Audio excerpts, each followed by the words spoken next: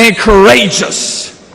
Tonight, all across this country, I pray that you would raise up a generation of courageous leaders who follow you with their whole heart and govern with integrity. We ask these things in the name that is above every name, the Lord Jesus Christ. Amen. Ladies and gentlemen, please rise for the presentation of colors.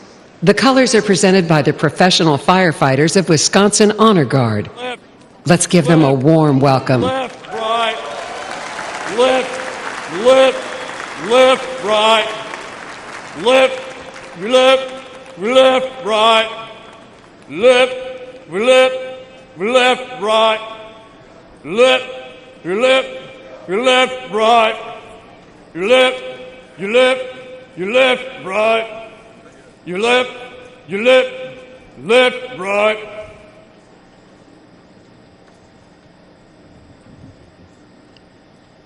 Left, face.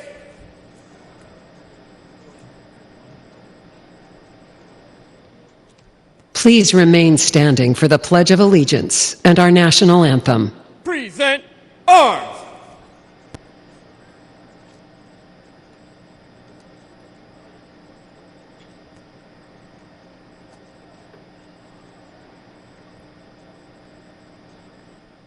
Ladies and gentlemen, please welcome Mary Ann Taylor to lead us in the Pledge of Allegiance.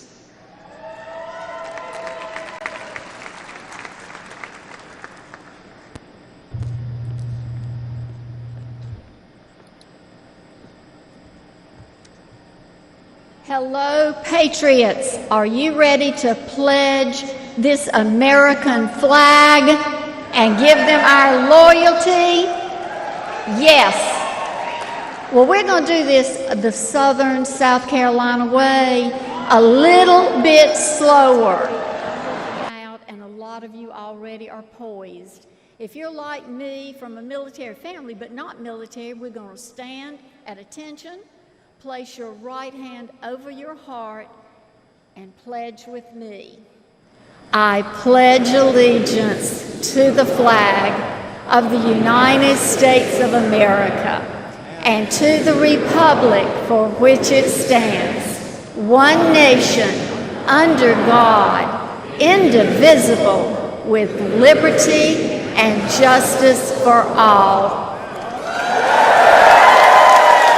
Ladies and gentlemen, welcome to the stage Grammy Award-winning singer and U.S. Army veteran, Milwaukee native, Daniel Irby, to perform our national anthem.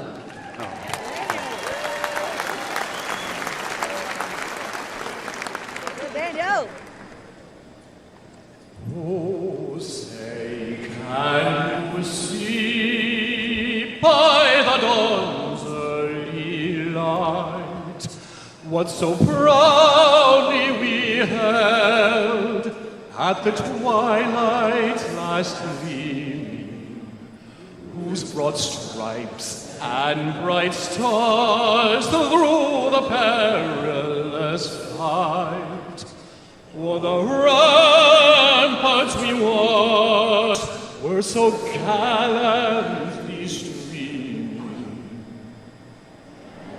On the rocket's red glare, the bombs bursting in air gave proof through the night that our flag was still there.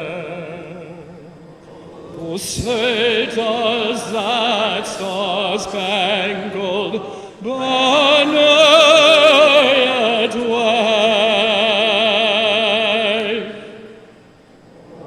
o'er the land of the free and the home of the brave?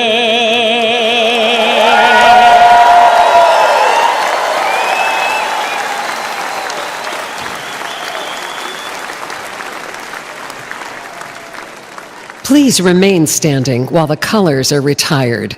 Right face, forward march, left, left, left, right. You left, left, left, right. You left, left, left, right. You left, left, left, right. Left, you left, left, right. You left, left, left, right. You left, left, left, right. You left, left, left.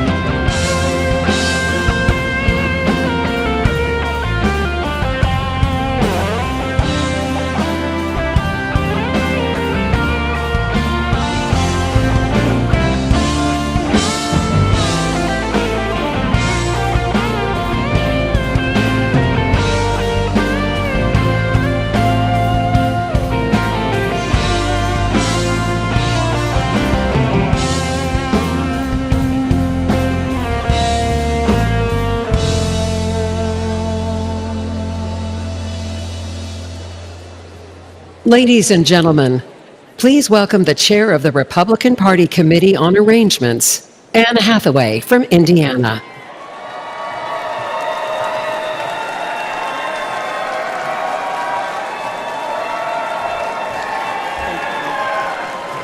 Good evening.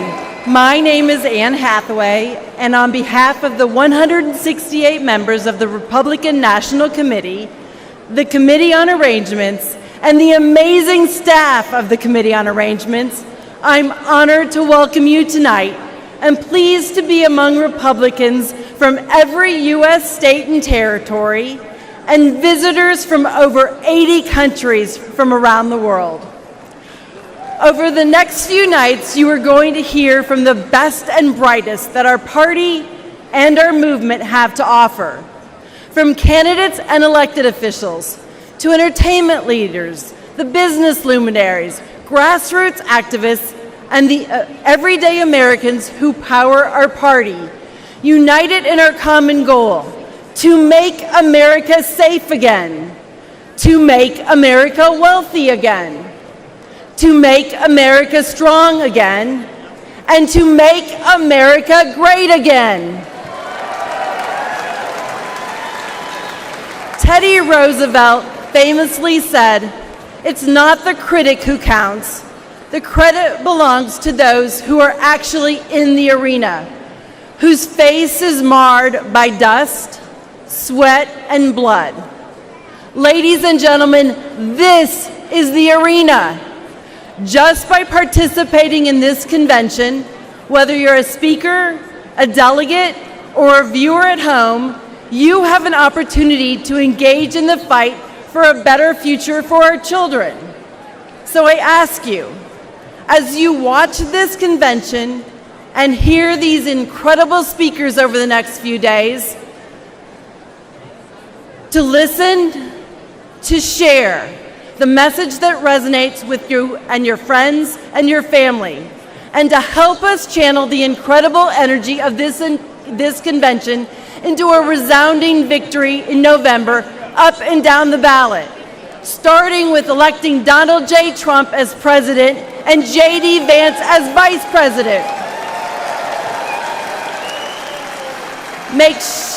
Make sure your friends, families, and neighbors are registered to vote. Get your yard signs. Make a plan to get to the polls. The fate of the free world depends on us giving everything we've got and ensuring that we elect American first candidates up and down the ballot to every office. Thank you, and God bless America. Ladies and gentlemen, Please welcome the Governor of the State of Tennessee and Chair of the Republican Governors Association, Governor Bill Lee.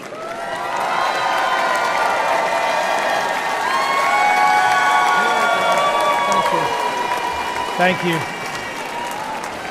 Thank you. It is an honor to be here tonight to add my voice to yours and our fellow Americans who understand the magnitude of this moment. We have gathered here to guard and protect and defend the fundamental tenets of our free society. After all, we do still live in the most remarkable country in the world, with freedoms and liberties and opportunities that most of the world has never enjoyed. Now, we know that our freedoms are granted by God, but they are preserved by the people. Generation after generation of Americans have defended their essential freedoms from the encroachment of the federal government. As Republican governors, we are on the front lines of that fight, and we have banded together to preserve freedom and right the wrongs of the last 4 years. The Biden and Harris administration unleashed inflation on this country, making it hard for Americans to make ends meet. Republican governors pushed back by cutting taxes for our people. They opened the border, endangering our country. Republican governors sent the National Guard to the border to protect it, to crack down on cartels and fentanyl and human trafficking. They tried to let the Chinese Communist Party buy our farmland. Republican governors banned it. They attacked parental rights. Republican governors fought back for a parent's right to choose their own child's education. President Trump was right when he said that school choice is the civil rights issue of our time.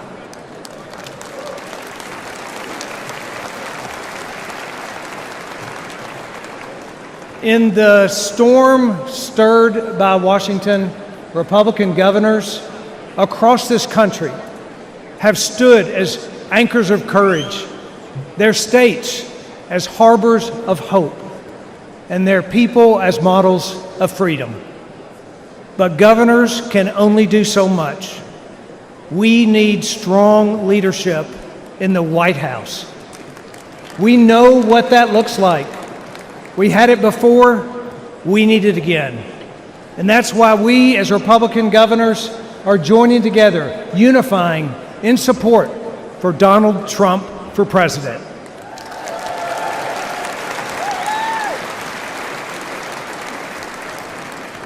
I count it as a great blessing to take my place on the wall, to stand where those before me have stood beside people like you, each guardians of our shining city on a hill. May we as a people call out to the Lord, seek His wisdom, ask Him to heal our nation, and bless this country we call America. Thank you. Ladies and gentlemen, please welcome the President of the National Federation of Republican Women, Julie Harris.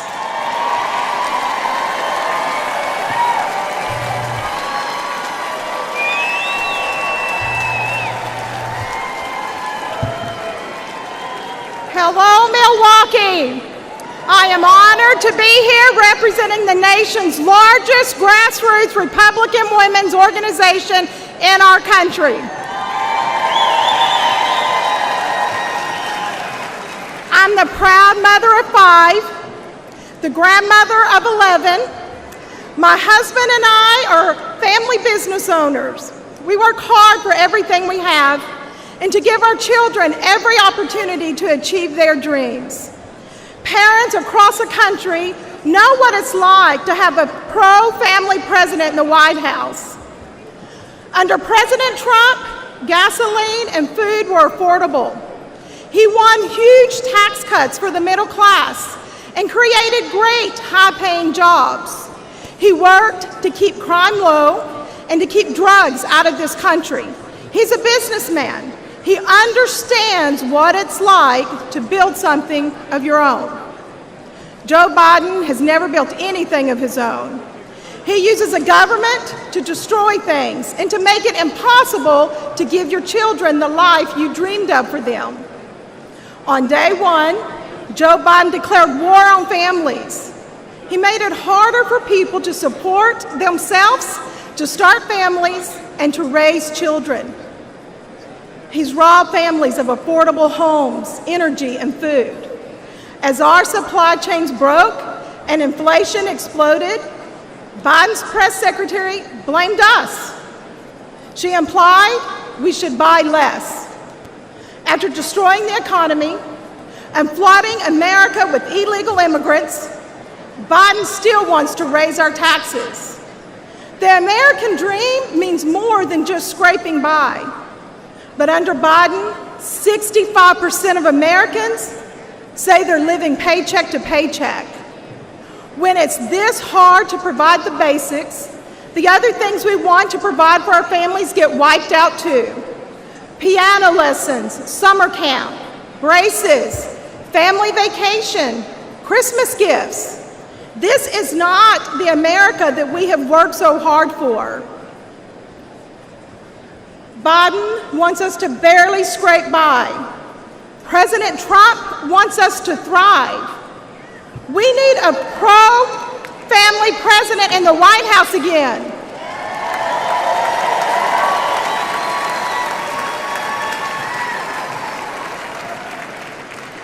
And that, excuse me, and that president is Donald J. Trump.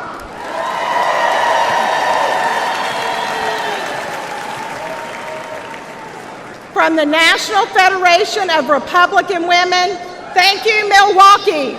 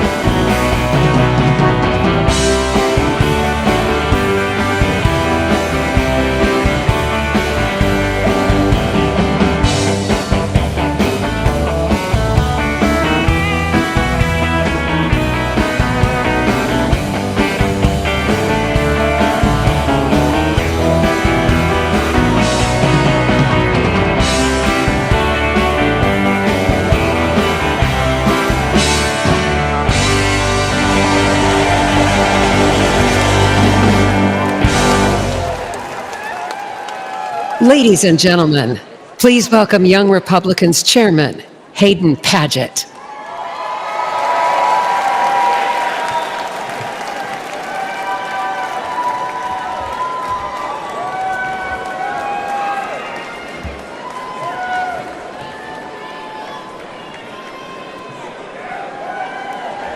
I'm Hayden Padget. I'm the chairman of the Young Republican National Federation and a proud son of the great state of Texas.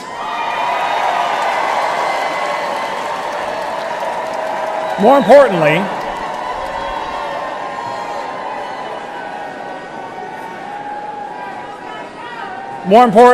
I'm a husband and the father of two wonderful children who are under 2 years old. This election, I'll be fighting to build a better country for them, my kids. America has always been a place where the promise of tomorrow is brighter than the trials of today. But for young Americans, that future is diminishing as quickly as, well, Biden's cognitive ability. In 2 years, America will celebrate her 250th birthday. But for Americans celebrating their 25th birthday now, they see a future where their dreams are increasingly out of reach. The rising cost of education keeps us in debt. The rising price of groceries and fuel keeps us living one paycheck to the next.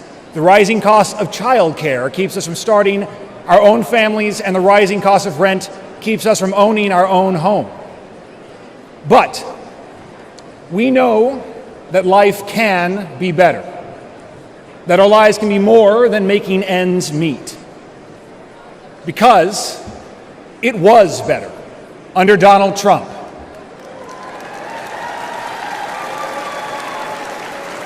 Making America great again means making groceries and gas affordable again, making education an investment and not a burden again, and making home ownership possible again.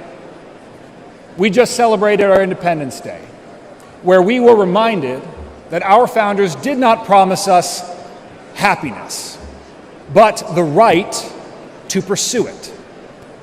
The Biden-Harris economy has taken that all away from us. And this election, the Young Republicans will be fighting to make the economy great again.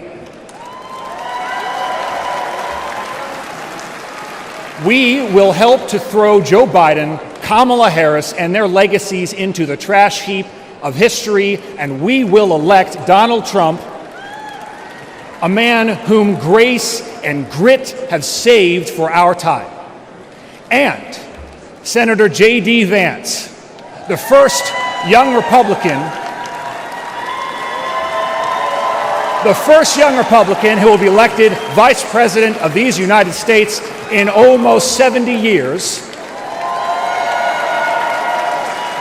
And together, we will restore the American dream for young Americans. I owe it to my children, just as we all owe it to our future, to make America great again. Thank you very much. Ladies and gentlemen, please welcome the Chief Executive Officer of the Republican Jewish Coalition, Mr. Matt Brooks.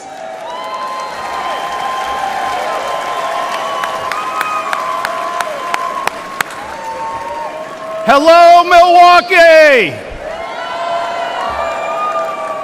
Let me hear you cheer if you support Israel. Let me hear you cheer if you support Israel.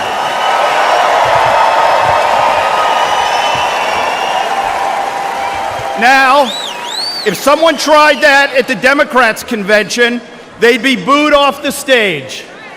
But here, at the Republican convention, we proudly and loudly stand with Israel.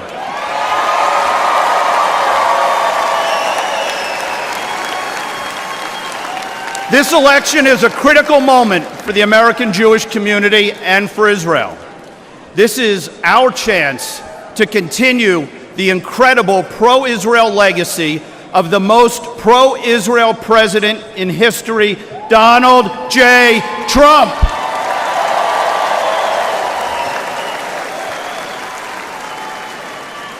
President Trump, among his many accomplishments, many of which they said couldn't be done, but he did it. He moved the U.S. Embassy to Jerusalem.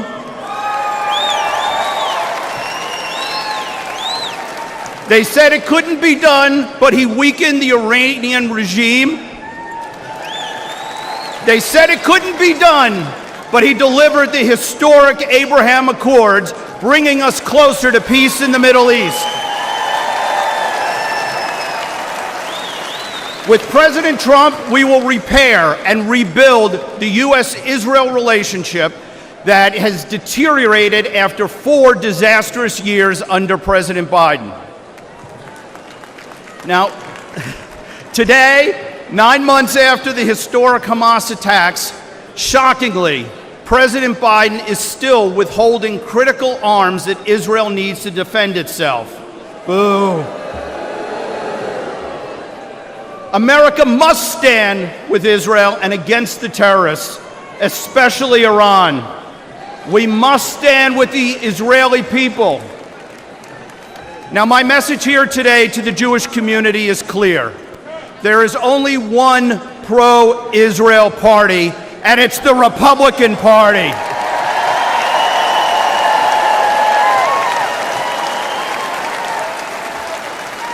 And here at home, under Donald Trump, we will put a stop to the rising tide of anti-Semitism. President Trump will bring back law and order so that American Jews can once again wear a kippah and walk the streets without fear.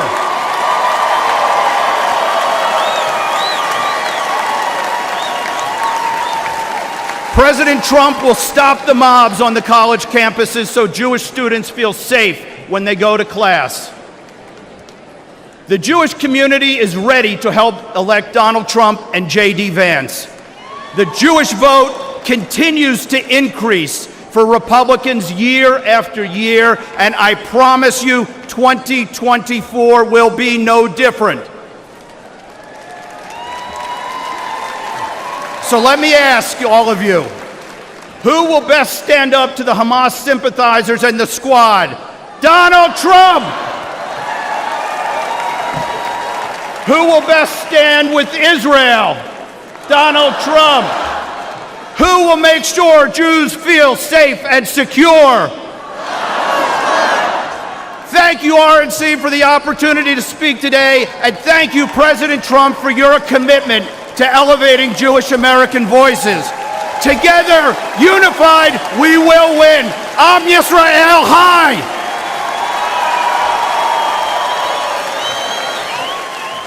Ladies and gentlemen, please welcome former White House Chief of Staff to Donald J. Trump, Reince Priebus.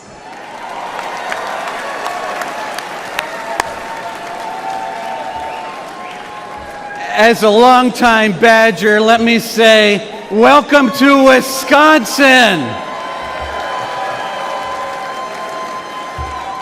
Partners throughout the city of Milwaukee and state of Wisconsin have been preparing behind the scenes for over 2 years to make this convention a reality. I'm more appreciative of everyone who helped make this happen.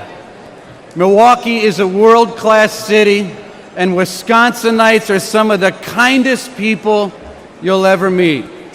While you're here, make sure you experience the beautiful beaches of Lake Michigan. Order a basket of cheese curds, please.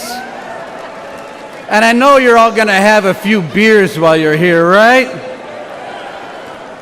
As the former chair of the Wisconsin GOP and chair of the Republican National Committee, I know firsthand that Wisconsin is the nation's premier battleground state.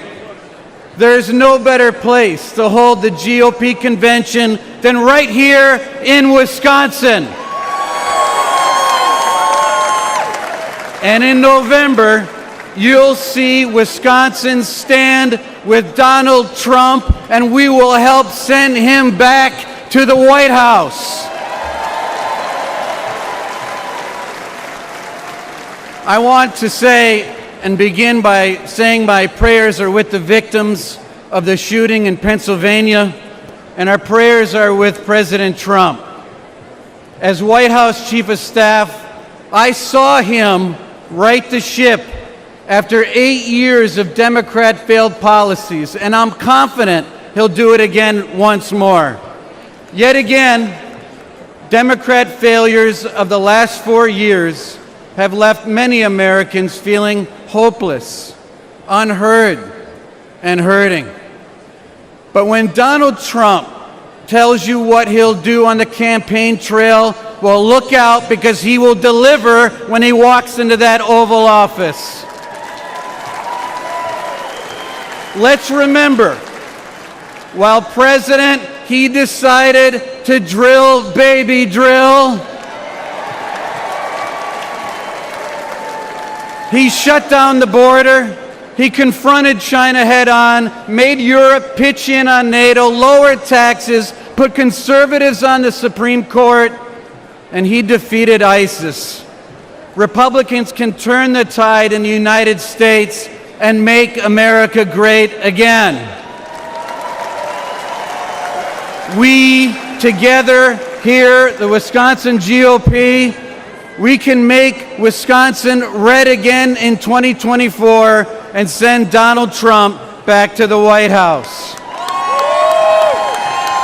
Let's stand united as Republicans. Let's stand united as Americans. Let's make America one again. Let's get to work expanding our majority in the House and taking back the Senate, and let's re-elect Donald Trump president. Thank you, and God bless you.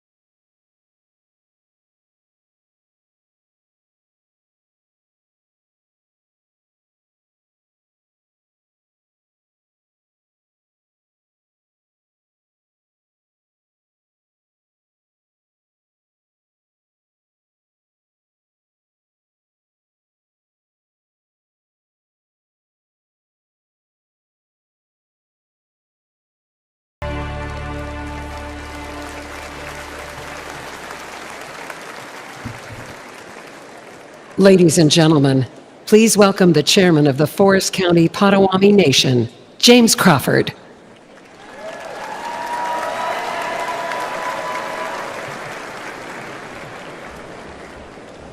Hello, everyone, and hello, Wisconsin. Good evening. I am James Crawford, the chairman of the Forest County Potawatomi community. I'd like to welcome all of you to not only Milwaukee, but also to an area of the state that is part of the homeland of the Potawatomi people. Milwaukee is a particularly special place for Potawatomi. It was once home to several Potawatomi villages, including a village close to where we sit today. Our ancestors occupied these lands for hundreds of years, fishing area rivers and lakes, hunting the land, tapping maple tree groves for sugar, and harvesting crops in fields each fall. The Potawatomi connection to Milwaukee continues. Today, our tribe is part of what makes Milwaukee a great place to live and work.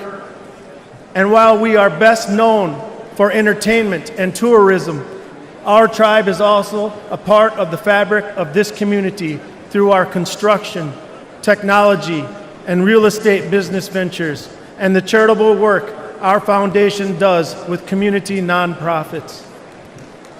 Thank you.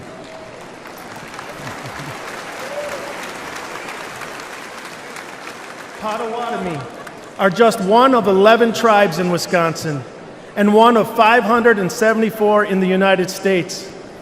Even though each tribe is unique with their own histories, cultures, and distinct challenges and opportunities, the tribes still share many commonalities, especially a desire and need to keep our people safe. And right now, Native people are facing real threats to ensure our safety. The growing use and abuse of illegal drugs are claiming countless lives on reservations across this country. And Native American women and girls continue to be exploited, trafficked, and subjected to violence at reprehensible levels. So tonight's theme, Make America Safe Again, is especially important for us.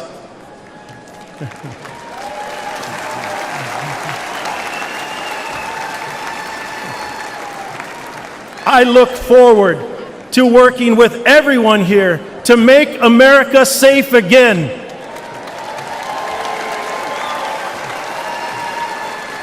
To help us preserve, protect, and enhance our future generations. Miigwech, and God bless America.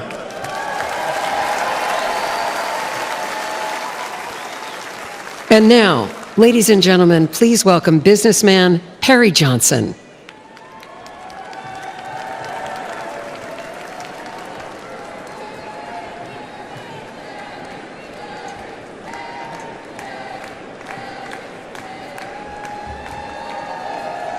Well, what a group.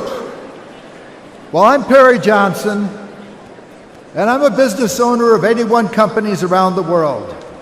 And I'm going to ask you one simple question. Are Americans better off today than they were 4 years ago? No.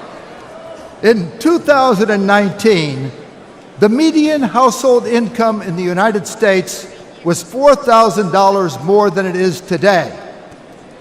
And on an average, things are 20% more expensive.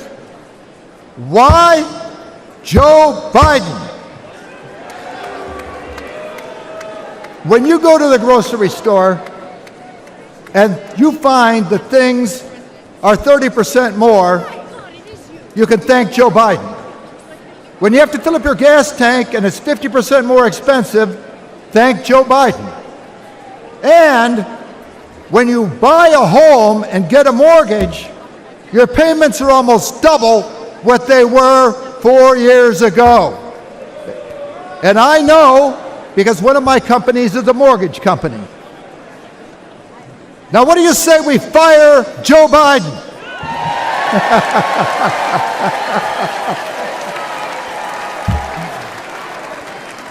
I live in Michigan, a state with grit in its veins, beautiful Great Lakes, and greatness in its soul. We built the auto industry. We win national championships. Go Blue!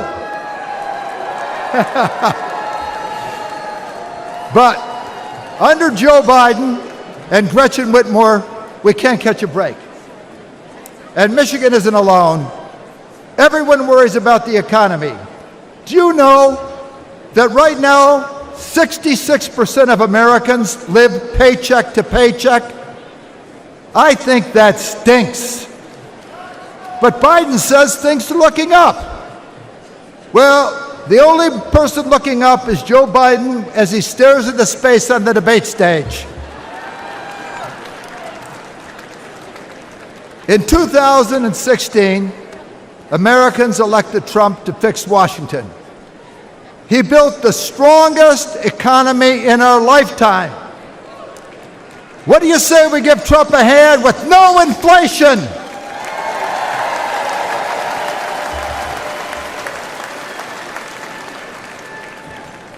Joe Biden says he can't keep our borders safe. Did Trump keep our borders safe? Yes. Under Trump, we had virtually no inflation for 4 years. That is a fact. Under Trump, family income went up every year. That is a fact. Our borders were secure under Trump. That is a fact. And under Trump, we will have lower prices, affordable American energy, lower taxes, and a better quality of life. What do you say we re-elect Trump?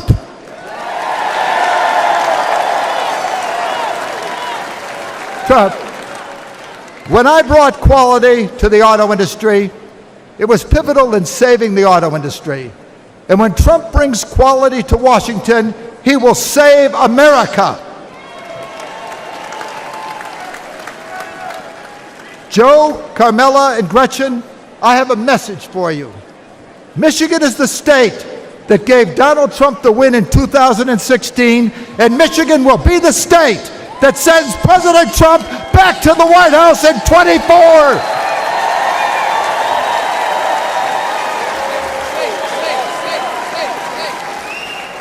President Trump is the toughest president since Teddy Roosevelt. When he was shot, notice, they were cutting him his way and his arm was raised because nothing will stop him.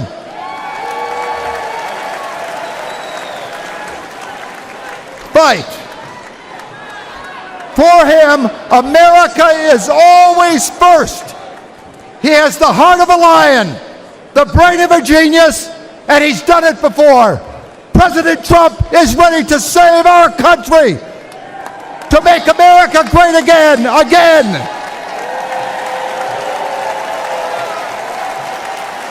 I am ready to do whatever is necessary to get Trump back in the White House. Are you with me? Yes! Yes! Yes! Trump! Trump! Trump! Let's do it! Trump! Trump! Trump! Trump! Trump! Trump! Trump!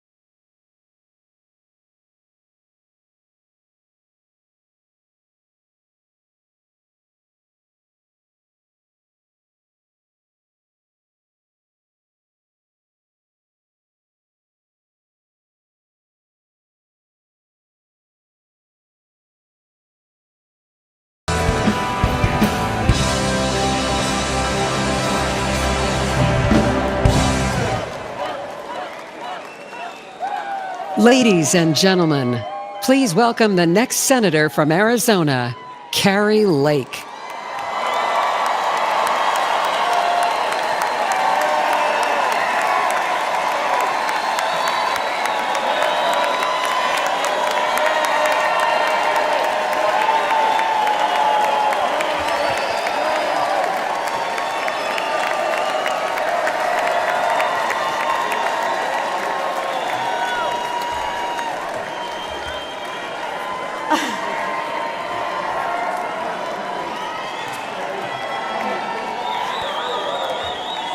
Wow. Hello. I love you. I love you. I love you, Arizona. You guys are amazing. Wow. This is MAGA energy tonight, guys. Love it. Oh, wow. This room, America, I wish you were in this room with us. This is electric. Hello, America. Welcome, everybody who's watching at home, and welcome everybody in this great arena tonight. We love you all. Actually, wait a minute. I don't mean that. I don't welcome everybody in this meeting, in this room. The guys up in the fake news, frankly,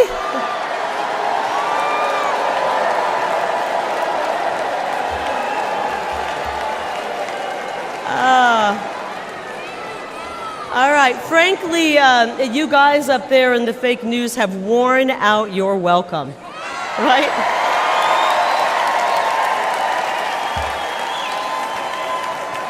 You've worn it out, guys. You have spent the last 8 years lying about President Donald Trump and his amazing patriotic supporters.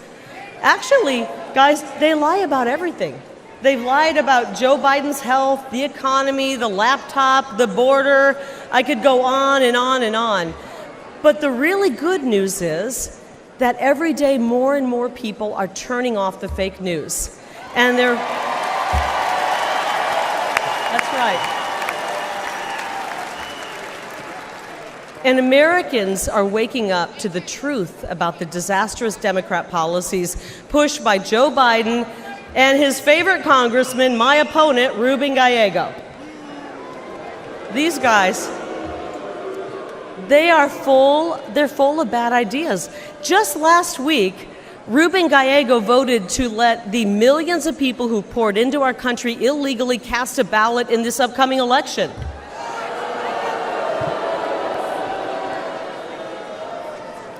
Gallego and the Democrats have handed over control of my state, Arizona's border, to the drug cartels. And because of them, criminals and deadly drugs are pouring in, and our children are dying. Our children are getting their hands on these drugs and dying. I'll tell you, the hardest thing I've had to do on the campaign trail is talk to moms and dads who come up to me and tell me that their 19-year-old son has died because of fentanyl poisoning, or their 22-year-old daughter took a half a pill and she's gone. We are losing a generation of young people to this fentanyl crisis, and it's got to stop. The Grand Canyon State has become the fentanyl state, and it's not okay with this mom. I'm not okay with that. I don't think it's okay with that mom. I don't think it's okay with that mom. It doesn't have to be this way. The problems we face are huge. The problems caused by the Democrat Party. But the solutions, guys, they're really simple. First of all, stop the Biden invasion and build the wall. Easy.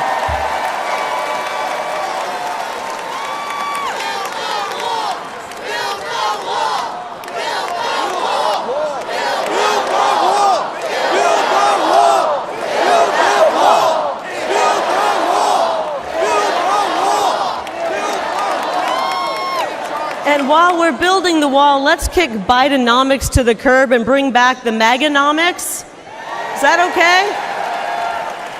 I miss the strong Trump economy.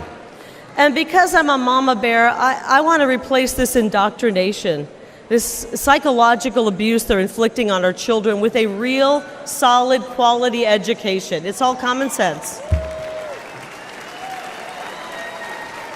The great news is that we can solve these problems, and to be honest, we must solve these problems for the sake of our children, because that's really what this is all about, right? The next generation, the future of our country. I learned something watching, the Nature Channel, that the most dangerous place on planet Earth is between a mama bear and her baby cubs, right? And that's exactly where the radical left have found themselves, and it's not going to go well for them. Because guess what? They have awoken a sleeping giant.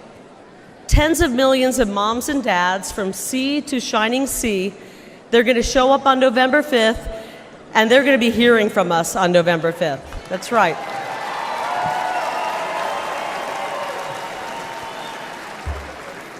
Actually, I think I can think of one thing more dangerous than a grizzly bear, and it's a middle-aged, fed-up mother in Washington, D.C. And I haven't even started my hot flashes yet, guys. Just wait. Just wait. But seriously, I want every mother and father to know this, that we, the Republican Party, will fight. I will fight, not just for my kids and my daughters over here. Are you over there, Ruby? Wave to me. Wave to Mom. My daughter's over there. I want to fight for, selfishly, I want to fight for my kids, but I want to fight for your kids as well. They deserve a better future. They deserve a better future. But the really good news here, and the fake news the fake news wants us to believe we're 50-50 at each other's throat. They're creating division and anger. Americans are actually much more united than people believe, right? You see it. We see it. We want to make life better, and we want to create an incredible future for this generation and the next generation. And together, when we join together, we will make America safe again, and we will make America great again. God bless all of you here tonight. God bless you, America, and God bless President Donald J. Trump. I love you guys. Thank you. Thank you.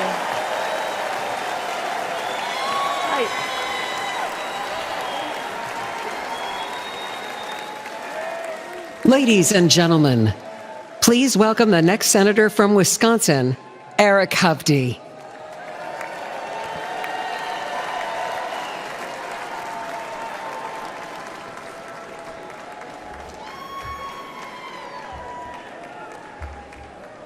President Trump, Mr. Chairman, and delegates, welcome to Wisconsin. I'm Eric Hovde. I'm proud to be running for the United States Senate from the great state of Wisconsin,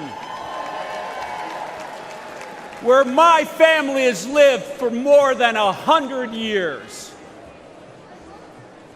We're all here today for one reason: to make Americans safer, stronger, and more prosperous. We are blessed to live in the greatest country in human history, America, our home.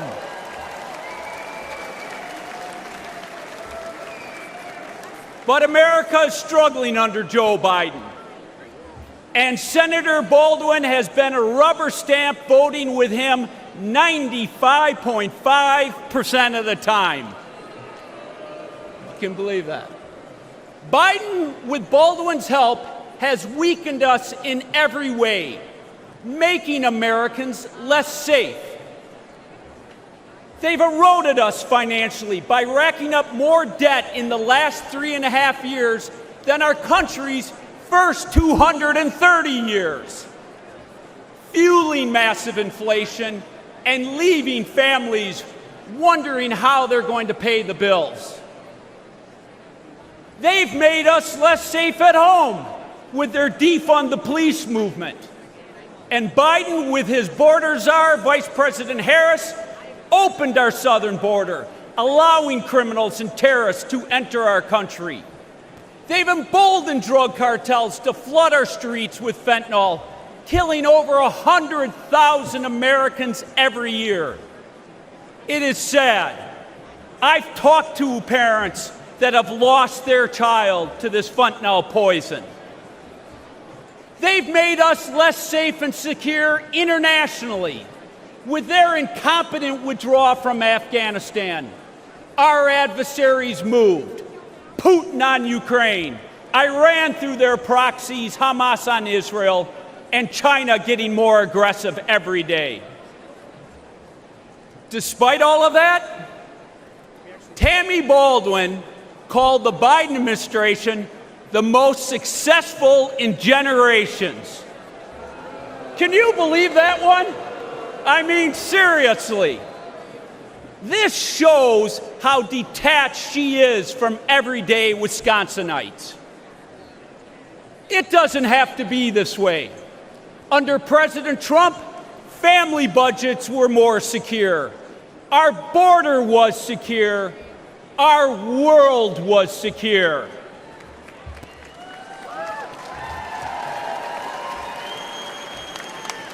Where Biden and Baldwin have failed, President Trump and I will get the job done.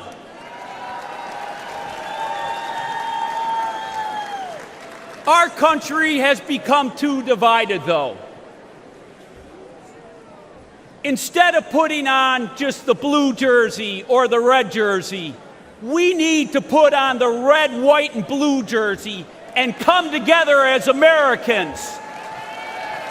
We need to heal this country from the division that the left has brought. And the media, you have to stop dividing us. If we can come together, we will win Wisconsin. We will restore America. But it's going to take everyone getting involved. Are you ready to go save your country? Are you ready to restore the American dream?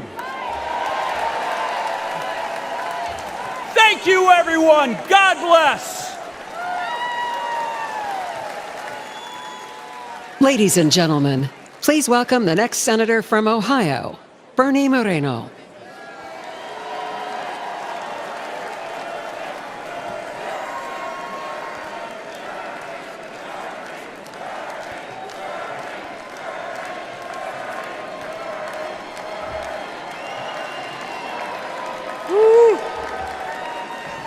Thank you.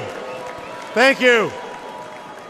I'm Bernie Moreno, and I'm honored to stand before you tonight as the Republican nominee for the U.S. Senate from the great state of Ohio.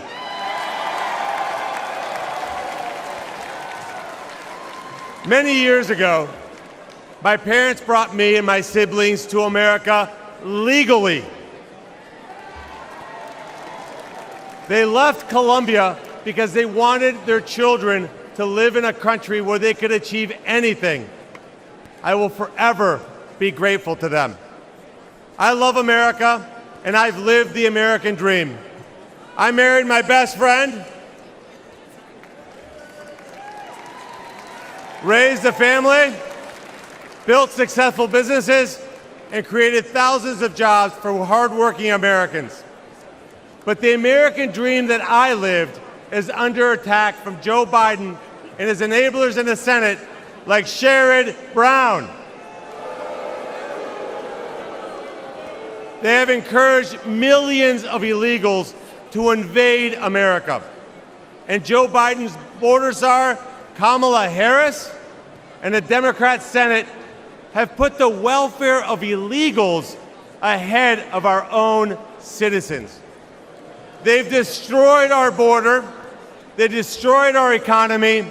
They've destroyed our standing in the world. And they'll destroy America if we don't stop them. In November, we will fire Biden and Harris, and we will re-elect President Donald J. Trump.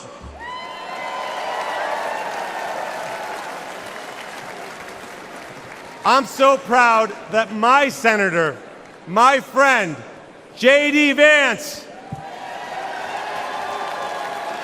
will be the next Vice President of the United States.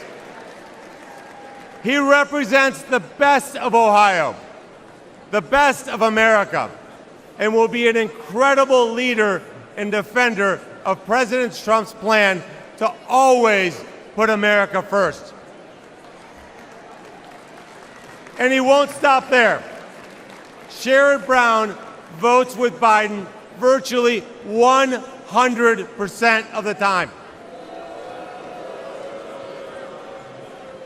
I don't know if I agree with my wife 100% of the time. But Sherrod and Joe seem to have a very close relationship. Well, tonight, we've got a message for failed lifelong politicians like Sherrod Brown and Joe Biden. It's time to go home.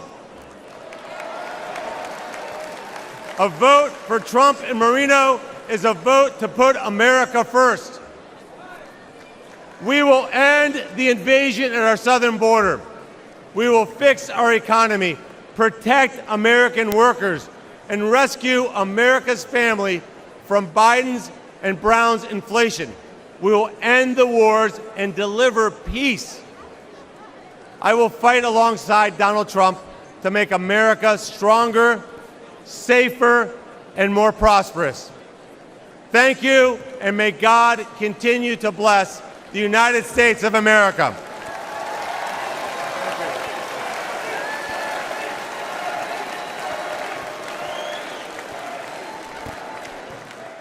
Ladies and gentlemen, please welcome the next senator from Michigan, Mike Rogers.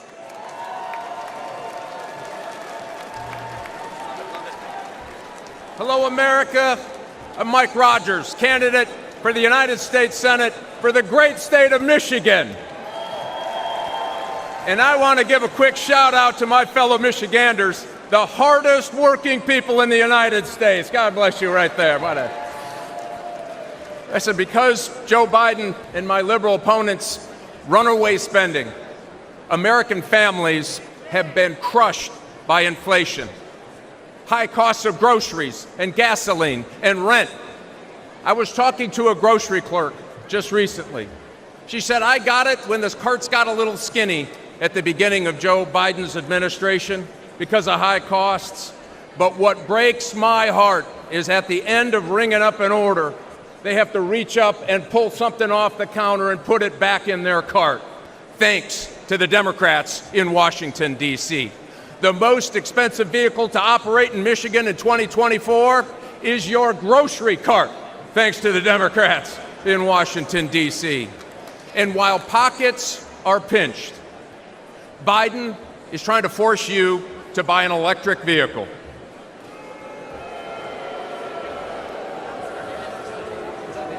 Better get a long extension cord. Let me be clear.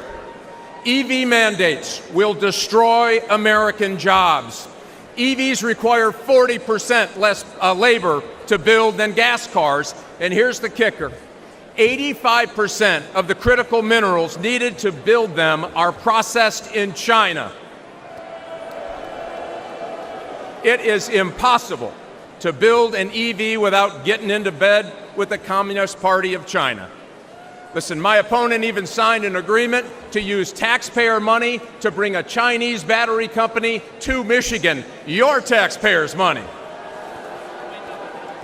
I'll tell you this, I will never put our children's future at the hands, or the matter of fact, the Michigan auto business in Michigan, in the hands of the Chinese Communist Party, and it's the Republicans that are going to stop them from doing that. I'm committed to keep Americans safe from threats both at home and abroad.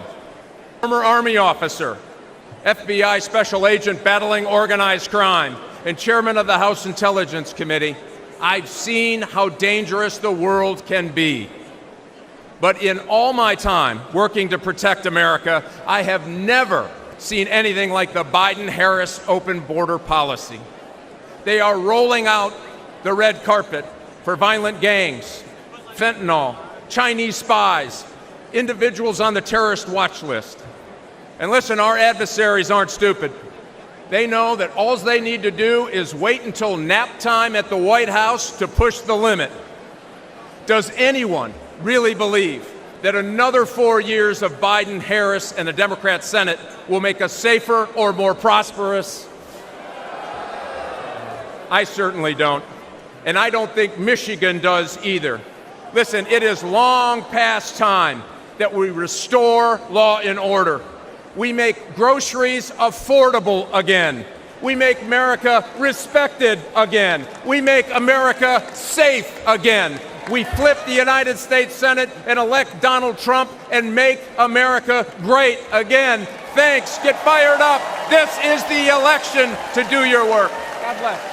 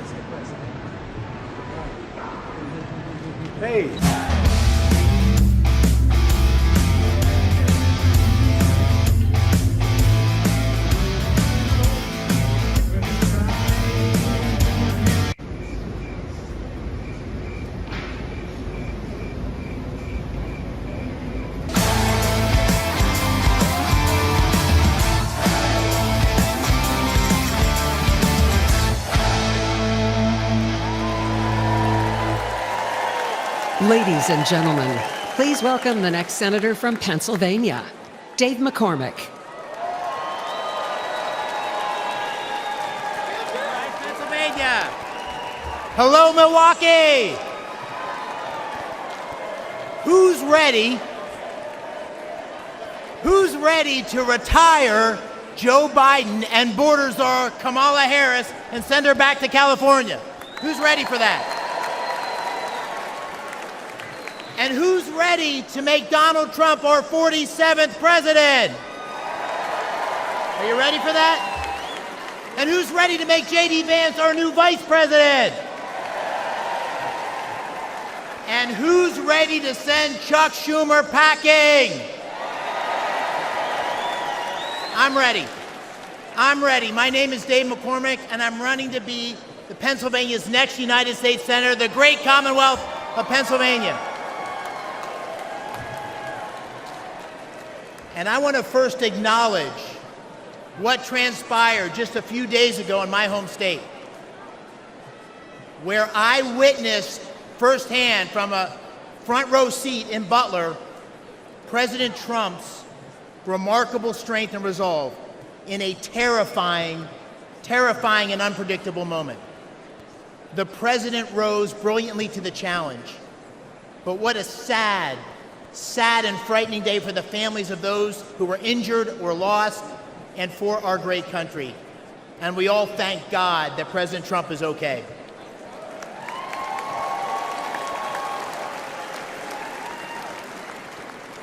I'm a seventh-generation Pennsylvanian from the great Keystone State, born and raised. A West Point graduate, a former Army wrestler. I'm a combat veteran of the 82nd Airborne Division. All right, 82nd. And I'm a business leader who helped create hundreds of jobs in Western Pennsylvania. But most important, I'm a dad to 6 daughters, and I'm a husband to the love of my life, Dina, wherever she is. Now my opponent's name is Bob Casey. But you probably don't know him because he does nothing. For 18 years, Bob Casey has been warming a chair and drawing a paycheck. He is a do-nothing, out-of-touch, liberal career politician. And when he votes for Joe Biden's tired old ideas. Casey's been around so long that the #1 song when he was first elected was the Macarena, right? Does everybody remember the Macarena? But sadly, this is no joke, because politics is about choices, and the policies of Biden and Bob Casey are dangerous for Pennsylvania and America, they won't keep us safe. Drugs have poured across the Biden-Harris, Casey wide-open borders, killing 100,000 Americans, including 4,000 Pennsylvanians last year alone. Illegal immigrants have victimized innocent young women who could easily be your daughter or mine. And time again, Casey has voted for pro-criminal judges who have made our streets across Pennsylvania more dangerous. Biden and Casey's failed policies have crushed working families with sky-high prices for gas and groceries and rent, and regulations to kill Pennsylvania natural gas. Under President Trump, America's future was strong and prosperous, and our adversaries feared stepping out of line.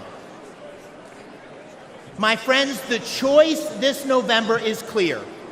It's a choice between strength and weakness, a choice between America's greatness or its sad, disgraceful decline. This is, my friends, the most important election of our lifetimes.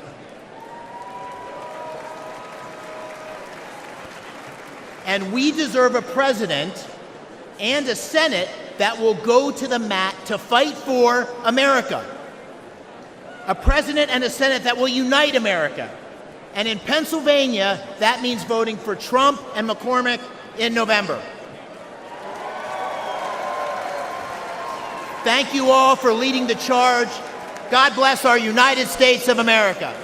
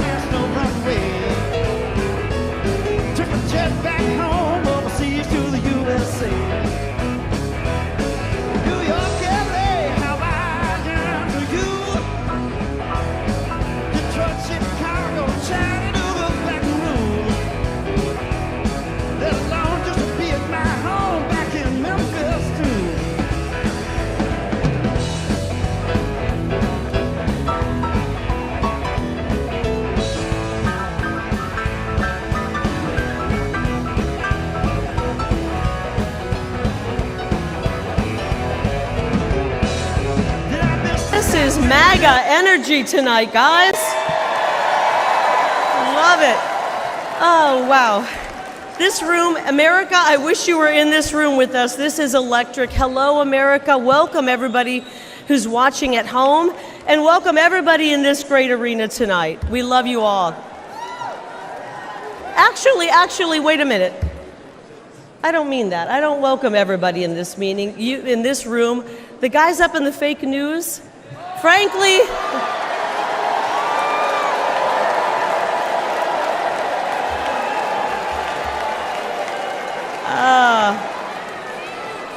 all right, frankly, you guys up there in the fake news have worn out your welcome, right?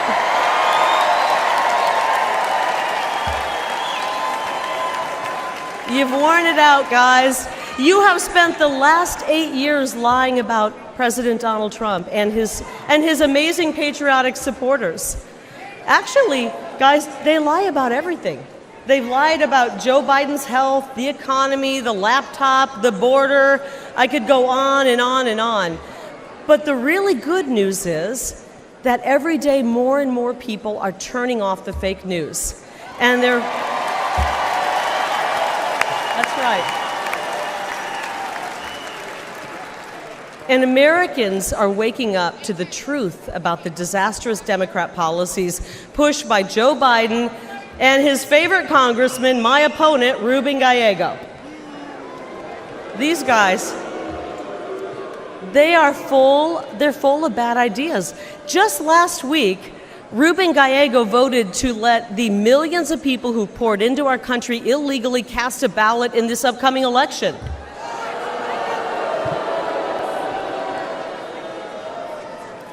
Gallego and the Democrats have handed over control of my state, Arizona's border, to the drug cartels. And because of them, criminals and deadly drugs are pouring in, and our children...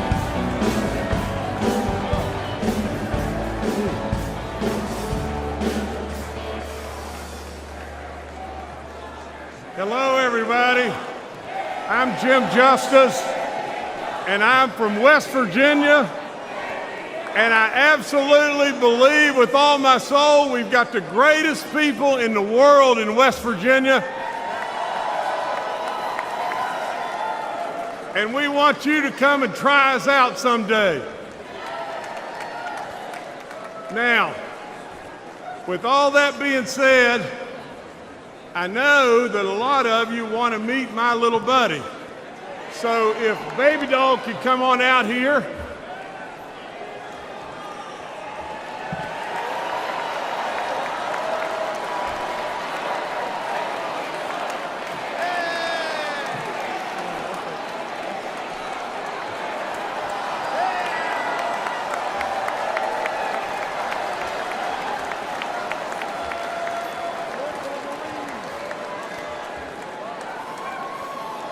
Now, as the world watches, you didn't really expect that, did you?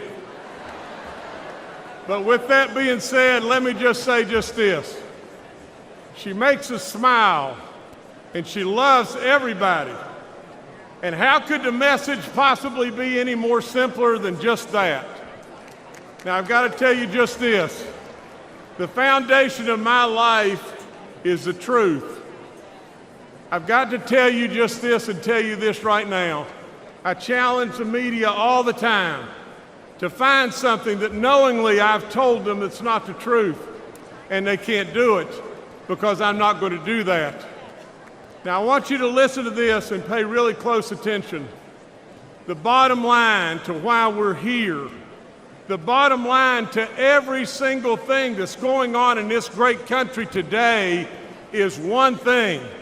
We become totally unhinged if Donald Trump is not elected in November.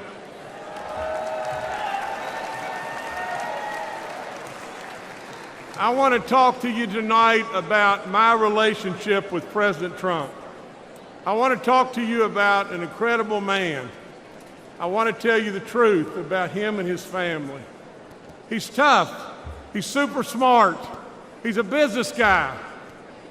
But maybe there's something that you've missed, and that is he genuinely cares. He cares about all of us, every last one of us, and he loves this nation beyond good sense. He has amazing kids. I've hunted and fished with Don Jr. He's an incredible outdoorsman and a really treasured friend. Now imagine this. Eric and I have been so far back in the woods on top of a mountain, and I blew the tire out on the back of my 4x4, and who was under the vehicle right then? Eric Trump.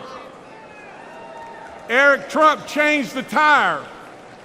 Donald Trump has taught his kids the very best. He's taught them absolutely to respect the military.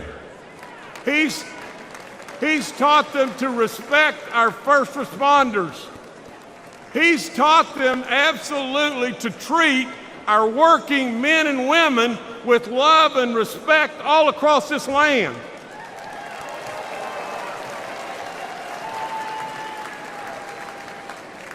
Let me tell you just this. I was in the green room with President Trump, and there was a MAGA hat laying there. I picked it up. We had just had our first grandbaby, a boy named JC. JC absolutely was just not old at all. And all of a sudden I asked President Trump if he would sign that hat for our grandbaby JC. He took it. You know what he wrote on it? He wrote, JC, always work hard. Now let's review. Donald J. Trump, my friend, my close friend, He's tough. He's super smart. He's a business guy. He loves America. He taught his kids the right values, and he's a hard worker. Sure sounds like a leader to me.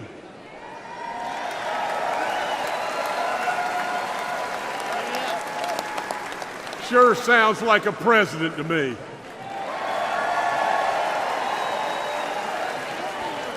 Then ask yourself, why does Donald Trump fight every day for us and continue to take this senseless persecution? Why? And I know the answer. Because we're worth it. Now, Baby Doll's got a prediction for everybody here. And here's the prediction. Baby Dog says we'll retain the House, the majority in the House.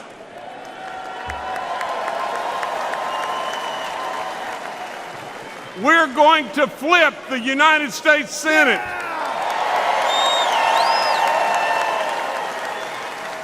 And overwhelmingly, we're going to elect Donald J. Trump and J.D. Vance in November.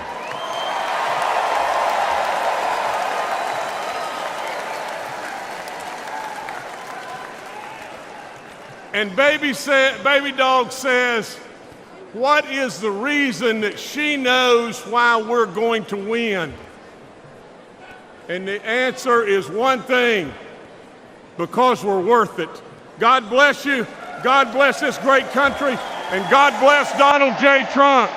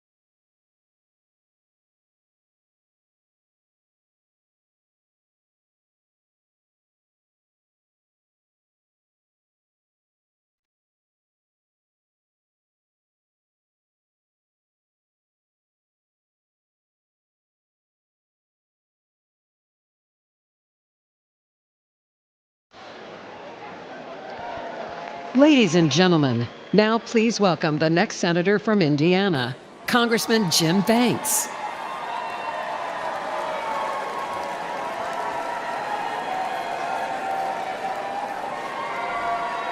Thank you. I don't know about you, but thank God Baby Dog's a Republican. Thank you, fellow Republicans, and thank you to the great state of Indiana for making me your nominee to be the next United States Senator. Only in America could a kid like me, who was born in a trailer park, the son of a factory worker and a nursing home cook, end up here. I'm Jim Banks, and I have lived the American dream, and I'm proud of it. But the biggest difference today between Republicans and Democrats is that we believe America is the greatest country in the history of the world. But they don't.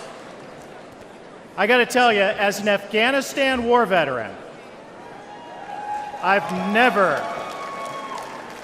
never been more ashamed than when Joe Biden's disastrous withdrawal left 13 American heroes dead, and then he lied about it. Americans want a president who is proud of their country and who they can be proud of. Joe Biden is an embarrassment. We went from the strongest president of my lifetime and President Trump to the weakest president in history in Joe Biden. We need President Trump back in the White House if we're going to make America great once again. But ladies and gentlemen, he's going to need backup in the United States Senate.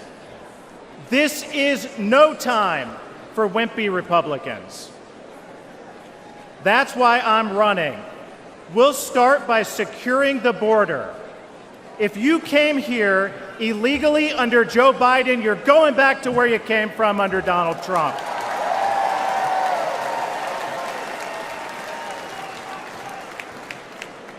My dad was a Union Democrat for most of his life. Today, he's a Trump Republican. Because my dad knows that President Trump will always put American workers first. Trump was the first president of my lifetime to hold China accountable for taking our jobs. He brought manufacturing back to Indiana and boosted wages for hardworking Hoosiers. Ladies and gentlemen, Trump saved the American dream. But if we have Biden for 4 more years, that dream won't be there for my 3 daughters. So we are going to take our country back for them, for your children, for your grandchildren, for every American. My friends, I can't wait for November 5th at 6:01 p.m. Eastern Time, when the great state of Indiana is once again the first state on the board to give our Electoral College votes to the greatest president of my lifetime, my friend, Donald J. Trump. Thank you. God bless.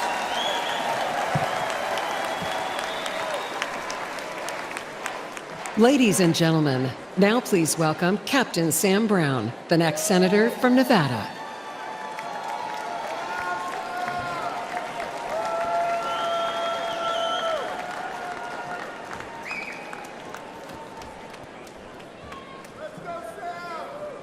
Thank you. I want to start by thanking my God for my life. I want to thank my wife for her strength, for her courage and her support in this race.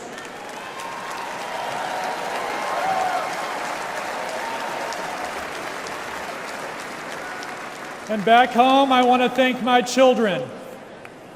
I do this for many reasons, and you are part of that mission.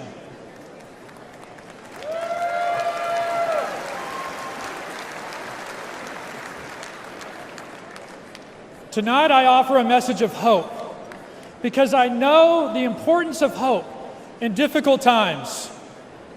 On September 4th, 2008, my Humvee ran over a roadside bomb in Afghanistan. The explosion left me drenched in diesel and burning alive.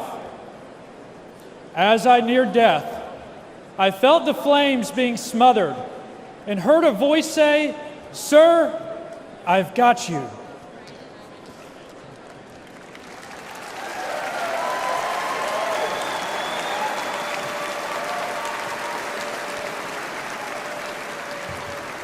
Through the pain and anguish of recovery and the years that followed, I never lost hope.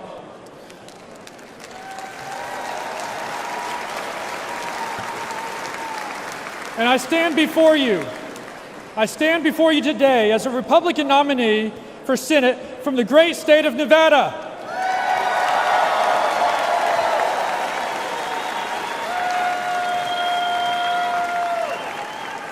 America, I served you as a soldier, and I want to serve you again. As a U.S. Senator, I will proudly stand alongside Donald Trump to make America affordable, safe, and strong again.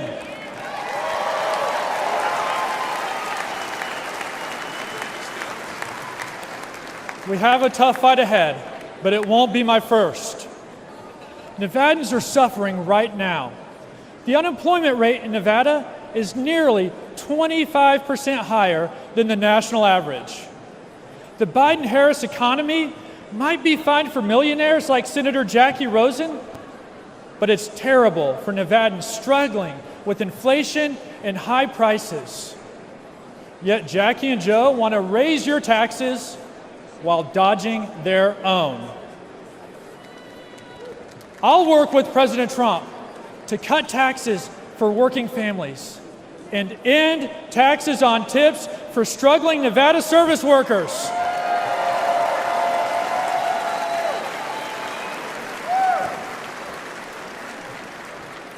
Because life must be affordable for millions, not just millionaires.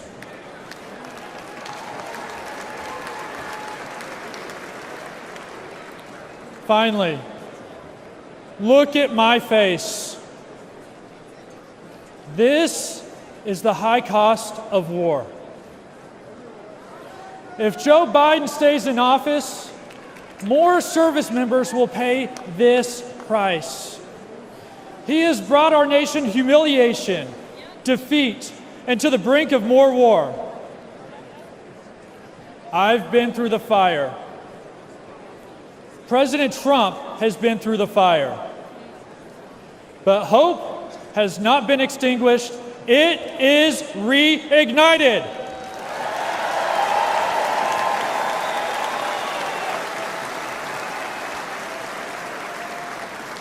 And we are more united than ever to save America's future. On November 5th, I ask Nevadans to vote Sam Brown for Senate and Donald Trump for President. Together, we will put America first again.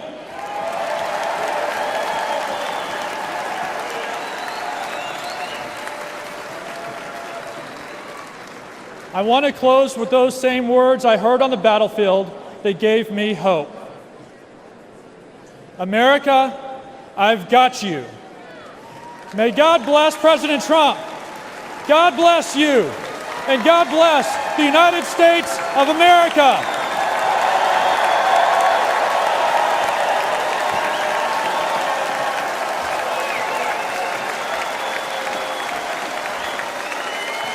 Ladies and gentlemen, please welcome the next senator from Montana, Tim Sheehy.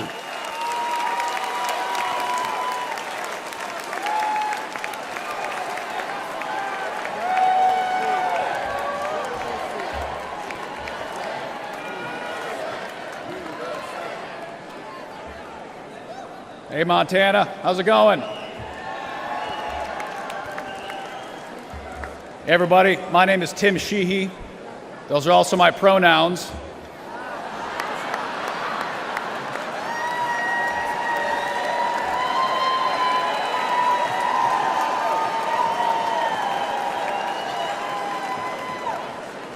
I've been a he-she for 38 years, and I can promise you going to elementary school with that name in the 80s was not fun.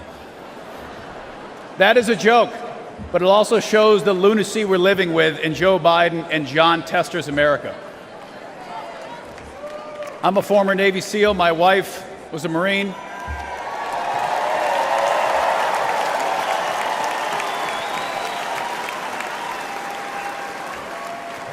We both fought in our nation's longest war in Afghanistan. I was wounded there, served hundreds of missions there. We came home to live the American dream in Montana. The great state of Montana, I might add. And we started an aerial firefighting company in our barn.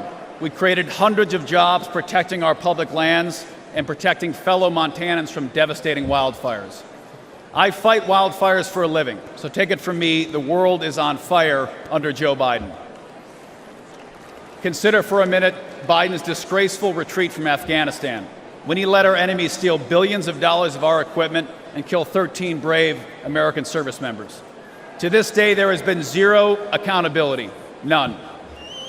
And that's why I'm running for the United States Senate in Montana, to bring back accountability to our government and beat John Tester, the liberal Washington politician who votes with Biden and Kamala every single time it matters.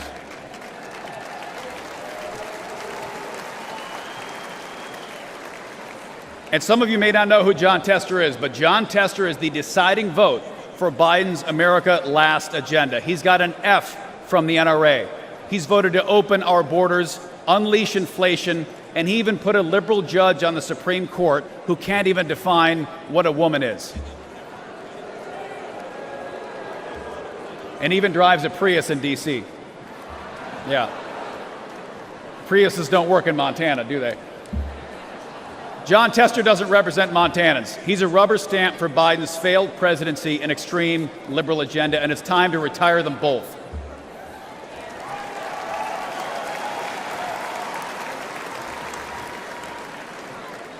And listen, I'm an optimist. You can't jump out of planes at night in enemy territory if you're not. And I truly believe America's future will be better than our past. But that future is not given. And we need political outsiders like President Trump to return common sense to our nation.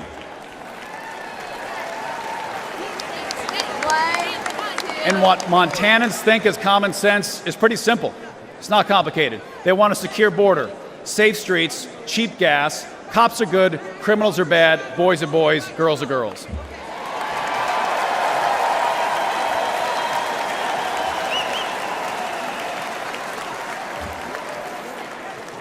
And I'm ready to retire John Tester and take back the United States Senate. And I'm ready to join you in sending President Donald J. Trump back to the White House. Let's save America. We've got a lot of work to do.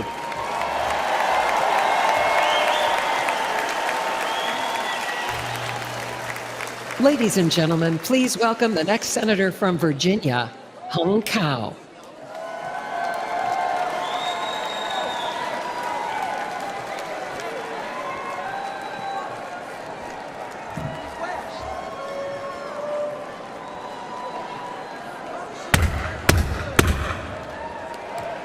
That's the scariest sound you'll ever hear when you live in a communist country. That's the last sound my parents heard when their fathers were taken away in the middle of the night and they never saw them again. That's my family's real life story. We escaped from Vietnam just days before Saigon fell to the communists. We were given a new life in the most generous country on earth.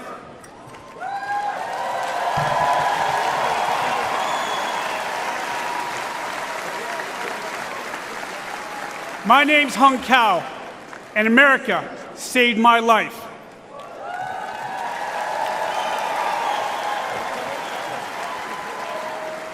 I grabbed on to the American dream. I graduated from the United States Naval Academy, but I paid back every dime of that American dream with 25 years of service in Navy Special Operations.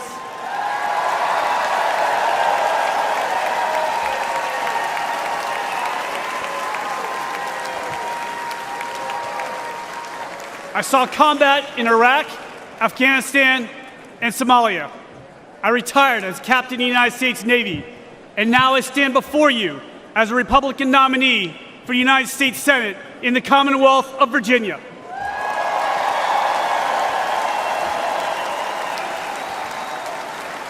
Only in America, ladies and gentlemen, only in America. But we're losing our country. Under Joe Biden, millions of illegal aliens flood our borders. They fly Hamas flags on our campuses, and they shout death to America.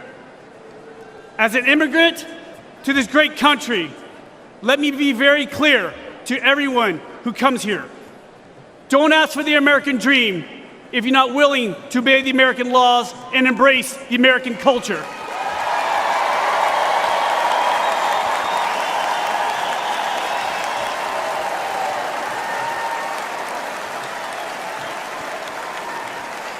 Because I did.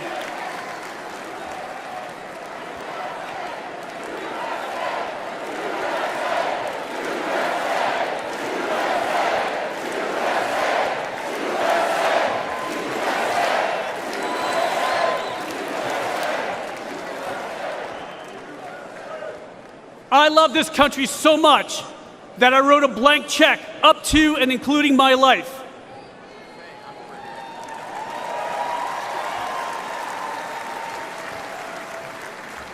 I'm running against Hillary's running mate, Senator Tim Kaine.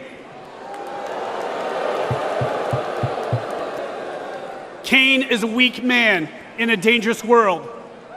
We only have one thing in common. The American taxpayer signed our paychecks for 30 years. Except Kaine is a career politician with millions of dollars to show for it. I've been a warrior with scars to prove it, and I'm damn proud of it.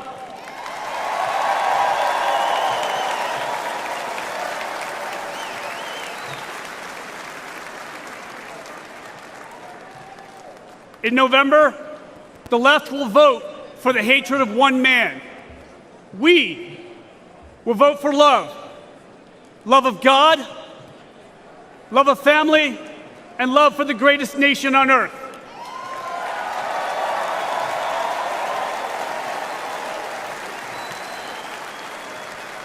And Virginia will elect me and President Trump, and together we will save America.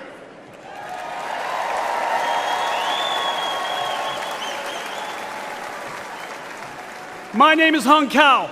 I'm the next senator from the Commonwealth of Virginia, and I'm not done fighting for us.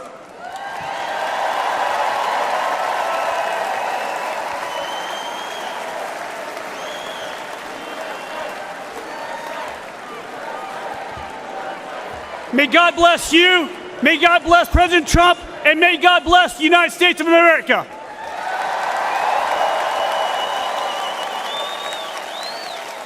And now, ladies and gentlemen, please welcome United States Senator Rick Scott of Florida.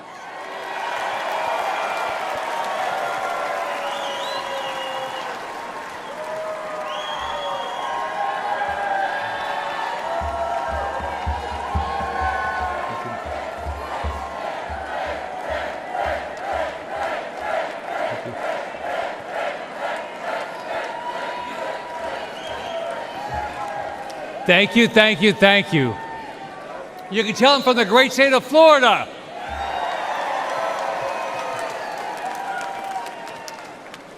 Well, the Democrats couldn't stop him. The media couldn't stop him. The liberal judges couldn't stop him.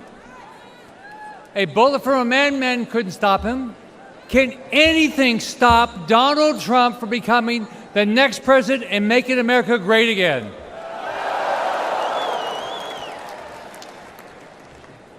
I've known Donald since before each of us ran for office, and it's an honor to be here to do everything I can to get him reelected back in the White House where he should belong every day going forward. Now, like all of you, I'm blessed. I was born to a single mom. I grew up in public housing. I started working at the age of 7. I enlisted in the U.S. Navy at the age of 18. Go Navy.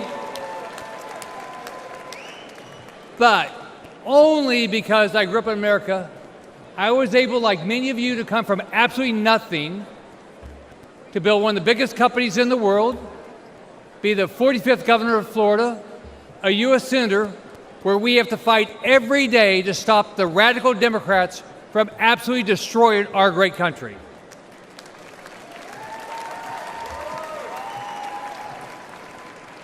They will lose, we will win.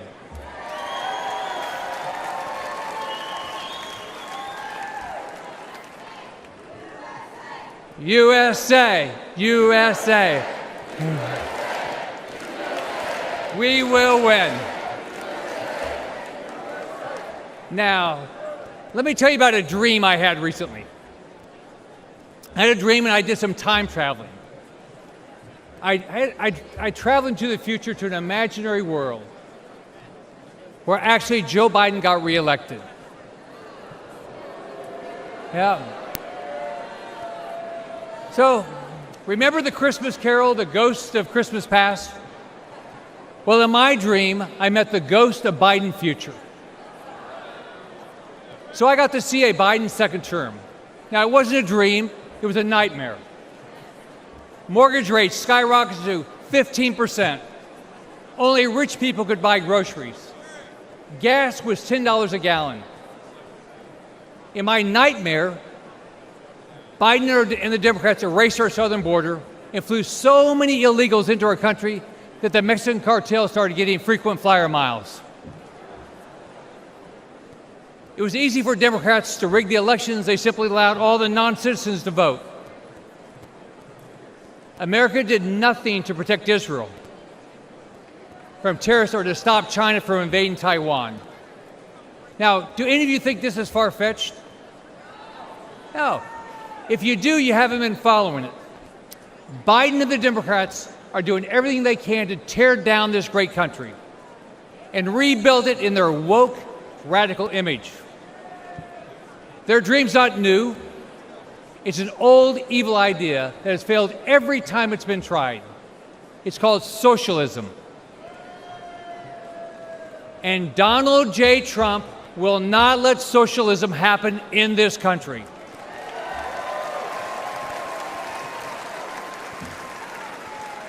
Think about it. Under Trump, we had a booming economy. We weren't at war. Our enemies feared us. Our allies respected us. We had a secure border. Inflation and mortgage rates were low. And families had money in the bank.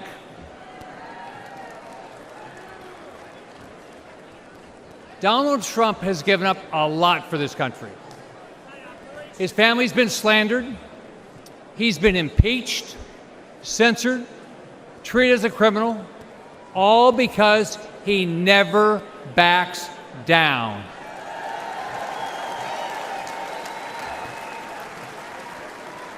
This week, he's shown the courage all of us should display as we rally around him to rescue our great country. So, let's fight, fight, fight, and make sure Donald Trump gets reelected. Have a great night. God bless you.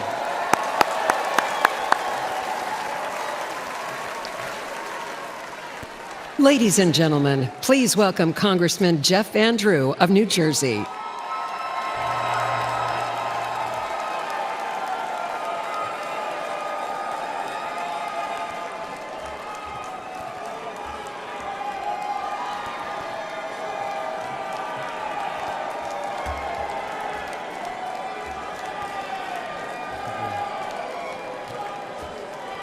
Thank you. Thank you.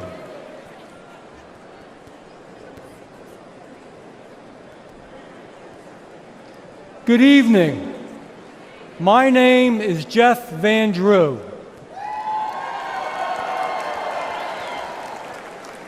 Tonight I want to tell you my story. I am a proud Republican, but I haven't always been a Republican. I was elected to several offices in South Jersey and eventually was sent to the United States Congress, all of them as a conservative Democrat. Along the way, I noticed that I didn't like what the Democrats had become as a party. But more importantly, I didn't like what the Democratic Party was doing to our great United States of America. To the independents, and especially to the forgotten Democrats out there, for a moment I want to speak to you.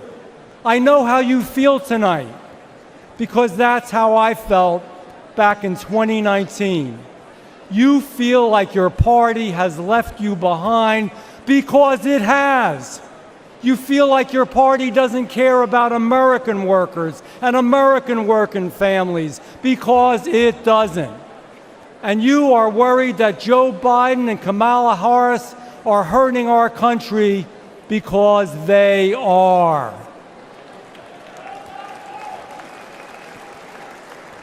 I felt the same way. So after being a Democrat to vote against impeaching Donald Trump, I took a long walk with my chief of staff. I remember saying to her that perhaps my time in elected office was done. And you know what?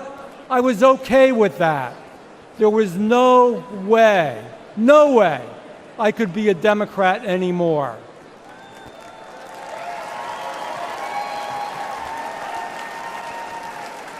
But then I received a call from the White House. President Trump asked me to meet with him. We spoke about family, faith, freedom, and friendship. He has been my good friend ever since that day.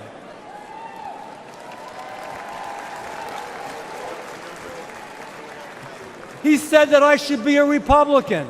I said, Mr. President, I will be a Republican.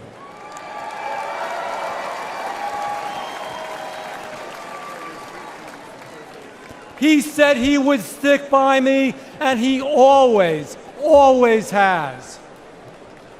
Ladies and gentlemen, after the tragic shooting last Saturday, we need to come together. All of us, Republicans, Democrats, and independents, we need to be the shining city on the hill, a nation that empowers us to do extraordinary things. We will conquer new challenges. We will reach new heights. And we will blaze new trails of greatness. We will make America great again.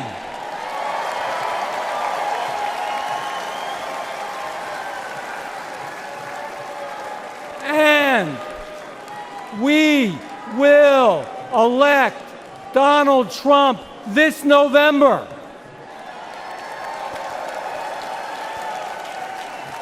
Now I have a question for you, and I'll give you the answer. The answer is yes, but we want to hear your answer from the East Coast to the West Coast and around the world. Can you do this? Will we win in November? Will we win in November? God bless you. God bless Donald Trump. And God bless the greatest country that ever existed on the face of the earth, the United States of America.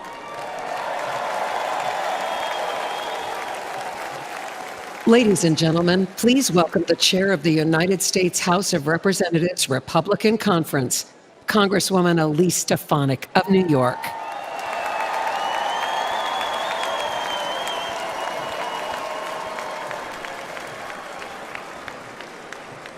Good evening, Milwaukee.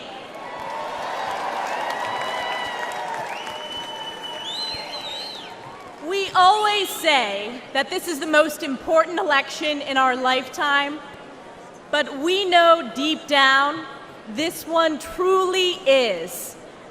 Our Constitution and the soul of our very nation are on the ballot. Under Joe Biden, the American people have suffered crisis after crisis.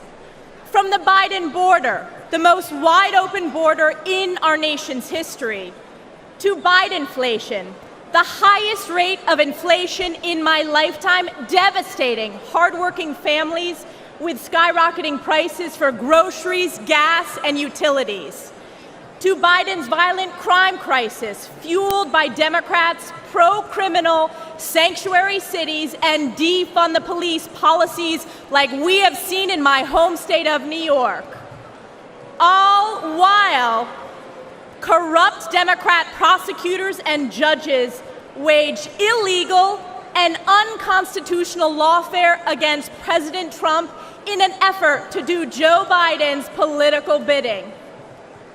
And around the world, the feckless and failed Joe Biden has caused chaos, weakening our national security. From the catastrophic withdrawal from Afghanistan, to Putin's invasion of Ukraine, to Hamas's terrorist attack against our most precious ally, Israel. And let me ask you a question. What has been the response from the radical left on our college campuses? Vile anti-Semitism, chanting death to Israel, death to Jews, death to America. This is Joe Biden's Democrat Party. Who saw that congressional hearing with the college presidents of so-called elite universities? Oh wait, they are former presidents.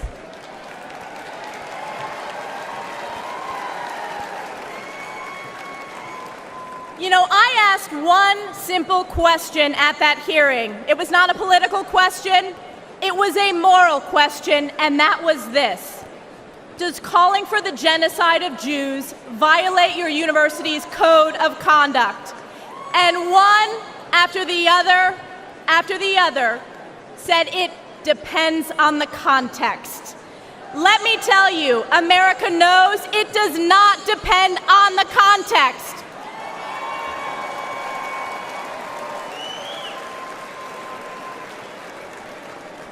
President Trump will bring back moral leadership to the White House, condemning anti-Semitism and standing strong with Israel and the Jewish people. President Trump will once again deliver the most secure border in our nation's history and unleash the American economy. And he will bring peace through strength as Commander-in-Chief, standing with our allies and causing our enemies to fear us. President Trump has done it before, and he will do it again. This November, we are counting on you, we the people, to save America by electing President Donald J. Trump. It is clear for the whole world to see nothing, absolutely nothing will stop President Trump from standing and fighting for our great country. And I have been proud to always stand in the breach during the toughest moments for President Trump. From leading the charge against illegal impeachments, to standing for election integrity, to unifying House Republicans, to proudly being the first member of Congress to endorse him for re-election. And as we embark on the difficult path ahead to save America, call upon Galatians 6:9. And let us not grow weary of doing good, for in due season we will reap if we do not give up.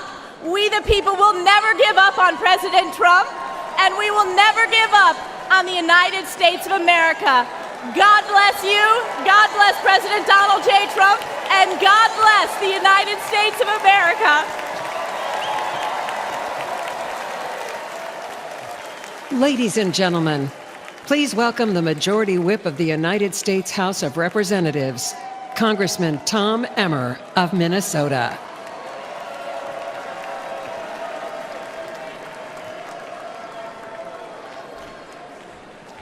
How about that, Stefanik? Thank you. Thank you. I'm Tom Emmer, a proud American and a proud Minnesotan, and the Majority Whip in the United States House of Representatives. In 2022, Americans elected our House Republican majority to stop the Biden-Harris agenda. In spite of having one of the smallest majorities in history, House Republicans have held the line. We fought back against the Democrats' reckless spending that imposed record-breaking inflation on the hardworking Americans. We passed bills such as the Lower Energy Costs Act and the Rein in Inflation Act to counteract Joe Biden and Kamala Harris's failed economic agenda and to restore some fiscal sanity to Washington. We ended the vaccine mandate in our military.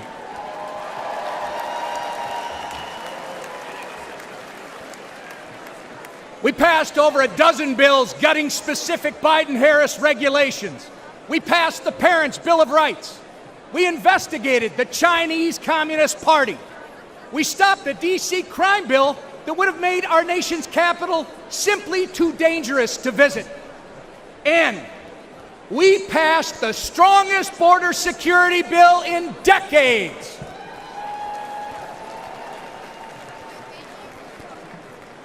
Get ready, because when we grow our majority, when we flip the Senate, and when we send President Donald J. Trump back to the White House, we won't just be holding the line anymore, we'll be moving forward.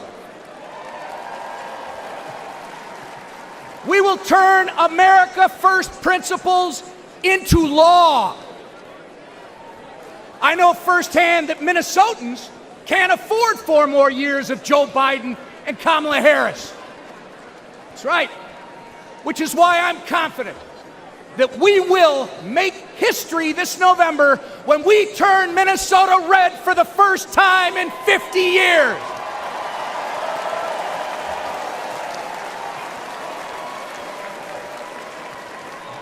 The Democrats' disastrous record on crime, trade, and regulation has ruined the lives of countless Minnesotans.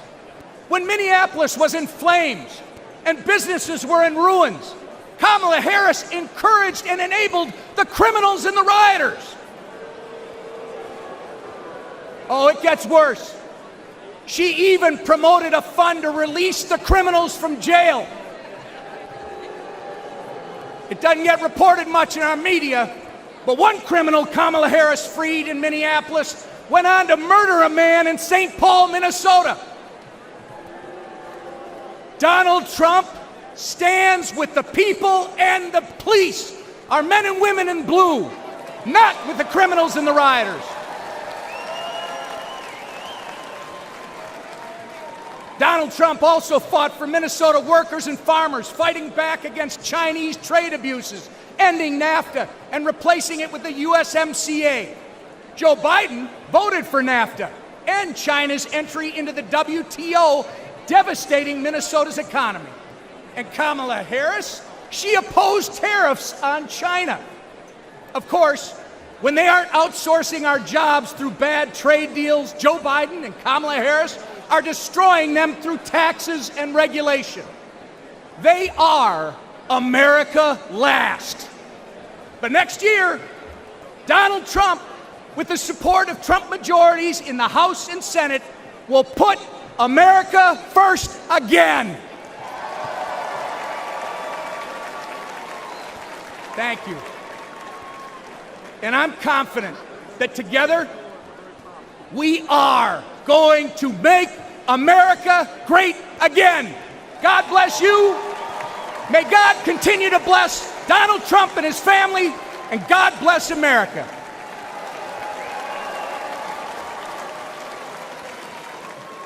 Ladies and gentlemen, please welcome the Majority Leader of the United States House of Representatives, Congressman Steve Scalise of Louisiana.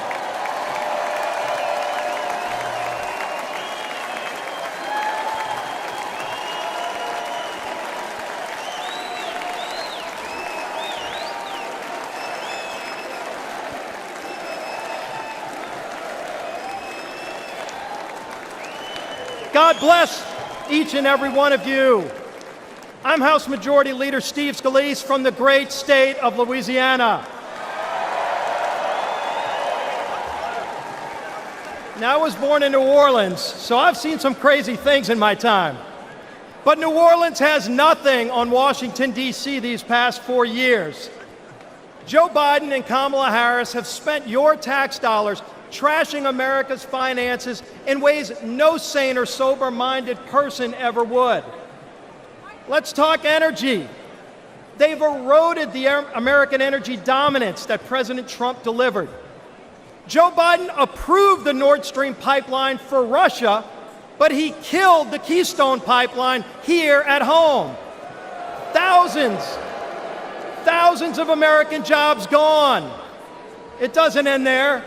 Biden let Iran and Venezuela export their oil, but he stopped liquefied natural gas exports here in America. President Biden's not done. President Biden waived taxes on Chinese solar panels, but he raised taxes on Americans. When we elect Donald Trump as our next president and expand our Republican House majority, we will end the Democrats' assault on American energy once and for all. Now let's look at taxes. Biden and Harris want a $5 trillion tax hike. In our first 100 days, President Trump and a Republican majority will make the Trump tax cuts permanent. And yes, we will end taxes on tips and deliver another tax cut for working families. On the border, Biden and Harris opened it up to the entire world. Prisons are being emptied. President Trump and a Republican majority will repass H.R. 2, the strongest border security bill in decades. We will lock down the border, and yes, we will finish building the wall.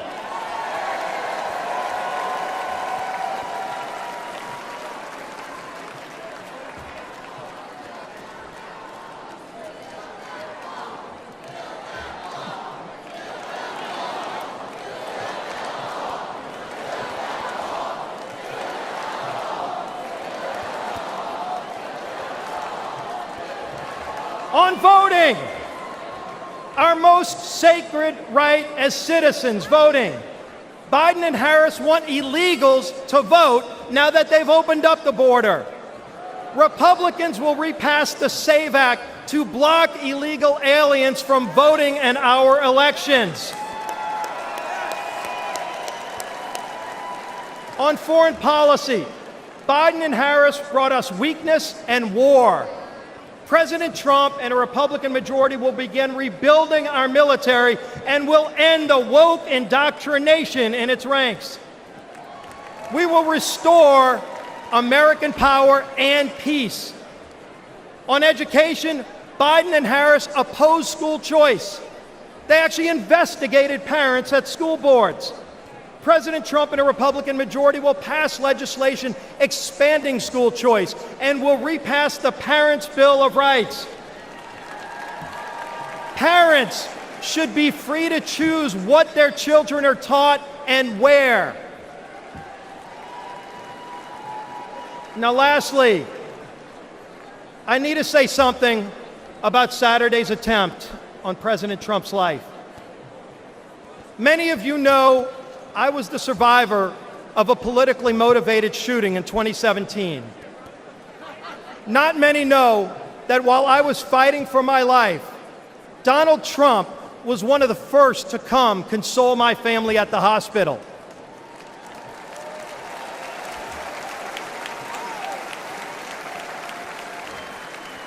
That's the kind of leader he is.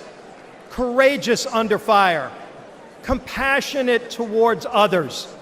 Let's put Donald Trump back in the White House this November so we can make America great again. God bless you. May Donald Trump continue to receive God's blessing, and God bless these great United States of America.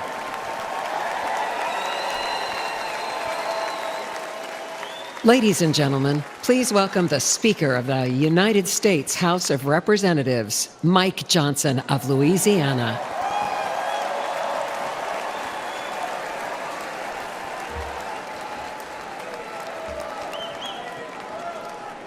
Good evening, my friends. What an amazing crowd, and what a great time it is to unite our party and to send President Donald Trump back to the White House. That's what we're going to do. But we're not just uniting as Republicans. We're uniting today as Americans in the wake of the assassination attempt on the life of President Trump. Everyone hear me clearly and listen to me at home and make no mistake. The House is conducting an immediate and thorough investigation of these tragic events.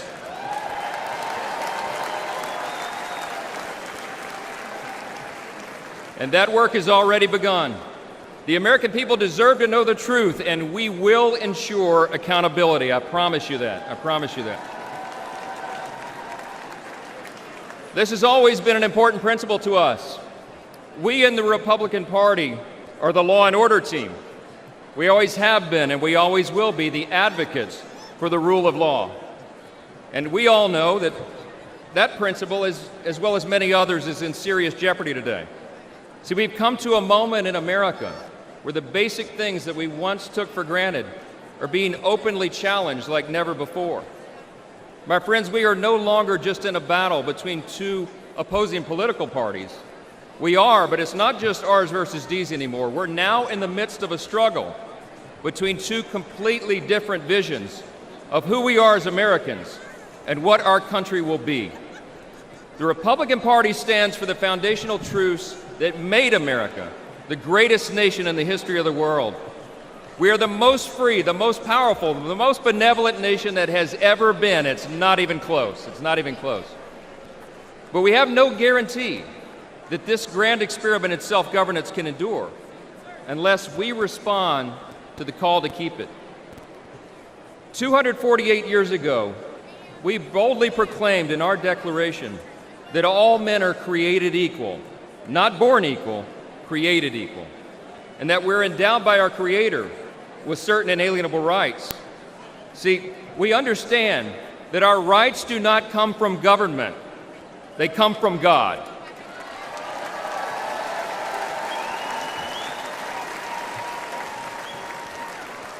There's another thing that we recognize. We recognize that we are made in His image. And because of that, every single person has inestimable dignity and value. And your value is not related in any way to the color of your skin, what zip code you live in, where you come from, what your talents are, or what you can contribute to society. Your value is inherent because it is given to you by your Creator. That's what we stand for.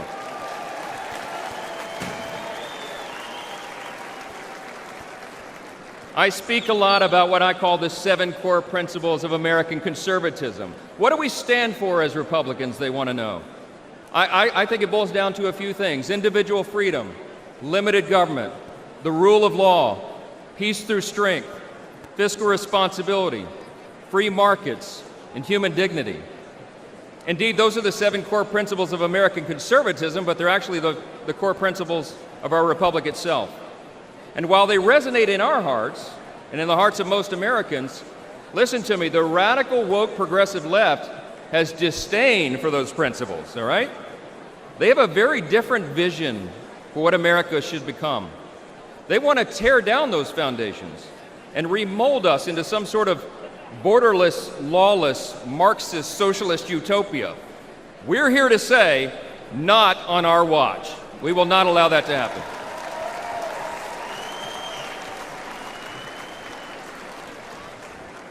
It was just 3 weeks ago that Kelly and I dropped off our oldest son at the Naval Academy. That's right. In 4 years, he'll graduate and he'll join the 1.3 million active duty service members who bravely defend our country. We're so proud of Jack and all our children, but like most parents today, we're concerned about their future. America can't risk 4 more years of Joe Biden's weakness that has invited so much aggression by our enemies. We can't survive the dramatic increases in violence, crime, and drugs that the Democrats' policies have brought upon our communities. And we cannot allow the many millions of illegal aliens they've allowed to cross our borders to harm our citizens, drain our resources, or disrupt our elections. We will not allow it.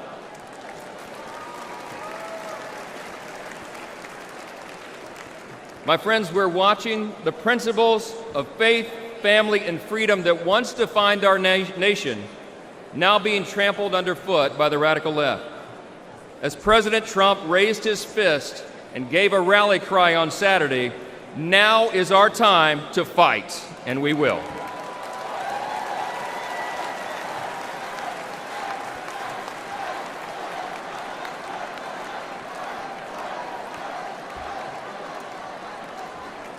We're in a fateful battle of ideas, my friends, and we have to recognize that.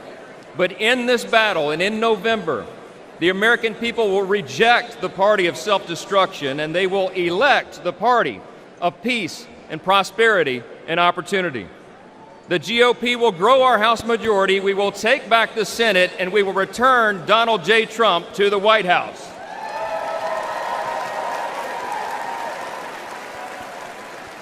Standing arm in arm, we will make America safe again. Listen, we reach out tonight to everyone watching at home. We invite all Americans who believe in the promise of our great nation to join us in this fateful battle. We can and we will reverse this current decline. We can restore our founding principles, and we can preserve this exceptional nation that God has entrusted to us, and what Abraham Lincoln referred to as the last best hope of man on the earth. Thank you so much. God bless you, God bless our troops, and God bless America.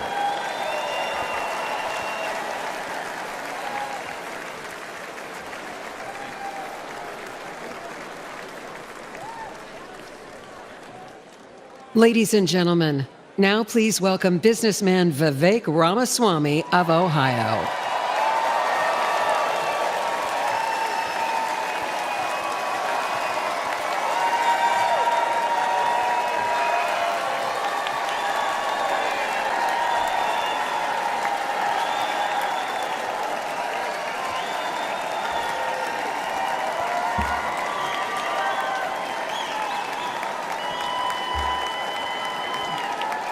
Love it. Thank you, guys. Thank you for the warm welcome. It's good to be back in Milwaukee. This time last year, I was a candidate for U.S. president, and I'm proud to say that I achieved the impossible, which is that most of you actually know how to say my name by now. So thank you for that. It's good to be back. We're in the middle of a national identity crisis right now. Faith, patriotism, hard work, and family have disappeared, only to be replaced by race, gender, sexuality, and climate. But we're not going to win this election just by criticizing the other side.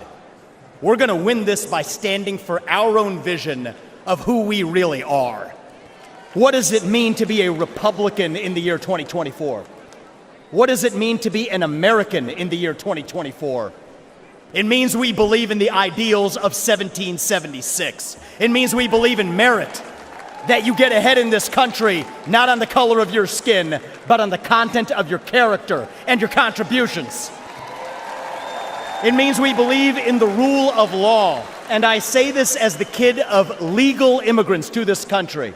That means your first act of entering this country cannot break the law. That is why we will seal the southern border on day one. Thank you. It means the people who we elect to run the government ought to be the ones who actually run the government, not unelected bureaucrats in the deep state. These are not black ideas or white ideas.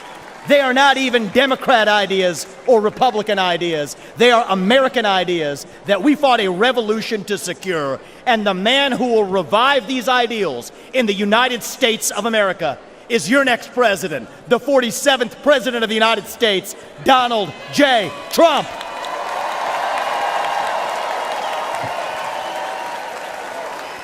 If you want to seal the border, vote Trump. If you want to restore law and order in this country, vote Trump. If you want to reignite the economy in this country, vote Trump. If you want to revive national pride in this country, vote Trump. If you want to make America great again, vote Trump. But there is one more reason I'm going to ask you to vote Trump, and it's the most important one. It's the one the media won't talk about, but it's the truth. Donald Trump is the president who will actually unite this country, not through empty words, but through action. Because you know what? Success is unifying. Excellence is unifying. That's who we are as Americans. That's who we've always been. To those of you watching this at home tonight, I'd like to deliver a message that the media doesn't want you to hear from the Republican Party. Our message to black Americans is this. The media has tried to convince you for decades that Republicans don't care about your communities, but we do. We want for you what we want for every American. Safe neighborhoods, clean streets, good jobs, a better life for your children, and a justice system that treats everyone equally, regardless of your skin color and regardless of your political beliefs.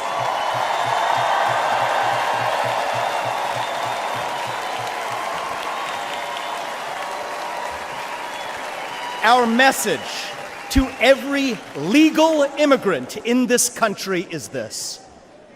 You're like my parents. You deserve the opportunity to secure a better life for your children in America. But our message to illegal immigrants is also this. We will return you to your country of origin, not because you're all bad people, but because you broke the law. And the United States of America was founded on the rule of law.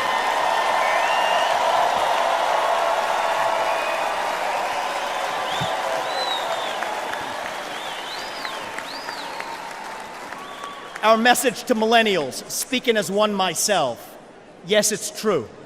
Our government sold us a false bill of goods with the Iraq War and the 2008 financial crisis, loading up our national debt that falls on our generation's shoulders, telling us that if we took out college loans, we'd somehow get a head start on the American dream when it hasn't worked out that way.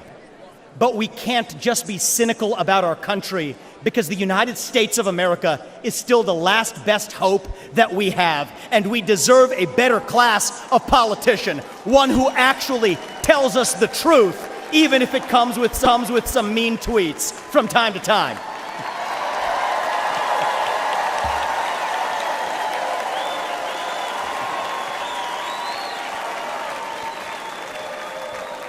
And our message to Gen Z is this. You're going to be the generation that actually saves this country. You want to be a rebel? You want to be a hippie? You want to stick it to the man? Show up on your college campus and try calling yourself a conservative. Say you want to get married, have kids, teach them to believe in God and pledge allegiance to their country. Because you know what? Fear has been infectious in this country, but courage can be contagious too. That too is what it means to be an American. And you know what? If you're at home and you disagree with everything I just said, our message to you is this. We will still defend to the death your right to say it, because that is who we are as Americans. We are the country where we can disagree like hell and still get together at the dinner table at the end of it. That is the America I know. That is the America we miss. We do not have to be ancient Rome. We don't have to be this nation in decline. We can still be a nation in our ascent. A nation whose best days, not in some fake politician way, but in a true way, a nation whose best days are actually still ahead of us. Still on our way to that shining city on a hill, that country where no matter who you are, or where your parents came from, or what your skin color is, or how long your last name is, that you will still get ahead in this country with your own hard work, your own commitment, your own dedication, and that you know what? You are free to speak your mind at every step of the way. That is the American dream. That is what won us the American Revolution. That is what reunited us after the Civil War. That is what won us 2 world wars and the Cold War. That is what still gives hope to the free world. And if we can revive that dream over group identity and victimhood and grievance, then nobody in the world, not a nation, not a corporation, not a virus, not China, is going to defeat us. That is what American exceptionalism is all about. And that is what we will revive this November when we send Donald J. Trump back to the White House. Thank you all. God bless you and your families. And may God bless our United States of America. Thank you. Thank you. Thank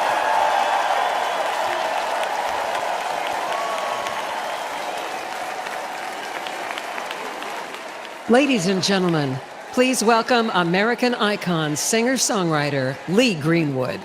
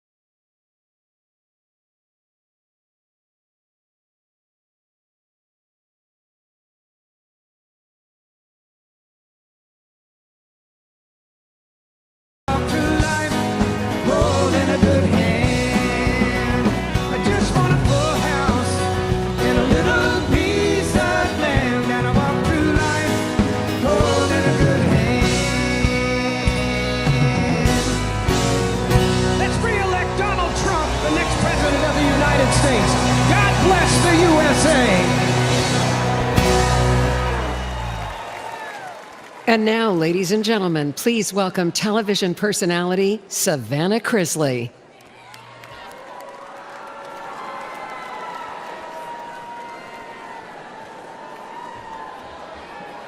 Good evening.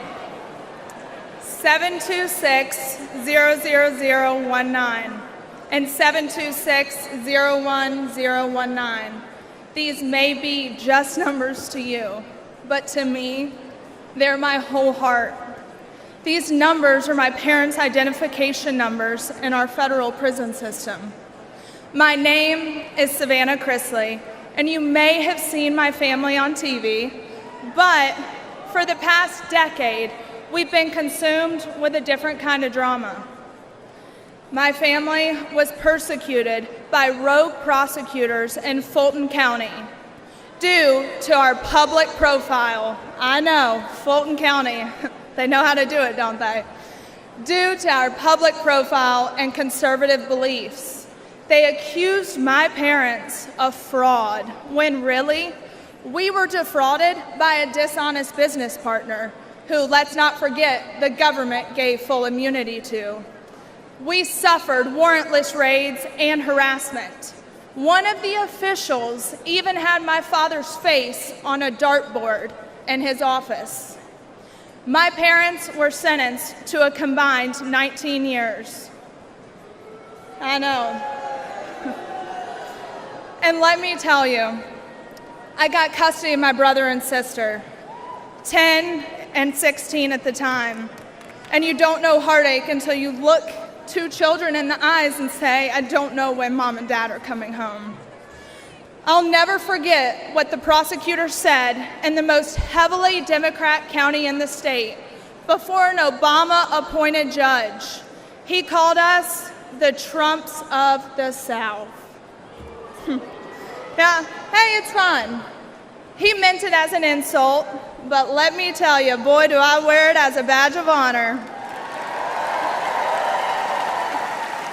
We live in a nation founded on freedom, liberty, and justice for all. Justice, it's supposed to be blind, but today we have a two-faced justice system. Just look at what they're doing to President Trump. All while, let's face it, Hunter Biden is roaming around free and attending classified meetings.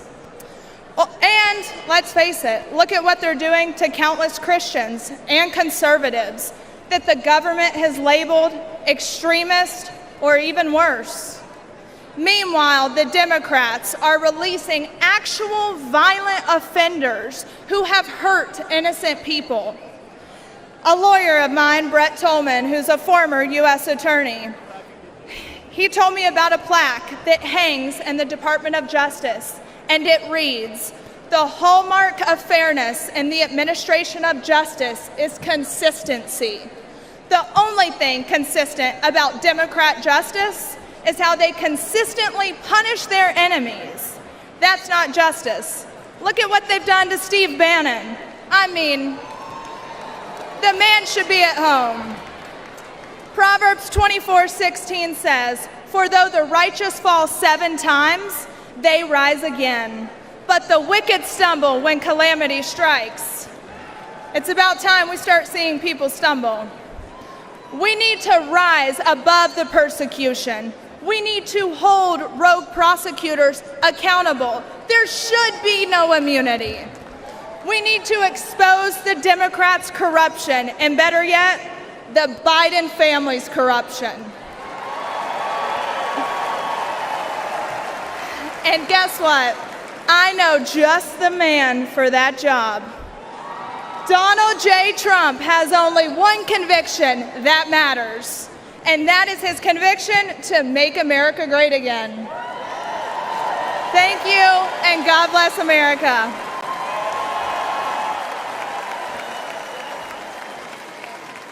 Ladies and gentlemen, the mayor of Dallas, Texas, Eric Johnson.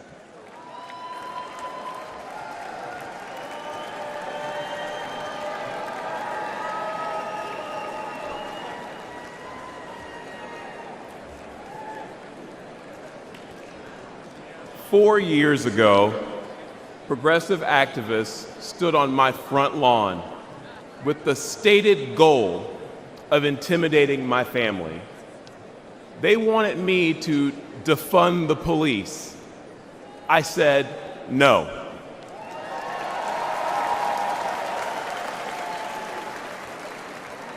Folks, I grew up in high crime neighborhoods. What we wanted was more and better policing, not less. As mayor, I knew we needed to increase support for our police department and prioritize violent crime reduction. I'd been a Democrat my entire life, albeit a conservative one. But when those activists tried to scare my kids, my fellow Democrats were silent. It was Republicans who offered their support both privately and publicly.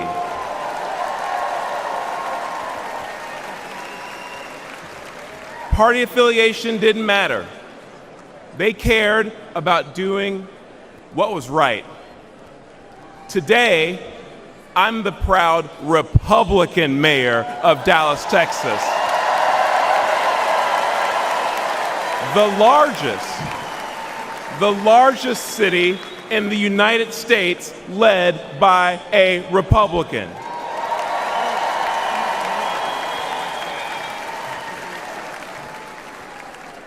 I wanted to say I didn't leave the Democrat Party because they left me first, but the truth is, on matters of public safety, the Democrats were never actually there for me, for Dallas families, or for the American people. With their words and their actions, and sometimes with their silence and their inaction, Democrats in power demonstrate they don't care about stopping the killers or the thieves who terrorize Black and brown communities. They don't care about securing our border. And they don't care about dangerous homeless encampments. No, the heart of today's woke Democrat Party is with the criminals, not with their victims. Democrats are good at using safe words, but terrible at building safe neighborhoods and safe cities. But there is a better way. Dallas bucked national trends and achieved a remarkable 3 straight years of violent crime reduction. Today, Dallas is viewed as America's safest large city, and Republicans lead 11 of the top 15 safest cities.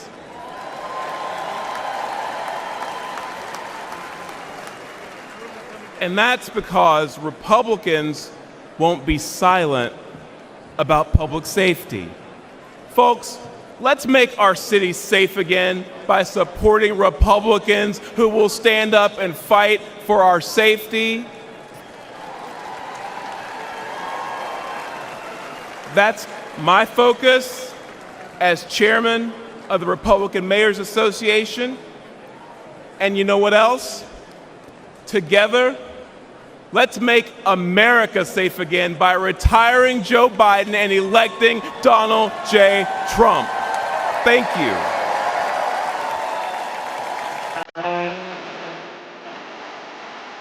Ladies and gentlemen, please welcome Vice Presidential nominee, Senator J.D. Vance.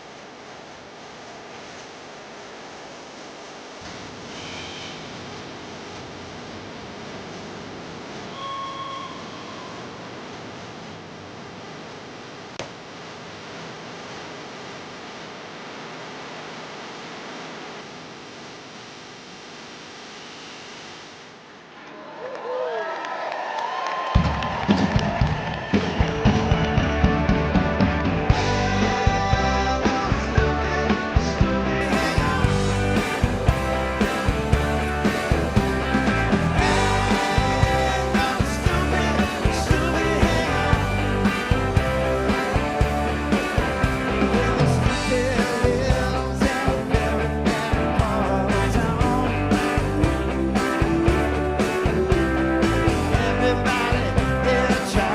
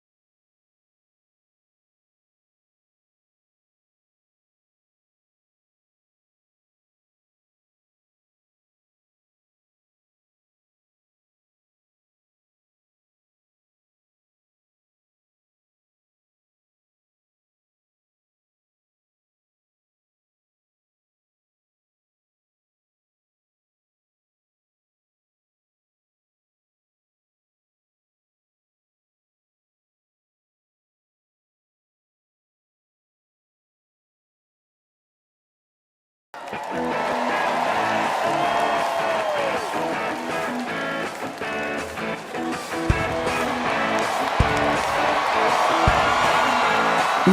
and gentlemen, please welcome the next President of the United States, President Donald J. Trump.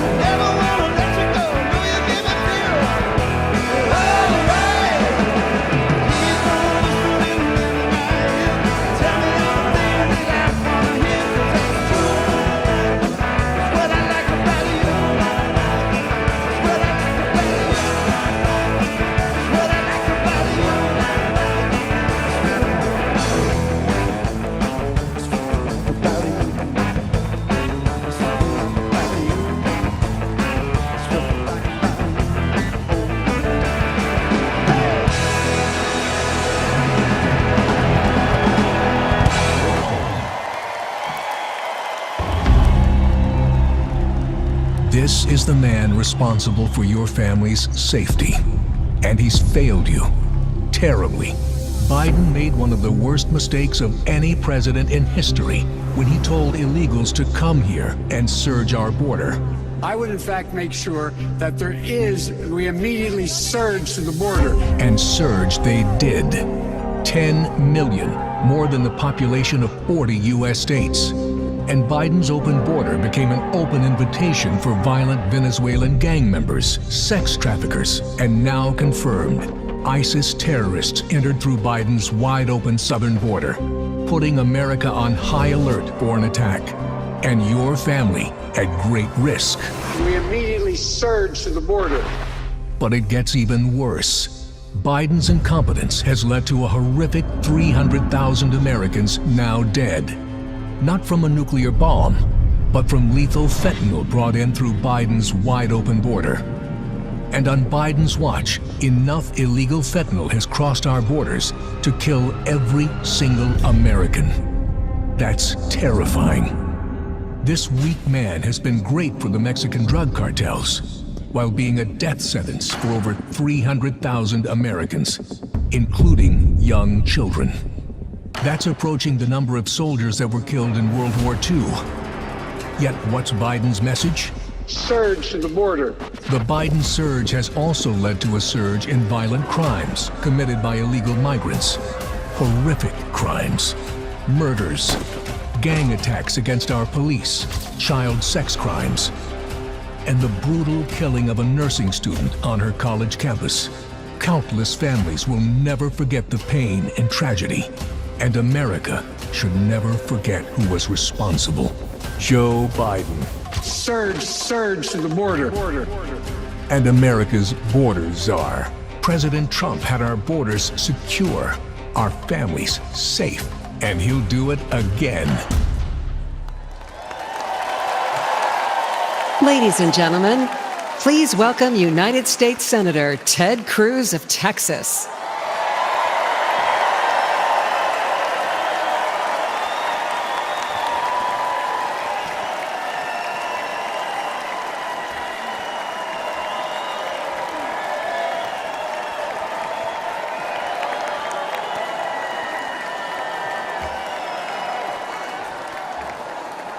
God bless Donald J. Trump.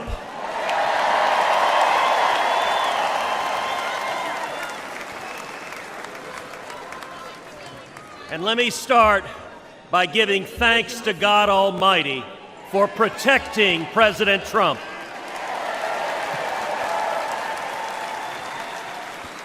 And for turning his head on Saturday as the shot was fired. Together we lift up in prayer all of our leaders for protection. And our prayers are in particular with the family of Fire Chief Kari Comparatore and the others injured on Saturday.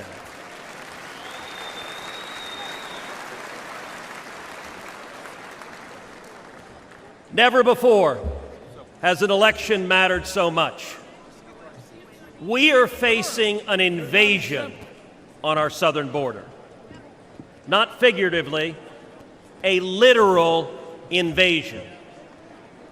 11.5 million people have crossed our border illegally under Joe Biden. Look around you. This arena holds about 18,000 souls. Now imagine 639 arenas just like this, filled to the brim. That is 11.5 million people, larger than all but 8 states in the nation. But the numbers don't show us the true price that our country is paying. Every day, Americans are dying. Murdered, assaulted, raped by illegal immigrants that the Democrats have released. Teenage girls and boys wearing colored wristbands are being sold into a life of sex slavery. This is evil and it's wrong. And it is happening every damn day. Think of Kate Steinle. She was 32, walking with her father on a San Francisco pier when a bullet tore through her heart. The man who fired that gun, he'd been deported 5 times. Every damn day. Think of Laken Riley. Just 22 years old, a nursing student with dreams of healing others. She went for a jog and never came home. Her life taken by someone who should have never been here. Every damn day. Or Rachel Marin, a beautiful mother of 5, raped and murdered in suburban Maryland by an illegal immigrant the Democrats released. Every damn day. Or Jocelyn Nungary, only 12 years old. It was just 1 month ago today that she was brutally raped and murdered in Houston by 2 men who were supposed to be detained and monitored, but instead released and allowed to roam free. Every damn day. These aren't just stories or statistics. They're our daughters, our sisters, our friends. The families don't care about the empty numbers. They care about the empty chairs at the dinner table, about the voices they'll never hear again, about the laughter lost, and about the dreams that will never be fulfilled. I've sat with these families in living rooms where the silence is so loud that it hurts, where photo albums are opened with trembling hands. How did we get here? It happened because Democrats cynically decided they wanted votes from illegals more than they wanted to protect our children.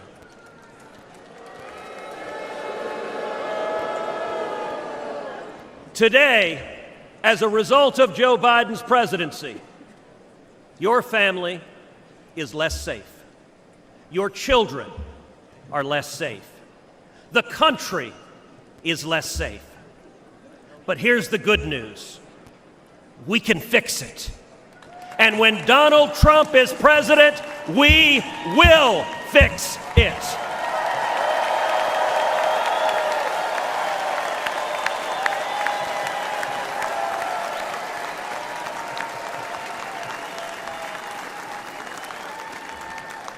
We know this because he's done it before. I know this because I worked hand in hand with President Trump to secure our border, and we achieved the lowest rate of illegal immigration in 45 years.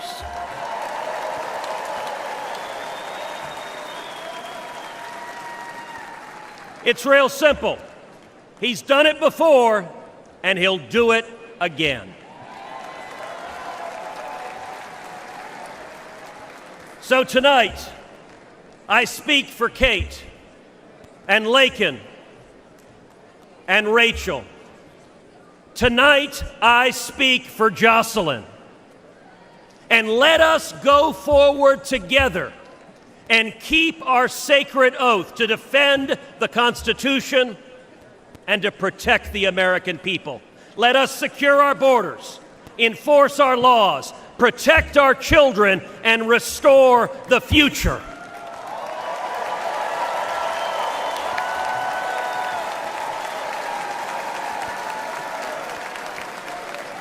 Because when we do that, when we remember who we are and who we love, and we act to protect them, then and only then will we truly make America great again.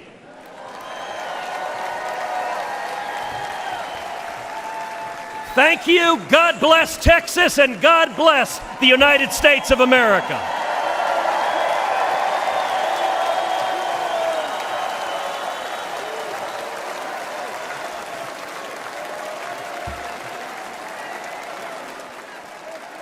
Ladies and gentlemen, please welcome former law enforcement officer Randy Sutton.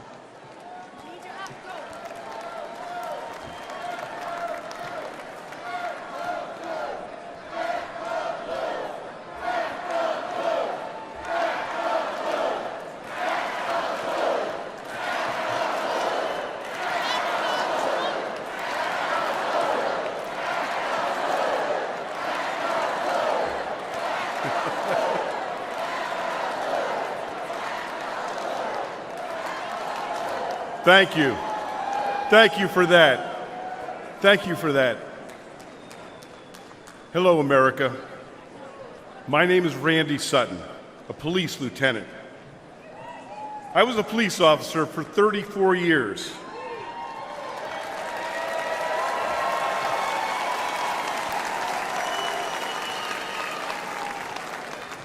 I was one of the most highly decorated officers in the history of my department. And then I founded the Wounded Blue, an organization dedicated to helping injured and disabled law enforcement officers. I've dedicated my life to law enforcement. And I'm here to tell you one thing, America. Donald Trump is the best friend we will ever have.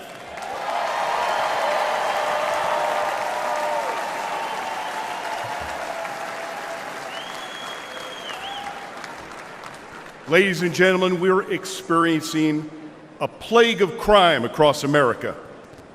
The endless tsunami of illegal aliens, no consequences for violent crime, the abuse of our criminal justice system. It's all made America more dangerous than ever before. Police are the thin blue line between criminal predators and their victims. Donald Trump and Republicans stand that line with our police. Joe Biden and Kamala Harris, well, they stand with the criminals. The last few years have been devastating for our police. The war on cops is very real, and it's getting Americans killed. Last year alone, more than 70,000 law enforcement officers were physically assaulted. They were shot, they were stabbed, they were beaten, they were hit with bricks, and in the last 5 years, 1,834 made the ultimate sacrifice and gave their lives in the line of duty.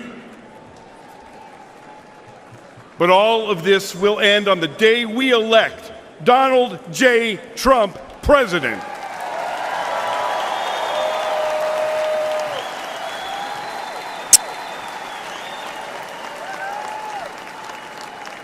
But my friends, it's not just the physical violence. It's the relentless effort to divide the people from the police. This is about the soul of America. Make no mistakes. If the radical left succeeds in defunding and destroying policing as we know it, they will break apart the cornerstone of our system, law and order. Well,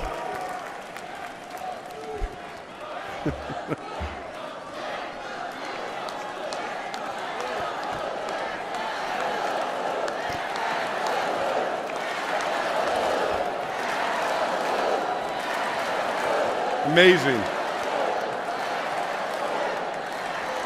Thank you. But I'm going to tell you, there's one man that these pro-criminal, anti-police extremists fear most. And that is the once and future president of the United States, Donald J. Trump.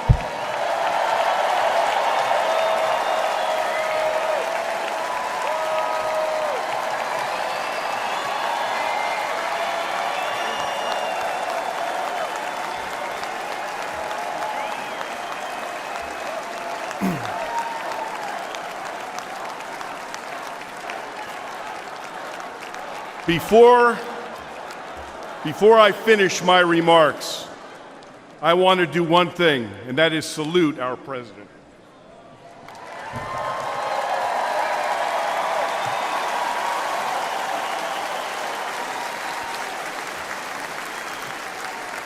America, I make this promise.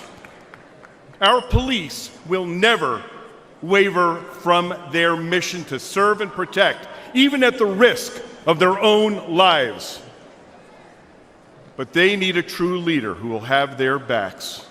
Donald J. Trump is that leader.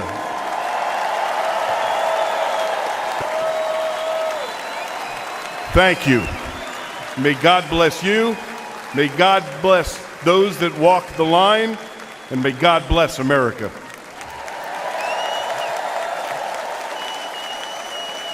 From the very first day that we take back the White House from crooked Joe Biden, the worst president in the history of our country, I believe that we're going to have 4 of the greatest years in the history of our country.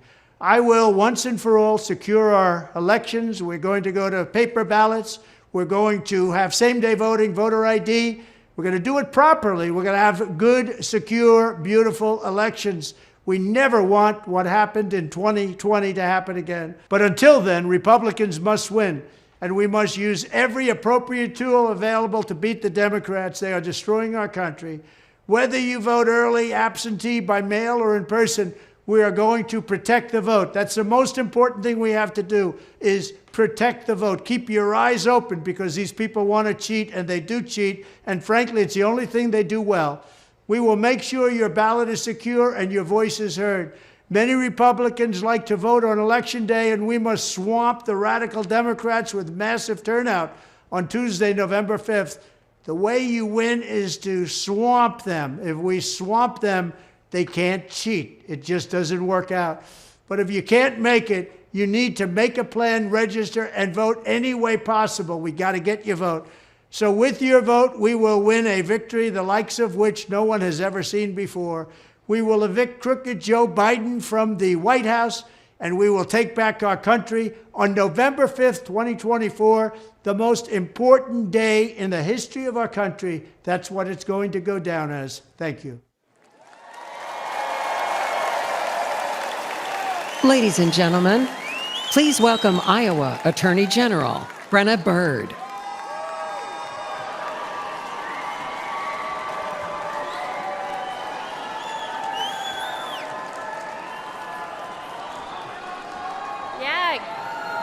Good evening, Milwaukee. My name is Brenna Bird, and I am the Attorney General of the great state of Iowa.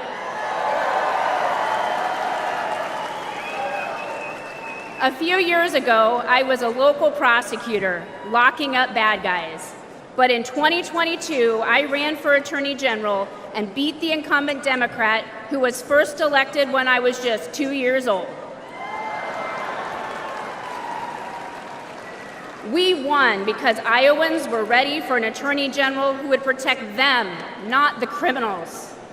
An Attorney General who would stand up to Joe Biden and the radical Democrats. And an Attorney General who would defend our constitutional freedoms. But perhaps more than anything, Iowa voters wanted an Attorney General who would back the blue.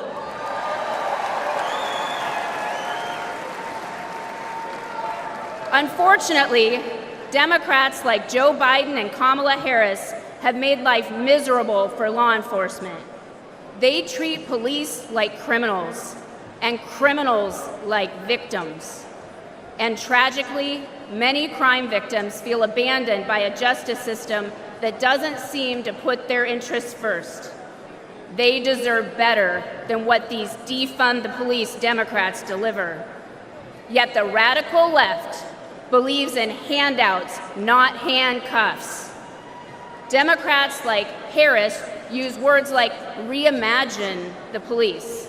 They're probably imagining more DEI programs for the police.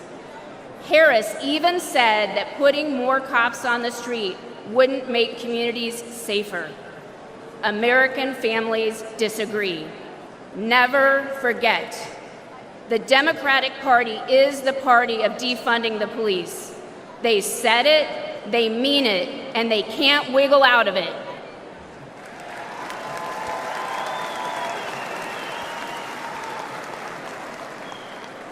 Republicans get justice for victims, and we put criminals where they belong, in jail.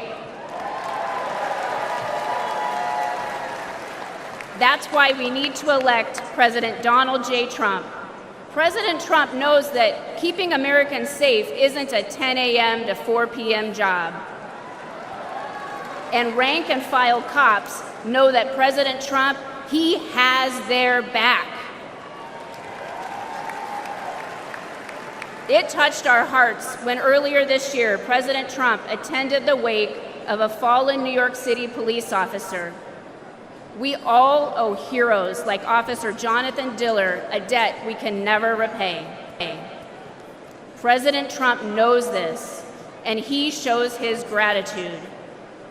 Joe Biden was also in New York City that day, but instead of honoring our heroes, he attended a glitzy fundraiser with Barack Obama and Bill Clinton. None of them went to pay their respects.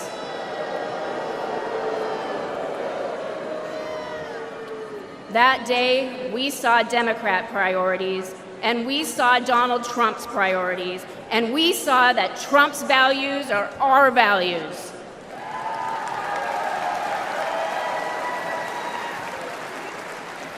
I urge everyone listening to stand with law enforcement and vote to make America safe again. I urge you to vote for Donald Trump on November 5th. Thank you, Milwaukee, and God bless you.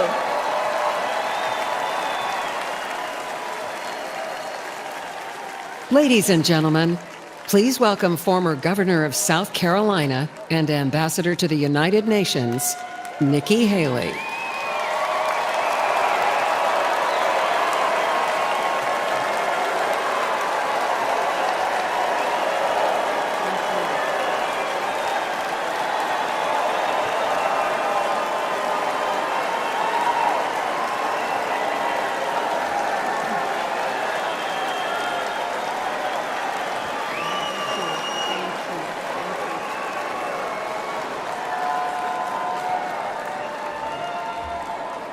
My fellow Republicans,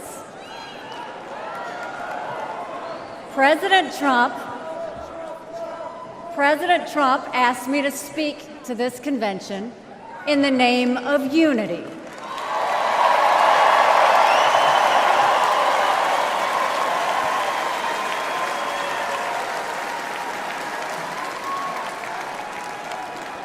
It was a gracious invitation, and I was happy to accept.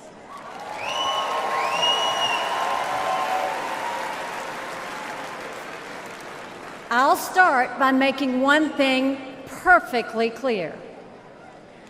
Donald Trump has my strong endorsement, period.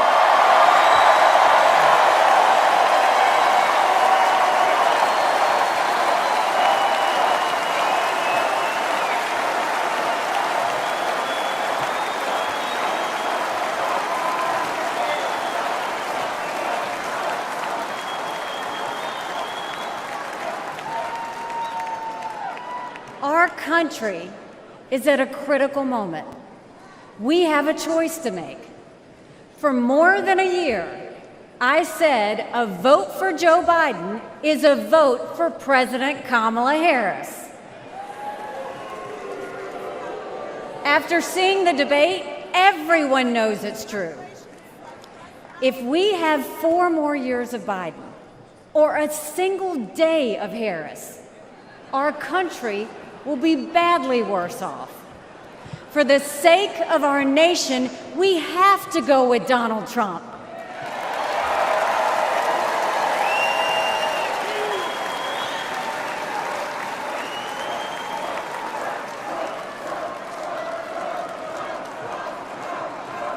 But there's more to it than that. We should acknowledge that there are some Americans who don't agree with Donald Trump 100% of the time. I happen to know some of them. And I want to speak to them tonight.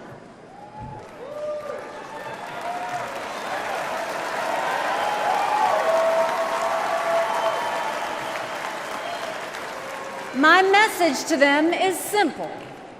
You don't have to agree with Trump 100% of the time to vote for him.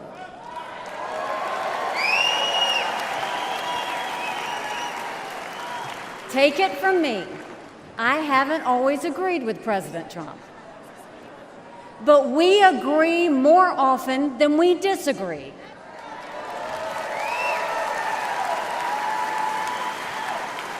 We agree on keeping America strong.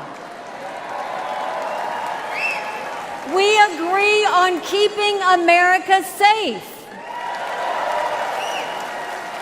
And we agree that Democrats have moved so far to the left that they're putting our freedoms in danger. I'm here tonight because we have a country to save. And a unified Republican Party is essential for saving her.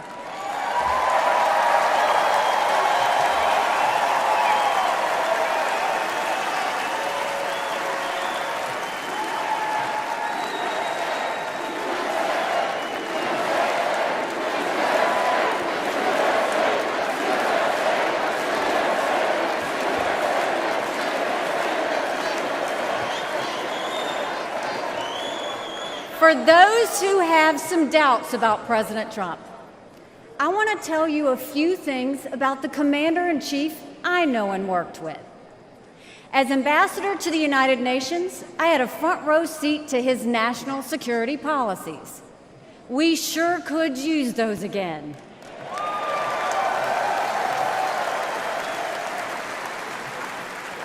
Think about it. When Barack Obama was president, Vladimir Putin invaded Crimea. With Joe Biden as president, Putin invaded all of Ukraine. But when Donald Trump was president, Putin did nothing. No invasions.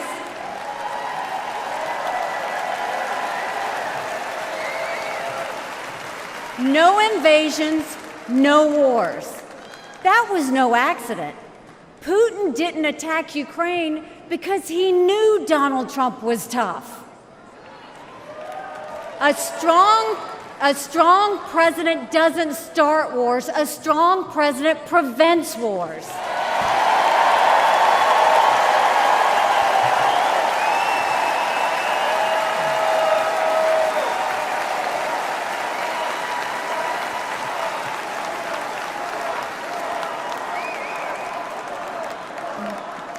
Then look at the Middle East.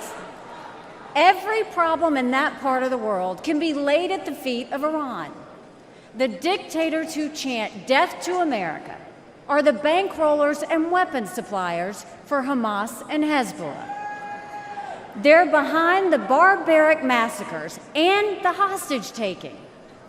Once again, compare Trump and Biden.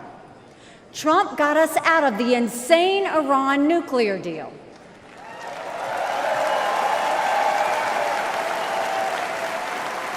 He imposed the toughest sanctions ever on Iran. And he eliminated the arch-terrorist Qasem Soleimani.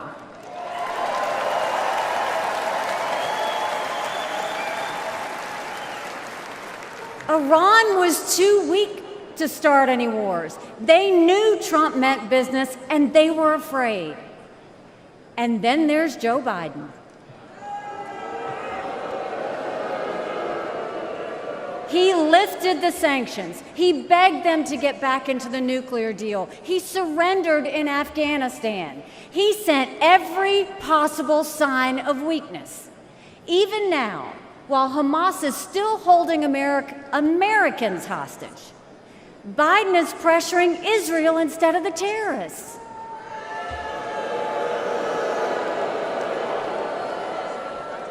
Between Israel and Hamas, Donald Trump is clear about who is our friend and who is our enemy.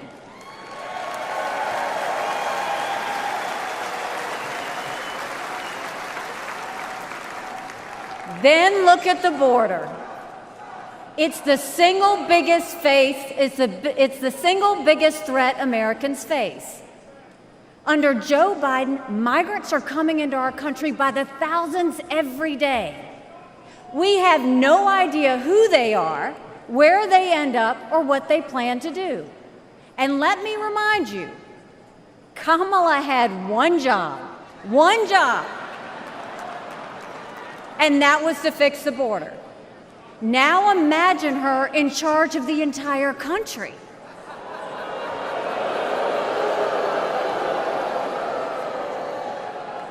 Under Donald Trump, we didn't have the border disaster we have today, and we won't when he is president again.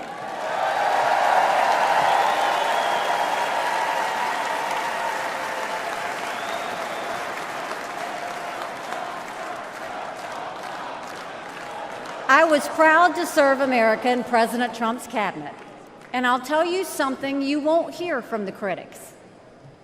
He appreciated advice and input. Americans were well served by his presidency, even if they didn't agree with him on all things. Now, to my fellow Republicans, we must not only be a unified party, we must also expand our party.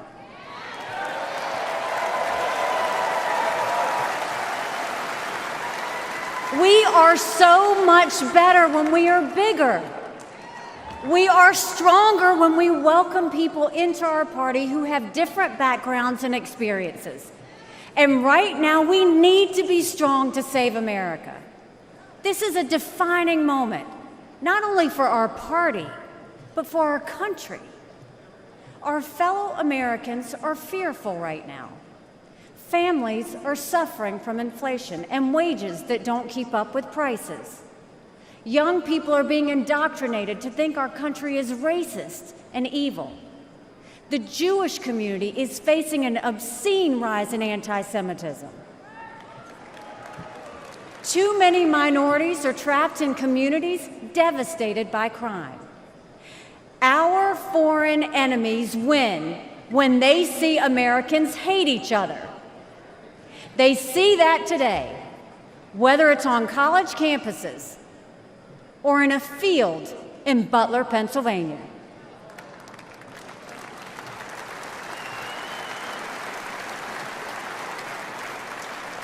But we can conquer those fears with strength and unity. No president can fix all of our problems alone. We have to do this together. America has an amazing ability to self-correct. In this moment, we have a chance to put aside our differences and focus on what unites us and strengthens our country.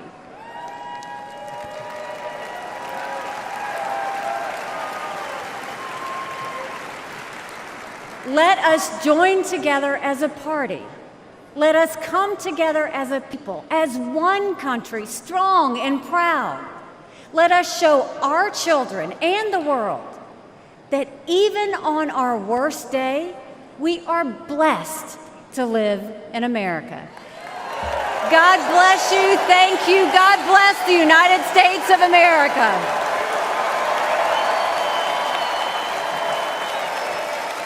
And now, ladies and gentlemen, please welcome the Governor of Florida, Ron DeSantis.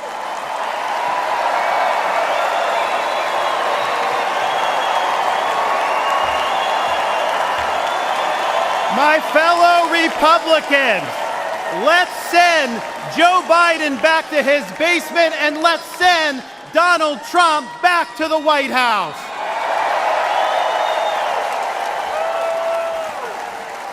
Life was more affordable when Donald Trump was president. Our border was safer under the Trump administration, and our country was respected when Donald Trump was our commander-in-chief.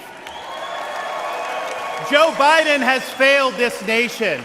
As a veteran, I was appalled when 13 of our service members were killed in Afghanistan due to Joe Biden's dereliction of duty. As a citizen, as a husband, and as a father, I am alarmed that the current president of the United States lacks the capability to discharge the duties of his office. Our enemies do not confine their designs to between 10 a.m. and 4 p.m. We need a commander-in-chief who can lead 24 hours a day and 7 days a week. America cannot afford 4 more years of a weekend at Bernie's presidency. But let's be honest. Let's be honest here. Biden is just a figurehead. He's a tool for imposing a leftist agenda on the American people. They support open borders, allowing millions and millions of illegal aliens to pour into our country and to burden our communities, but just don't send any to Martha's Vineyard, then they get really upset.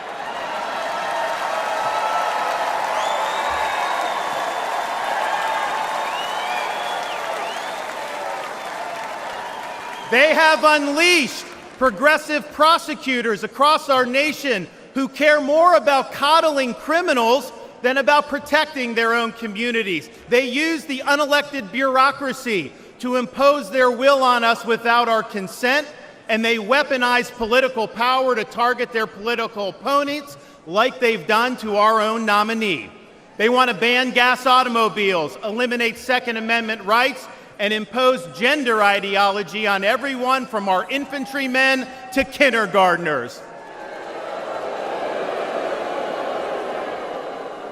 They stand for DEI, which really means division, exclusion, and indoctrination, and it is wrong.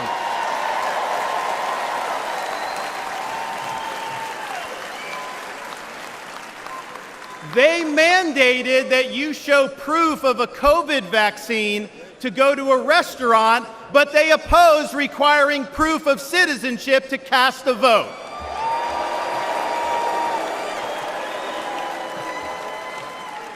They can't even define what a woman is.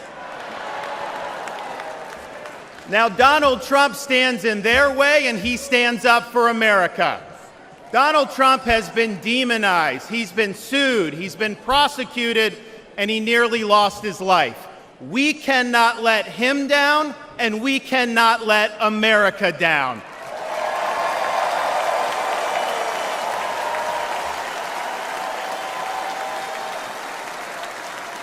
It is the values of this Republican Party that reflect our nation's founding principles. We believe schools should educate, not indoctrinate. We stand for parents' rights, including universal school choice. We support law and order, not rioting and disorder. We seek a strong, focused United States military, not one distracted by a social agenda. We reject entrenched political class, and we demand term limits for members of Congress.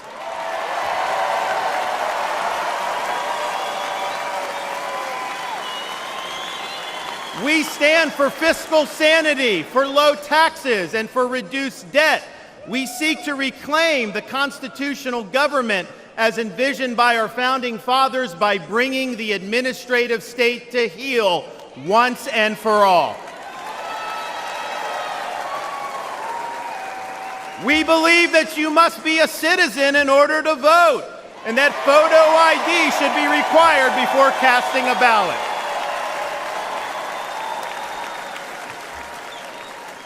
We stand for strong borders and believe that our nation must have a shared civic culture, and we oppose any immigration that stands apart or in contrast to our American values. We believe in the principles articulated in the Declaration of Independence that our rights come not from the generosity of the state, but from the hand of the Almighty, including the right to life, liberty, and the pursuit of happiness.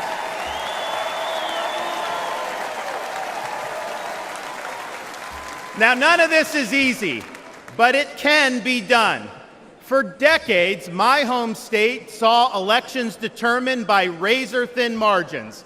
Today, due to bold leadership, the Democratic Party lies in ruins. The left is in retreat. Freedom reigns supreme. The woke mind virus is dead, and Florida is a solid Republican state.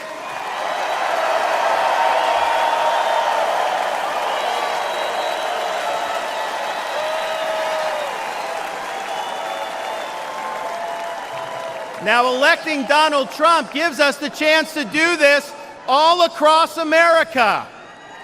And we have a responsibility to step up and make it happen. We have a responsibility to preserve what George Washington called the sacred fire of liberty. This was a fire that burned in Independence Hall in 1776 when 56 men pledged their lives, their fortunes, and their sacred honor to establish this nation. It's a fire that burned at a cemetery in Gettysburg, Pennsylvania, when our nation's first Republican president pledged this nation to a new birth of freedom. It's a fire that burned at the foot of the Berlin Wall in 1987, when our nation's 40th president stood in front of that wall and said, "Mr. Gorbachev, tear down this wall."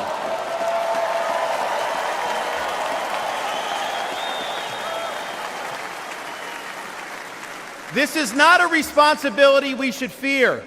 It's a responsibility we should welcome. After all, if not us, who? And if not now, when?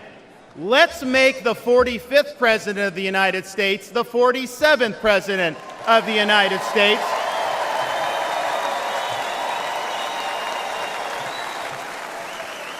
Let's elect Republicans up and down the ballot, and let's heed the call of our party's nominee to fight, fight, fight for these United States. Thank you. God bless you. Let's win in November. Thank you so much.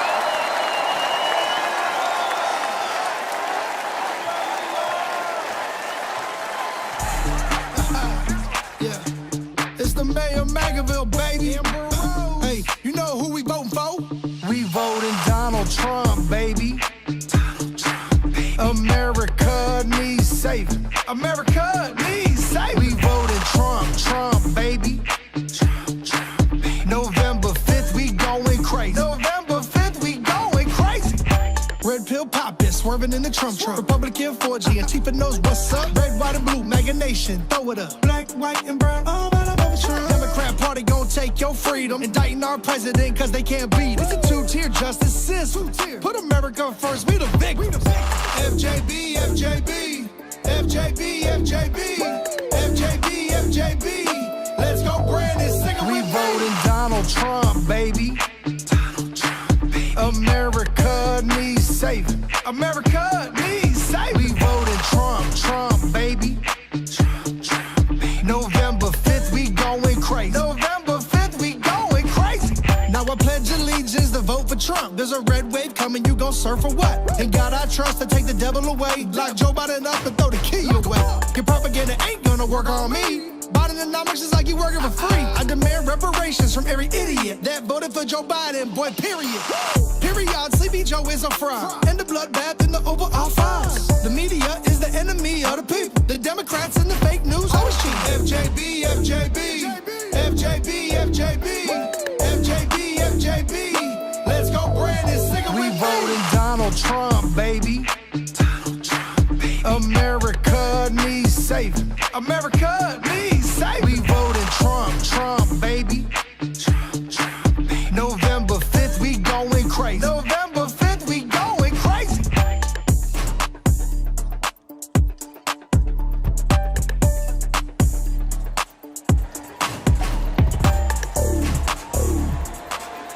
Ladies and gentlemen, please welcome United States Senator Eric Schmitt of Missouri.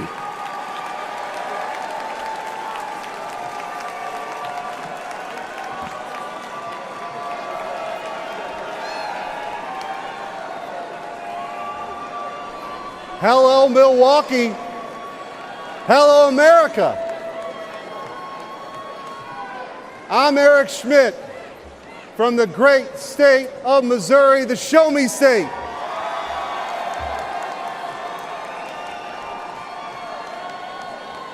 It's not lost on me how unlikely my presence is on this stage. As the grandson of a butcher, the son of a man who worked 7 days a week in the midnight shift, my blue-collar roots run deep. And I'm proud the Republican Party is the party of working families.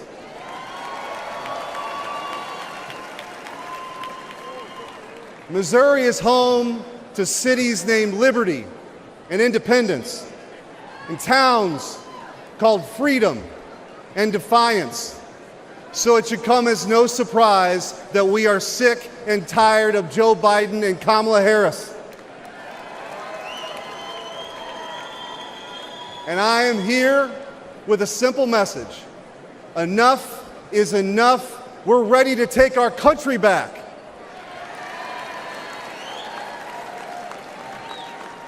Under Joe Biden, the rule of law has disintegrated. Crime is rampant.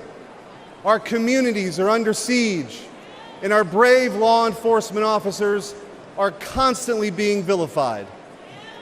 He stood idly by as liberal DAs and mayors pushed to defund the police agenda and empowered criminals, all while endangering law-abiding citizens. Kamala Harris shares in these failures. She campaigned as a progressive prosecutor and even called for us to reimagine public safety. Americans don't need to reimagine safety. We know exactly what safe communities look like. But the weakness and the wokeness of the Biden-Harris administration has made us less safe. Biden and Harris opened our border to terrorists, to criminals. They allowed drug cartels to flood our communities with Chinese fentanyl that's killing more than 200 Americans each and every day. It doesn't have to be this way. As Missouri's former Attorney General, I went toe-to-toe with the radical defund the police crowd and had the backs of our men and women in blue. When Soros-backed officials refused to prosecute violent criminals, I stepped in and put those dangerous felons behind bars.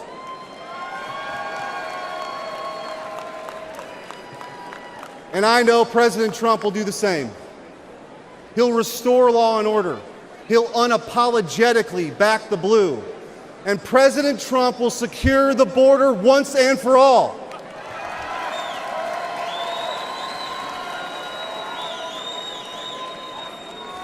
I believe in an America where our best days are ahead of us.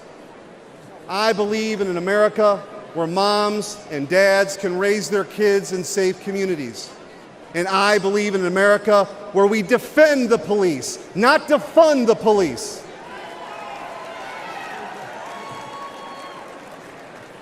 President Trump will make that dream a reality. And that's why we need him back in the White House. Ladies and gentlemen, a vote for President Trump is a vote to make America safe again. Thank you. God bless you. And God bless the United States of America.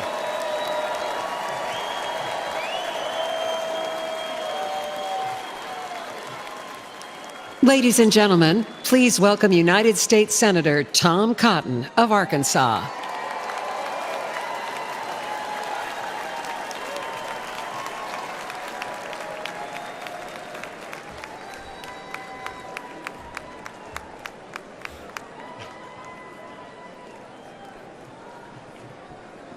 I want to share two stories about immigration and two presidents. Manuel was a house painter in Arkansas and a green card holder from Mexico. He couldn't vote in 2020 yet, but his family could. Manuel proudly told his contractor that they had just cast their first votes for president. For whom? Donald Trump, of course.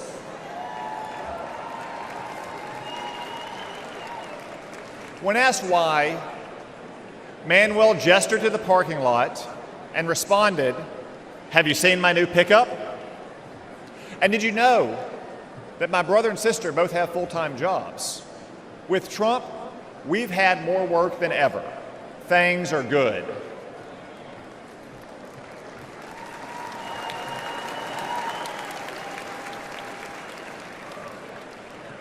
Manuel became a citizen last year, and he's excited to vote for the first time for Donald Trump.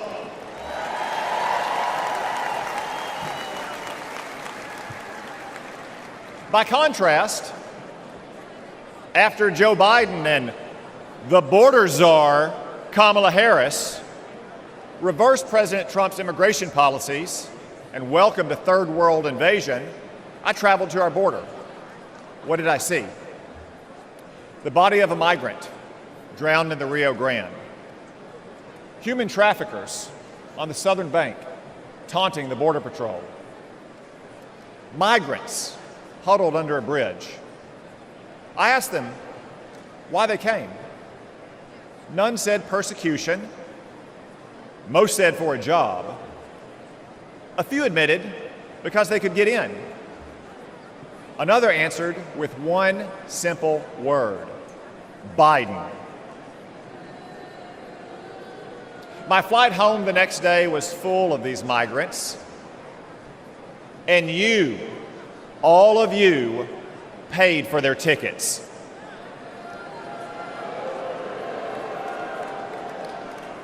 That's our choice.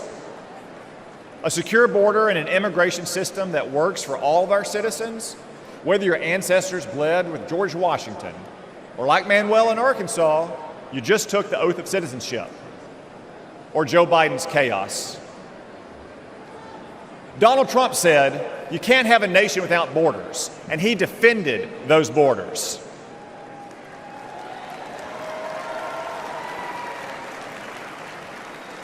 Joe Biden thinks borders are racist. Donald Trump will secure our border once again.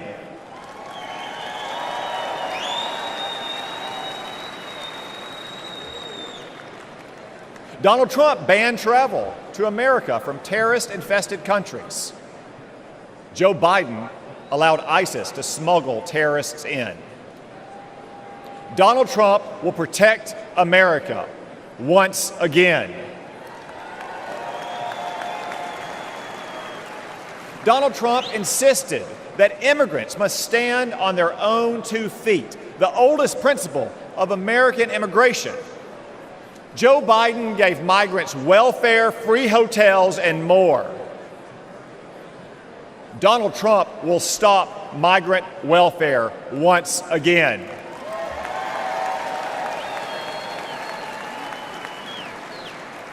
Donald Trump ended bogus asylum claims. Joe Biden created an app to let illegals schedule their arrival. Seriously. Donald Trump will stop this migrant fraud once again. Donald Trump cracked down on hiring illegals. Joe Biden let illegals take American jobs. Donald Trump will protect America's workers once again. So what choice will we make? Will we choose Joe Biden, open borders, amnesty, and chaos?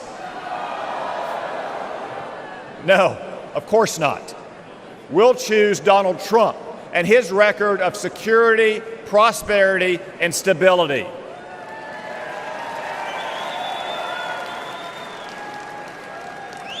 As Manuel said, things were good with Donald Trump, but everything has gone to hell under Joe Biden. But this Biden chaos will end soon, because it's time for us to elect President Trump to secure our border and to make America great again. Thank you all. God bless you. God bless the United States of America.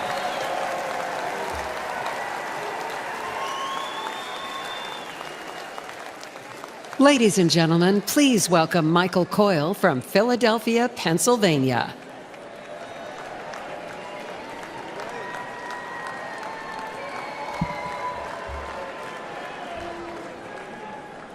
Good evening, Milwaukee.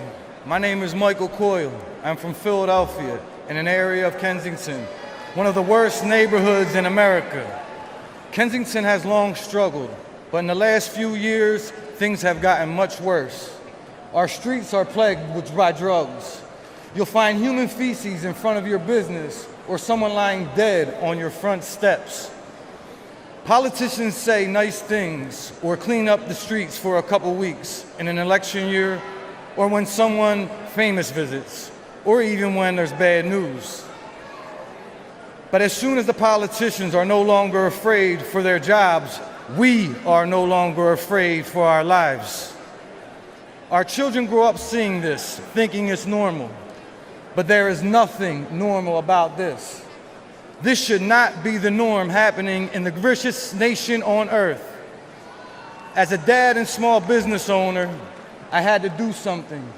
I started a nonprofit to improve the neighborhood I love and shared videos online of the horror we live with.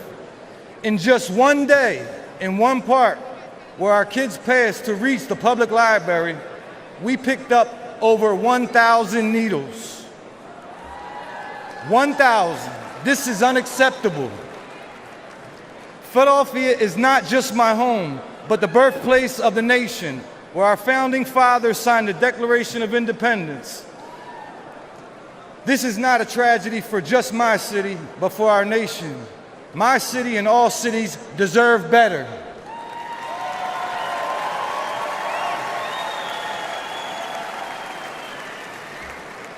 Joe Biden and Kamala Harris are the ones who opened our southern border and allowed Chinese fentanyl to pour in unconditionally. And life is only getting worse. Philadelphians aren't dying off fentanyl. They are dying off fentanyl as well. They are now using something called tranq, which is literally rots the flesh of the users. Do you know what the smell of rotting flesh smells like? The people of my city do. In Donald Trump, I see a leader who will end the urban nightmare.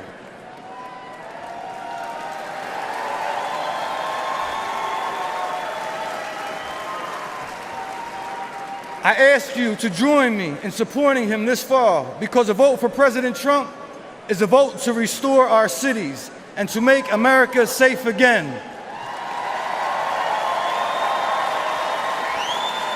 Thank you. Kensington Beach for Trump.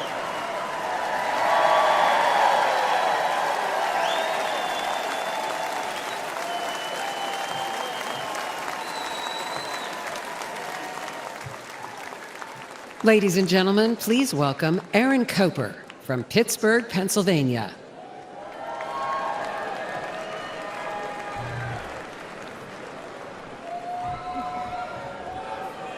That's right.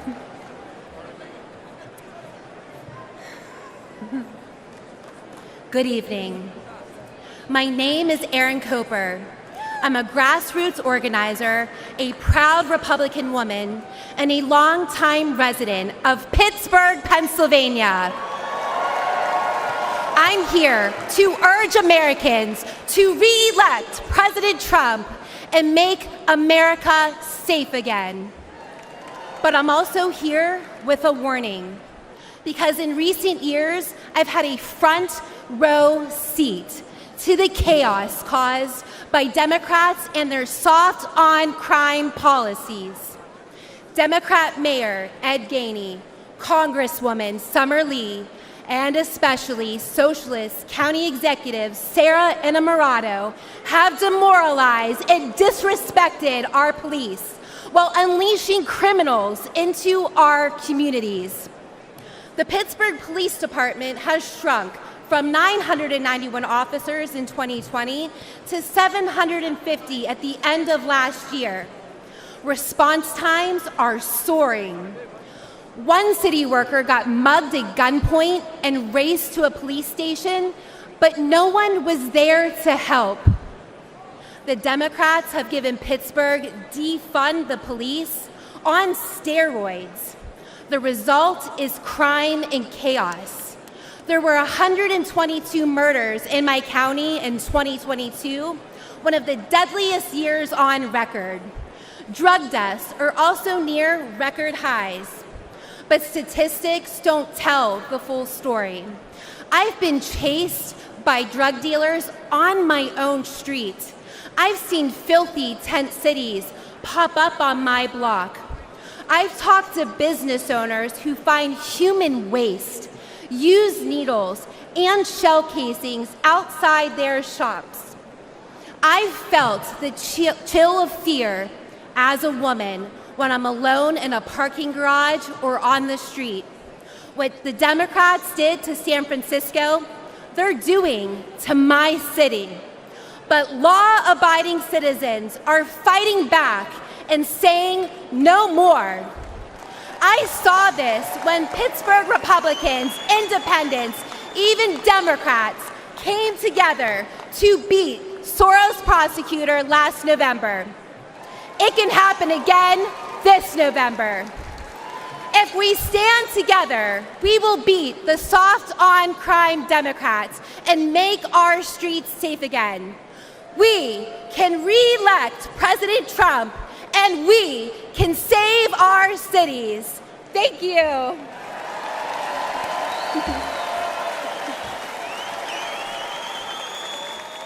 Ladies and gentlemen, please welcome American mom and funder.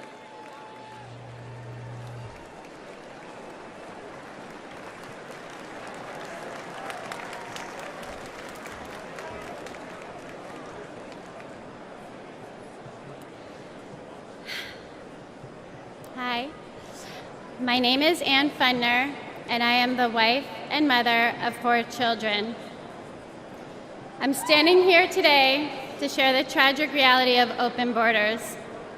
I'm here to share the story of my firstborn son, my everything, my Weston.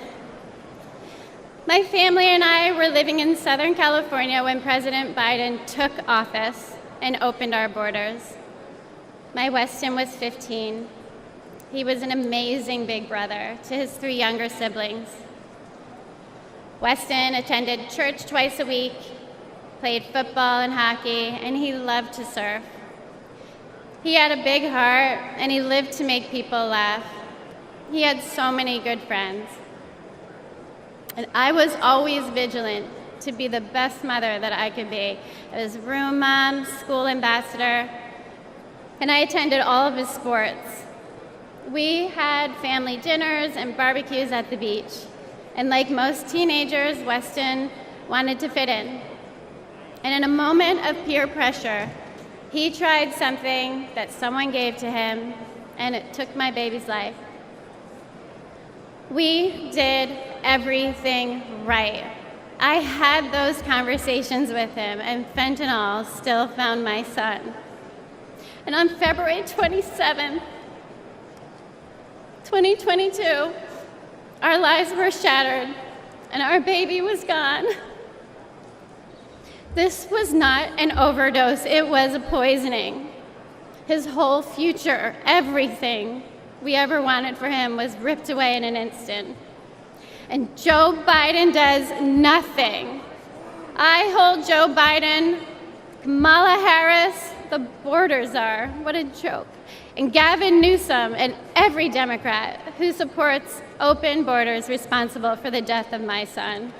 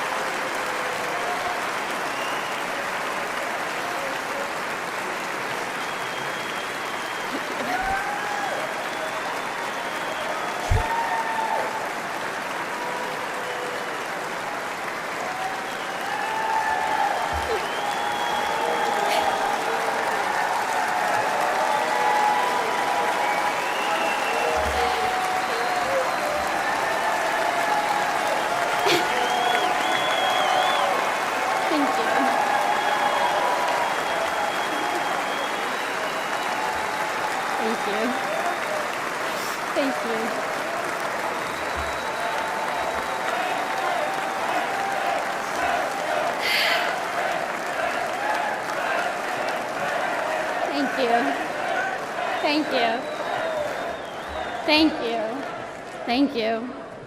And the tens of thousands of American innocent children. For that alone, they should be voted out of office.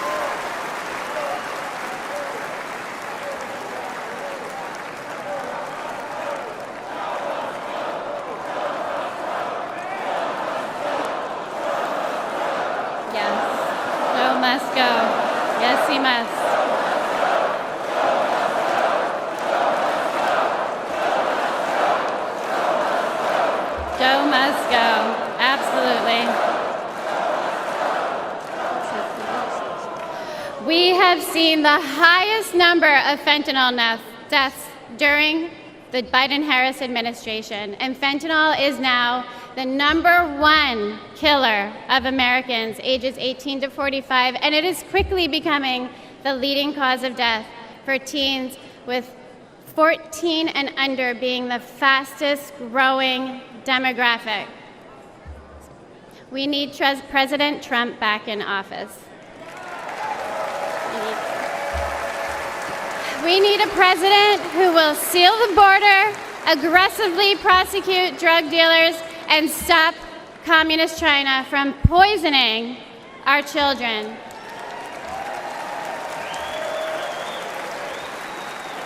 This is not a red or blue issue. This is a red, white, and blue issue. And fentanyl doesn't care if you're black or white. It does not discriminate. This is an American issue. We need a president who will call the drug cartels what they are: terrorist organizations.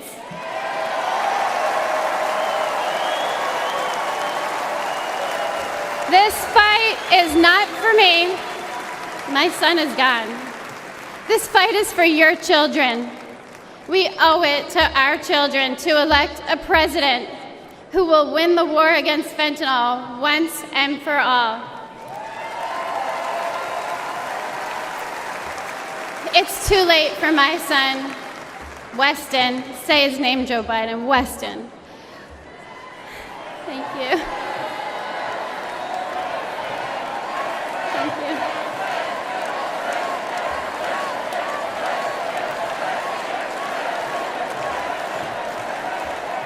But we can change this for your children. We need President Trump back to save the lives of our kids. Thank you. Thank you. God bless America.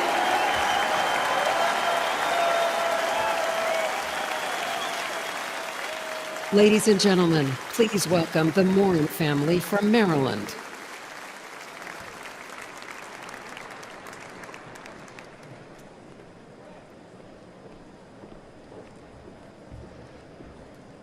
Last year, we lost my beloved sister, Rachel.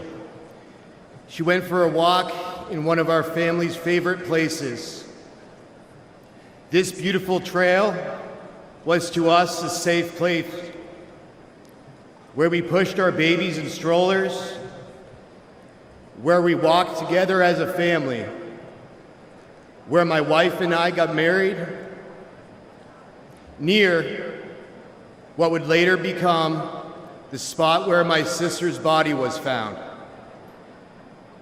Rachel, a joyful, accomplished athlete and mother of 5, was raped and murdered by a suspected illegal immigrant. This was described as among the most brutal and violent offenses that has ever occurred in Harford County, Maryland history. Open borders are often portrayed as compassionate and virtuous. But there is nothing compassionate about allowing violent criminals into our country and robbing children of their mother.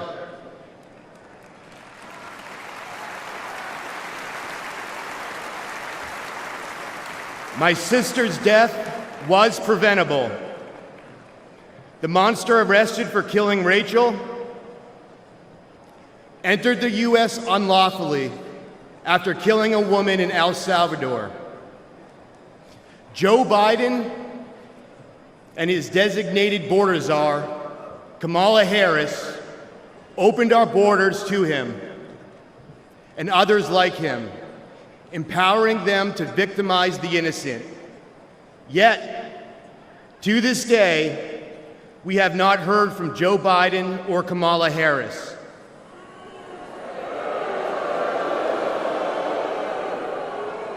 They never apologized. But when Rachel was killed, President Trump called my family to offer his condolences.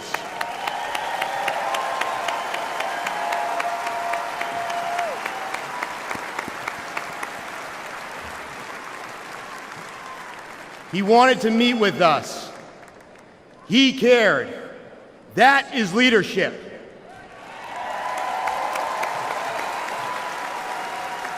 And we need real leadership back in the White House. What has gotten us through this unthinkable loss is our faith in Jesus Christ.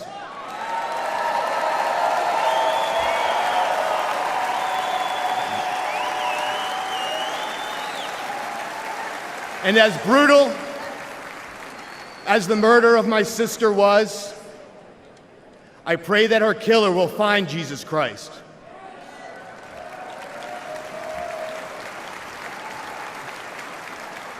For all the affected by senseless tragedy, I pray for peace, knowing that all things work together for good to those who love God, to those who are called according to his purpose.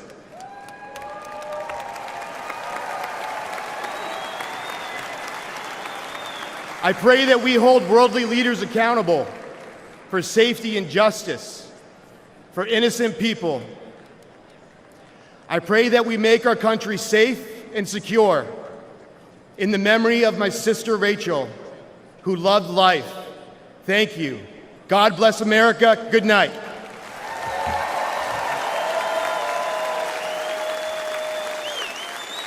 Ladies and gentlemen, please welcome Madeleine Brame from New York.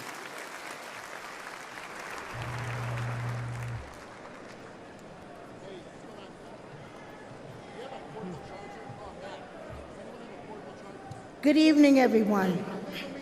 My son, Sergeant Hassan Korea, an Afghanistan War retired veteran. He received enemy fire from the Taliban, only to be murdered with a knife on the streets of New York City. The 4 assailants responsible for his death initially were facing justice, but that changed when District Attorney Alvin Bragg was elected.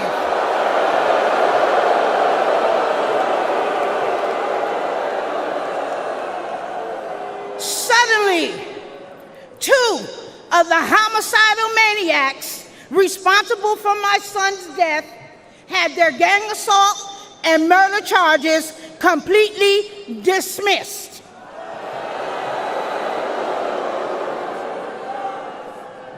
One of them received 14 months time served. Alvin Bragg charged her with assault with a shoe. And another one was sentenced to 7 years. I later learned that Alvin Bragg often dismisses and reduces dangerous criminals. He wants to clear the jails and return violent felons onto our streets every day. The injustice was devastating for me and my family. I don't want anyone else to experience the senseless pain that many other victims across this United States of America have to live with every day. So I decided to use the voice that God gave me to be the voice for the voiceless across America.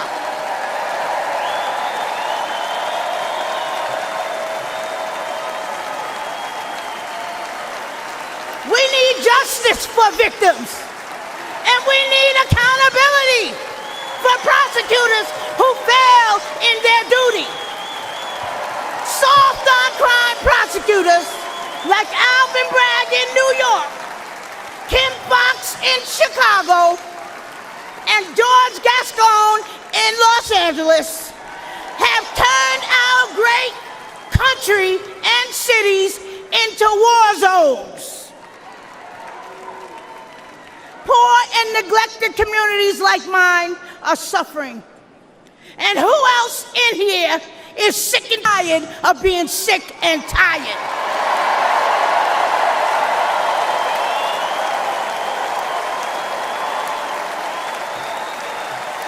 The Democratic Party that poor minorities have been loyal to for decades, including myself, all right?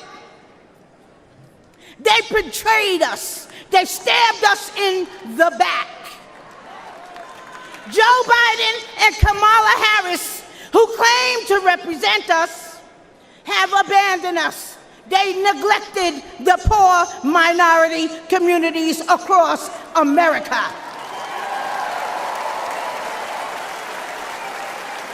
But mine eyes have been opened.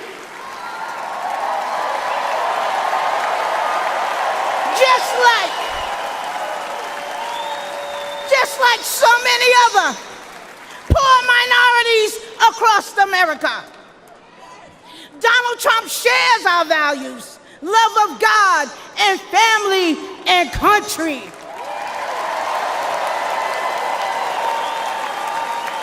He's been a victim of the same corrupt system that I have been and my family has been. He is committed to providing economic opportunities, helping those suffering from addiction with long-term inpatient drug programs, rolling back deadly bail reform policies that are getting our children killed every single day, and supporting our police. We back the NYPD. We back the blue.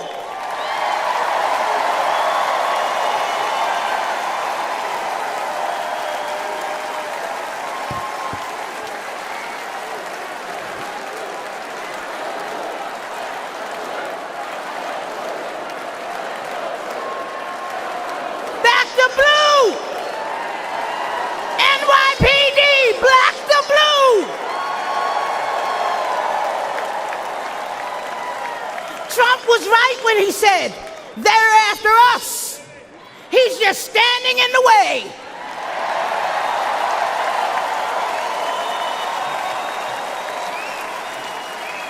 And guess what? He always will.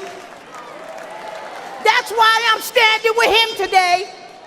Let's make America safe again.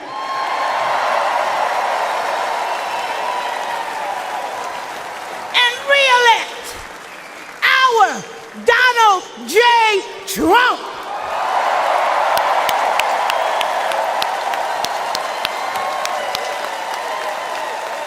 Thank you and good night.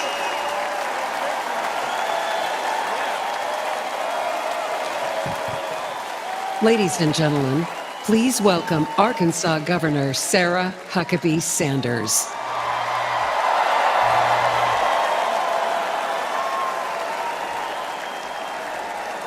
Thank you. What a powerful story to follow. Good evening. I'm Sarah Huckabee Sanders.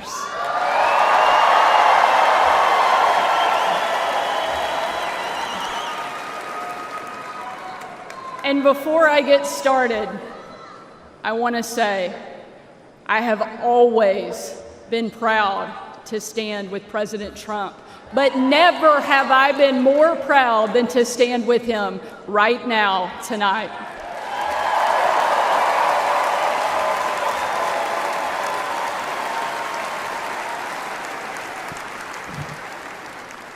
Not even an assassin's bullet could stop him.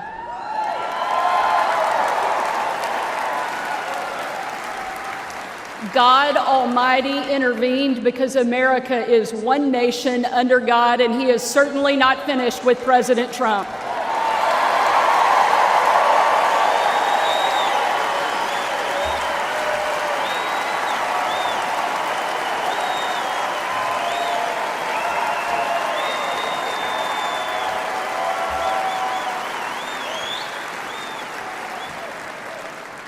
And our country is better for it.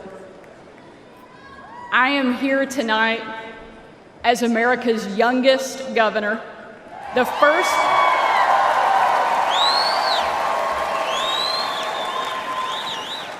first woman to lead the great state of Arkansas.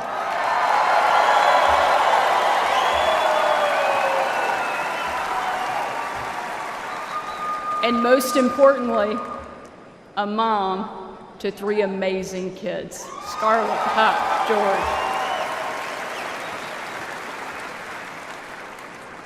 When I was President Trump's White House press secretary, the best job, I got the chance to take my 4-year-old son, Huck, to Bring Your Kid to Work Day. Much like Jill now drags Joe to Bring Your Husband to Work Day.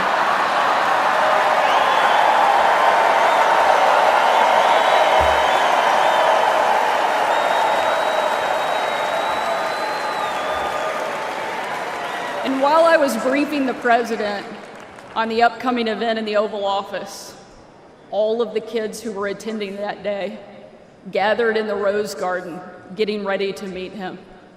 And we were walking out onto that beautiful, perfect colonnade. And I saw out of the corner of my eye that my son Huck was running full speed directly at the President of the United States. Being the gracious person he is, President Trump bent down to give him a big hug. And right in front of everyone, Huck sidestepped the president, completely ignoring him in front of everyone, and ran straight into my arms.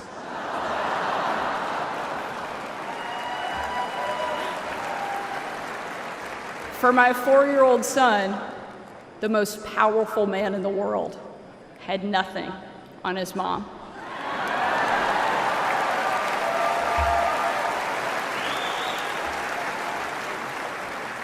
But because he's the amazing man he is, President Trump didn't mind at all. After all, he's a dad to 5 unbelievable kids and a grandfather to 10.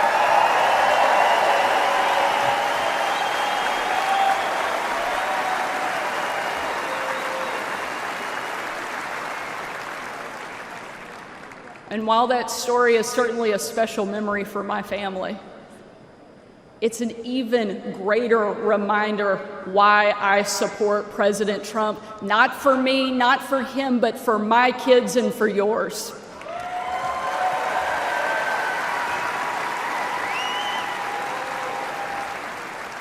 Under President Trump, America was safer. The world was safer, and it felt like the next generation would have a chance at the American dream. President Trump did the job that Kamala won't and Joe Biden simply can't.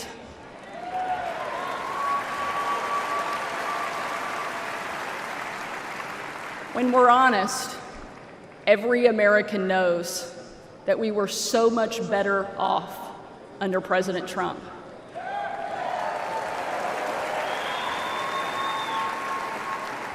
So tonight, I don't want to just speak about President Trump's successful policies.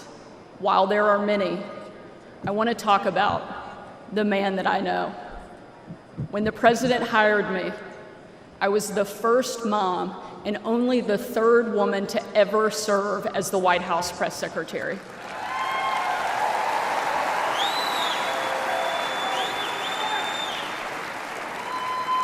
And in that role, I endured relentless attacks from the left. I was insulted as a guest at the White House Correspondents' Dinner. My family was denied service and kicked out of a restaurant.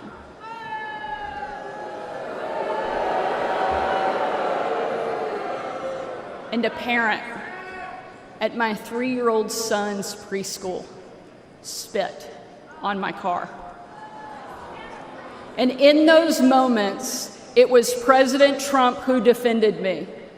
And when an MSNBC host, the author of several books on empowering women, said I was unfit to be a mother, and another MSNBC host said I was vile, not even human, and that I should be choked, MSNBC again did nothing. But our president pulled me aside, looked me in the eye, and said, "Sarah, you're smart, you're beautiful, you're tough, and they attack you because you're good at your job. Never let them stop fighting."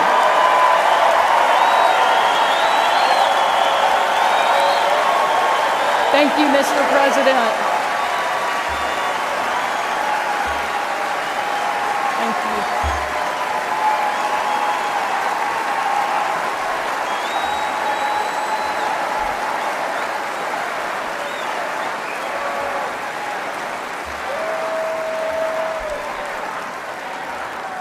That's the Donald Trump that I know. And that's the Donald J. Trump I will always respect. The left doesn't care about empowering women. Biden and Harris can't even tell you what a woman is. They only care about empowering themselves. But we have a president who believes in empowering every American and that our country is worth fighting for.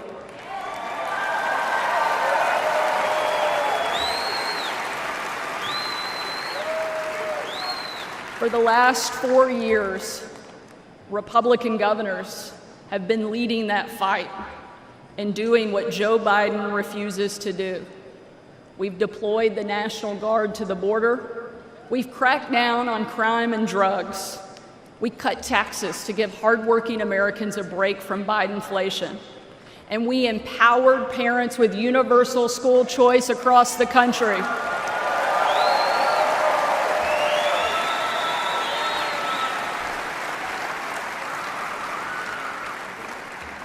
Donald Trump was the very first president in my lifetime to take a hard line against China, and I'm proud to be the first and only governor in the country to kick communist China off our farmland and out of my state.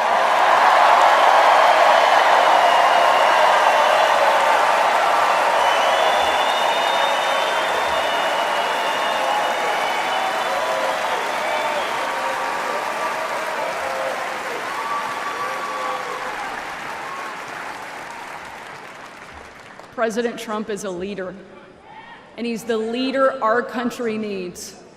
And if ever there was a doubt, earlier this week, we saw just how tough, resilient, courageous, and daring this man is, and we can't get him back in the White House fast enough.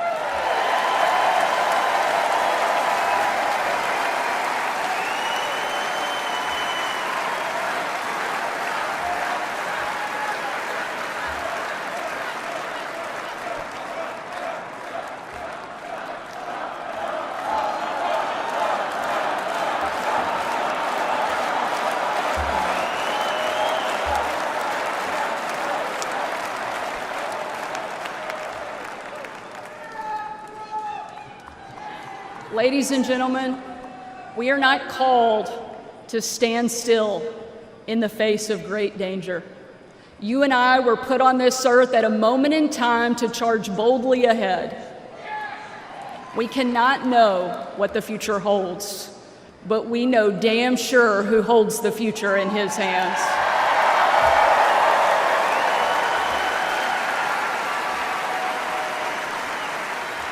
God spared President Trump from that assassin because God is not finished with him yet.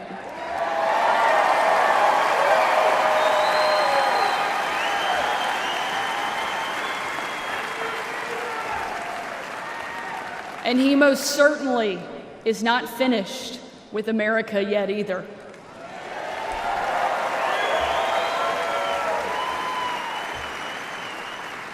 With God as our guide and President Trump back in the White House, we will show the world that America is the place where freedom reigns and liberty will never die.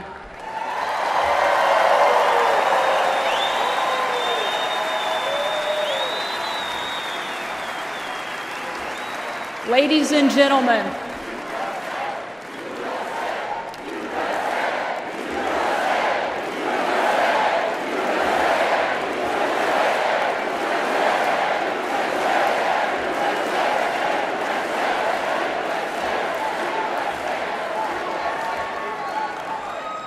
tonight, let us not leave here just excited about a great few days, but let us leave here energized and committed to making sure that we protect our freedom and we have the ability to pass it on to the next generation, because America is the greatest country that the world has ever known, and our kids and our grandkids deserve to enjoy it the way each of us did. And we will with President Trump back in the White House. Thank you so much. God bless the great state of Arkansas and the amazing United States of America. Thank you very much.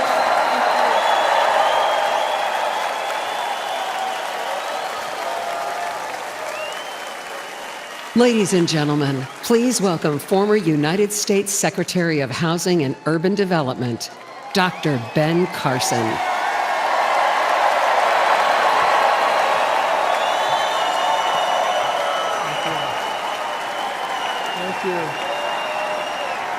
Thank you so much. Thank you. You know, Sarah Huckabee always says to me, I hate to follow you, but I think she turned the table on me tonight. I want to thank you all for being here and for being involved. Like many of you last week, I watched with horror as the events unfolded in that Pennsylvania field. I saw President Trump, a dear friend, escape death by mere inches. And my thoughts immediately turned to the book of Isaiah that says, no weapon formed against you shall prosper.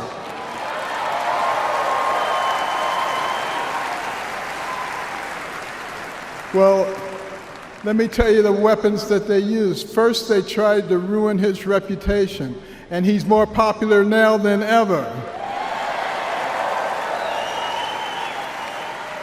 And then they tried to bankrupt him, and he's got more money now than he had before. And then they tried to put him in prison, and he's freer and has made other people free with him. And then last weekend they tried to kill him, and there he is over there alive and well.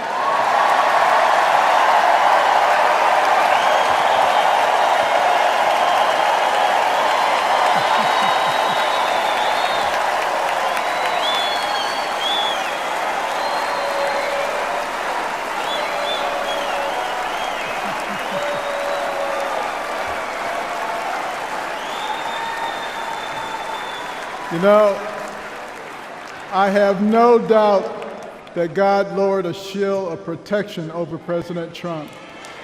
And I join millions of Americans in thanksgiving for President Trump's safety. And I encourage you to join me in praying each day for his continued protection. You know, our hearts go out to the victims in the audience. Let's also pray for them and their families. These events have brought unusual clarity to the times we are living in. We have all harbored the nagging feeling that everything we love is slipping away. All you have to do is turn on the television. The free press, a pillar of any free society, has abused the public trust and resorted to lies, deception, and disinformation. They divide us along lines of race, class, and gender, rather than uniting us around our shared bond as Americans. Our government has been no better, shredding our Constitution and upending the rule of law. We have a wide open border, a broken education system, and chaos breaking out around the world. And on top of it all, we have a president who, well, if you can't say anything good, don't say anything at all. But ask anyone around the world, what does it mean to be an American? Most will tell you that it means unlimited opportunity. That where you begin in life doesn't dictate where you will end. That's the America I grew up in. In no other country could a poor inner city kid raised by a single mom make it to an Ivy League school, then to medical school, become a successful neurosurgeon, run for president, and eventually become a member of the president's cabinet.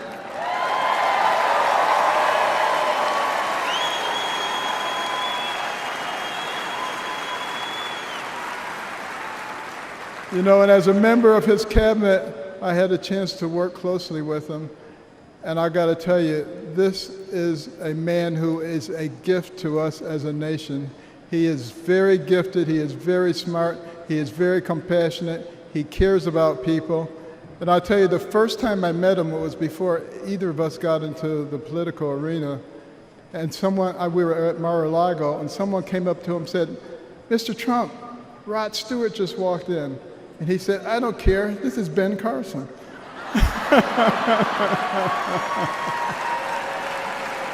But I feel blessed that I've been able to live the American dream. But my story is moving further out of reach in America today. The lessons my mother taught me, like hard work and the value of well-rounded patriotic education and faith in God above all else, are being forced out of the public square. But we're all here today because we know we can bring these things back. By God's grace, we live in a country where the people rule. We have the power to choose the kind of nation we will be and the kind of men and women that will lead us. And today the choice could not be more clear. The most repeated phrase in the Bible is this: do not be afraid, or fear not. It appears 365 times in Scripture, a reminder to live each day with faith, hope, and joy as joyful warriors for Christ.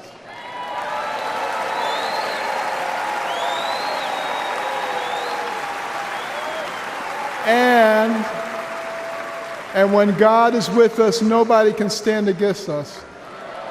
With this assurance from the Almighty, even the face of evil itself cannot shake our resolve.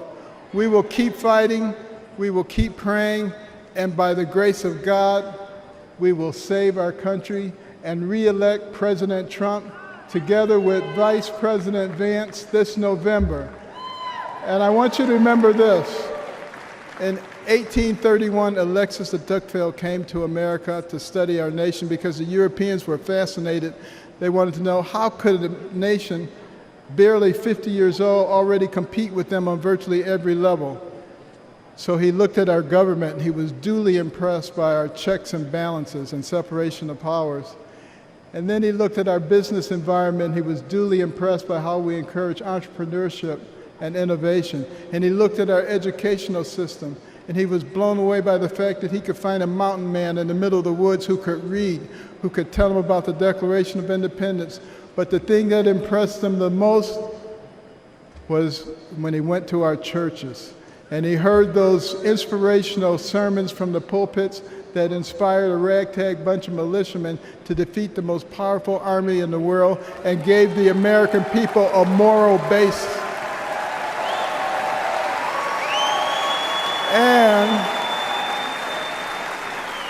And he concluded his 2-volume set, Democracy in America, with these words. He said, "America is great because America is good. And if America ever ceases to be good, she will cease to be great. It is our job to make America good, and let's do this by re-electing President Trump so we can make America great." Thank you very much.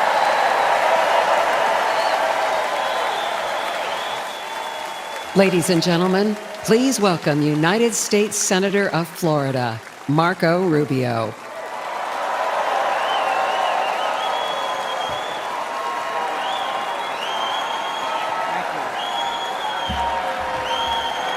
Thank you, thank you. Thank you. Thank you.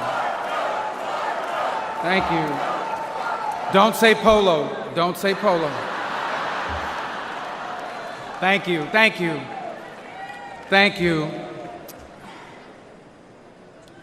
The last few days remind us that the life of every living thing and the breath of all mankind is in the hands of God.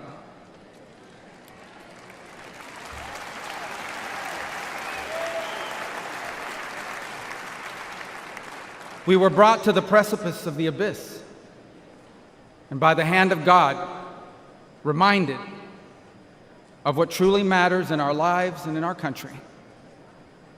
This thing we do called politics, it matters. It's not unimportant. But it is our people who must always matter the most in everything we do.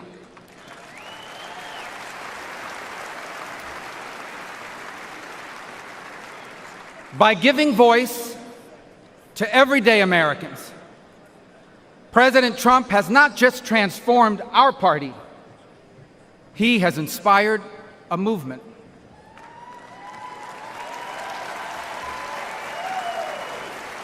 A movement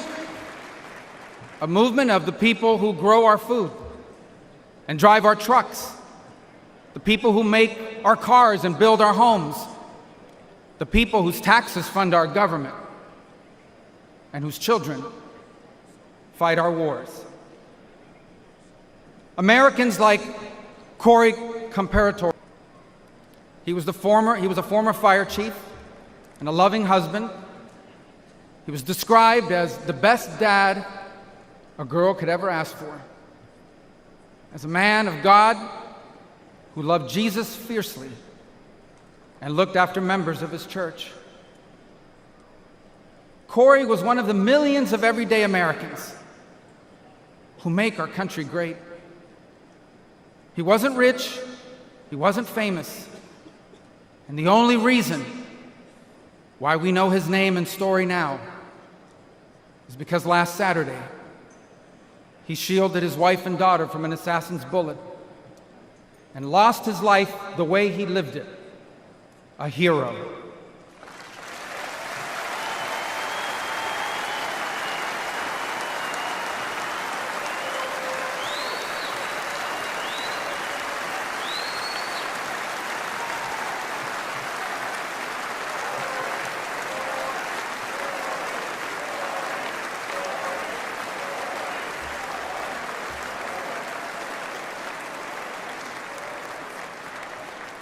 For those still wondering who are in the press and many watching at home, these are the Americans who wear the red hats and wait for hours under a blazing sun to hear Trump speak.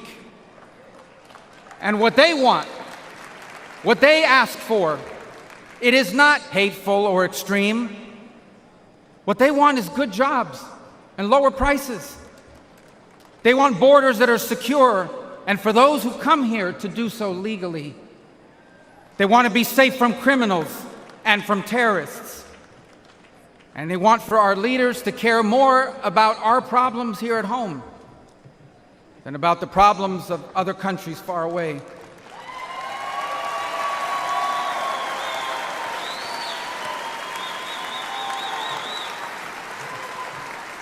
There is absolutely nothing dangerous or anything divisive about putting Americans first.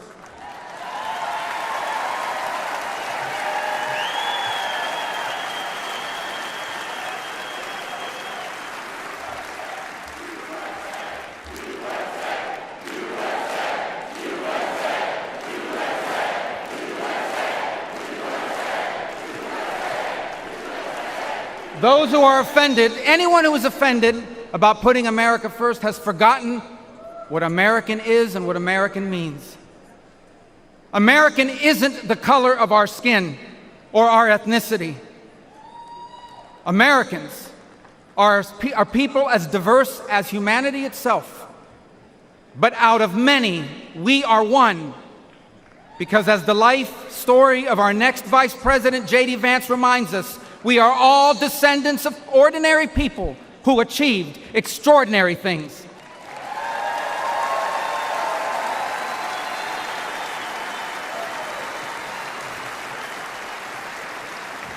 Who do we come from? We come from pioneers who ventured west to chase their dreams, and slaves who overcame bondage to claim their right to the promise of America. We come from exiles who fled tyranny in search of freedom, and of immigrants who left behind all they had and knew because they could not be or achieve God's purpose for their life in the nation of their birth. That is an American.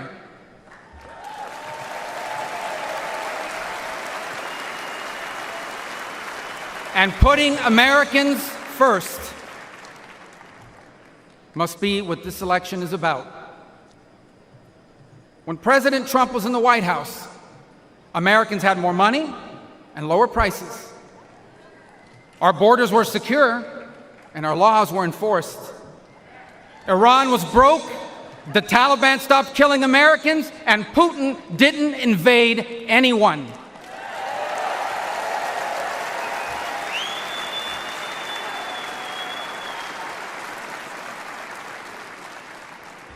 Now, under Biden, high prices devour paychecks. Criminals and drugs are allowed to flood into our country and terrorize our people. And Iran has money to support terrorists. The Taliban humiliated us in Afghanistan, and not one, but 2 major wars have broken out. My fellow Americans, the only way to make America wealthy and safe and strong again is to make Donald J. Trump our president again.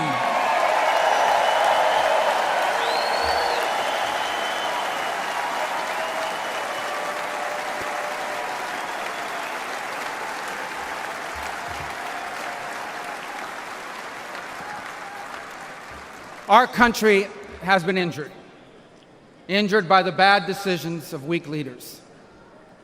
But now, though bloodied by our wounds, we must stand up and we must fight. Fight not with violence or destruction, but with our voices and our votes. Fight not against each other, but for the hopes and dreams we share in common and make us one. And fight for an America where we are safe from those who seek to harm us on our streets and from abroad. And we will not be alone in this fight. For leading us in this fight will be a man who, although wounded and facing danger, he stood up and raised his fist and reminded us that our people and our country are always worth fighting for.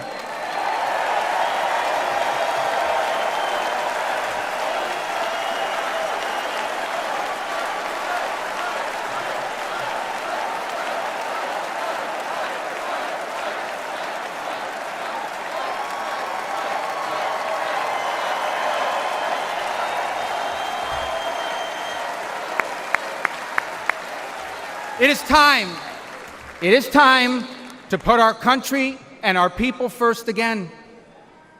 And if we do, together, we will make our people wealthy again. If we do, together, we will make our country safe again. Together, we will make Donald Trump our president again.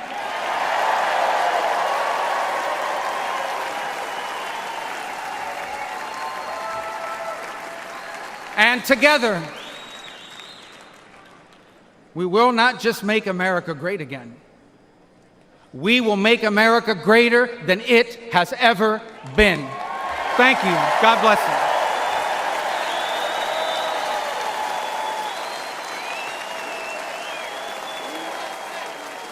you. Ladies and gentlemen, please welcome Laura Trump.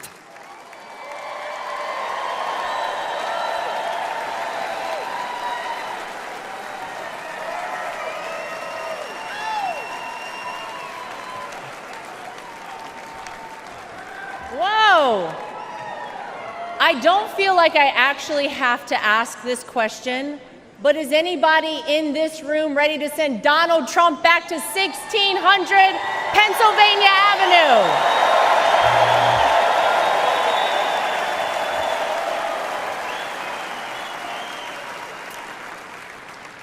Well, it may not be a surprise that I actually had a very different speech that I was prepared to give up here tonight.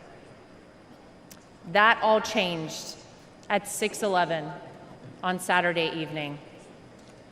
Nothing prepares you for a moment like that.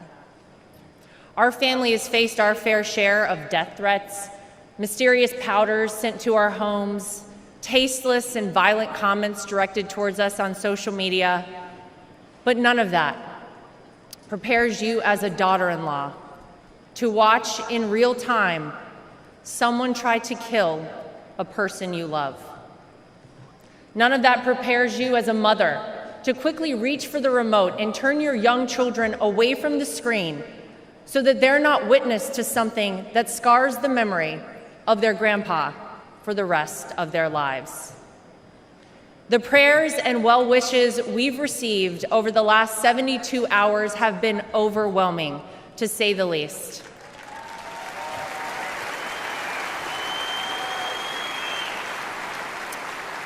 And my heart goes out to the family who lost a husband and a father because of this senseless act.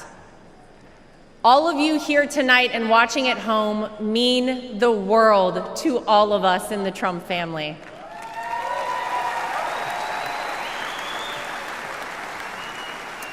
If Donald Trump has shown us anything, it's that when it feels impossible to keep going, those are the times we must keep going.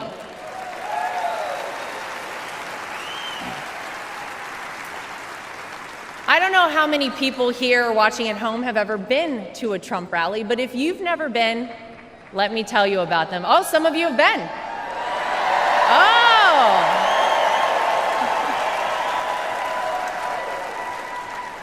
Regardless of how the media have painted these rallies, you would be hard-pressed to find and to join a happier group of people coming together over their love for the greatest country on earth, the United States of America.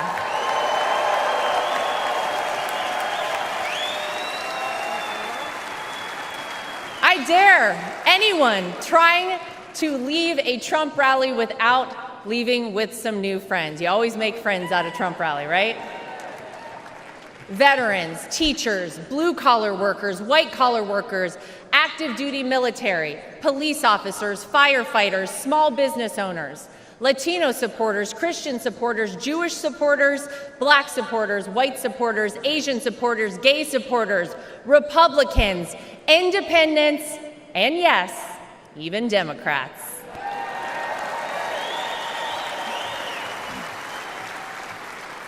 At a Trump rally, you're not viewed as your profession, your religion, or the color of your skin. You're viewed as one thing: an American.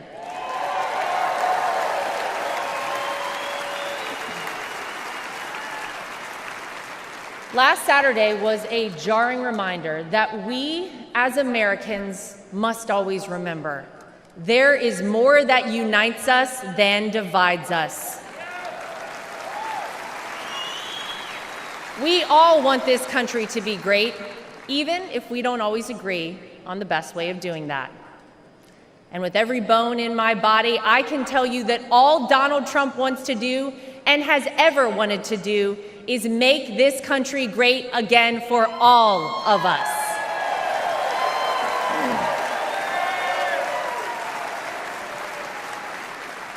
Proverbs 28 reads, "The wicked flee, though no one pursues, but the righteous are as bold as a lion."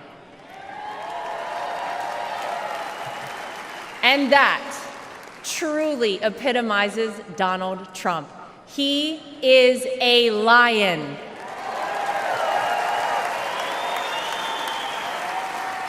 He is bold, he is strong, he is fearless, and he is exactly what this country needs right now.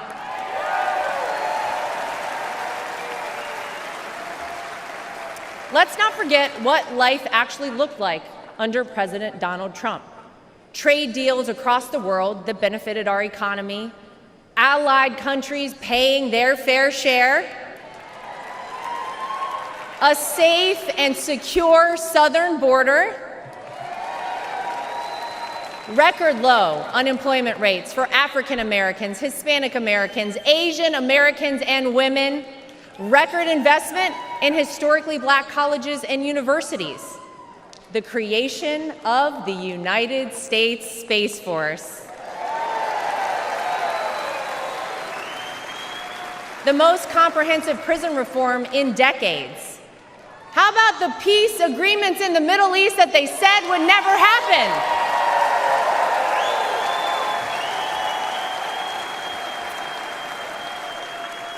The largest tax cuts in American history, our energy independence, massive amounts of red tape cut, and no new wars when Donald J. Trump was president.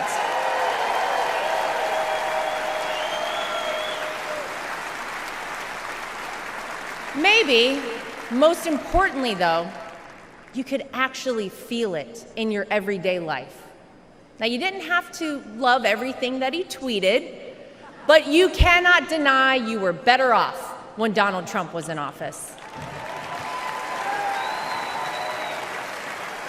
Americans were finally able to start saving money. Home prices were affordable, and gas hit a low of $1.87 a gallon.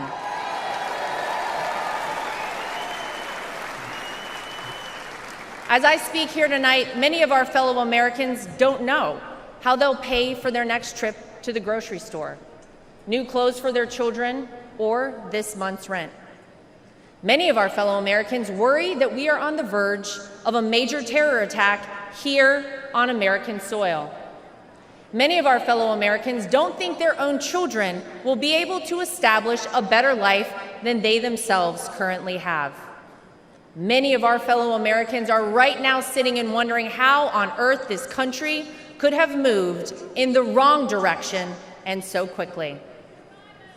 The Democrats and the media know that they cannot convince you, the American people, that your life is better off now, because it's not. So what will they do? They'll try to sell you on some outrageous narrative about the terrible things that Donald Trump will do if he becomes president. But you don't have to imagine what it would be like. All you have to do is remember what it was like.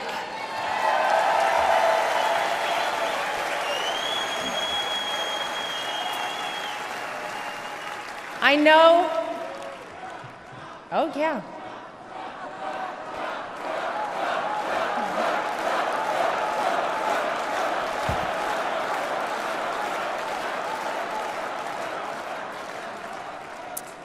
I know what you hear out there about Donald Trump. I know what you read, what the media tells you, and what out-of-touch celebrities on the left say about this man. But when I look at Donald Trump, I see a wonderful father, father-in-law, and of course, grandfather to my 2 young children, Luke and Carolina.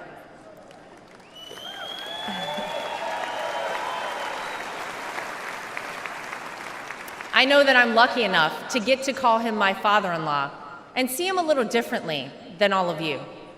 But it's through that lens that I sometimes wish more people could see him. This is a man who has sacrificed for his family and a man who has truly sacrificed for his country.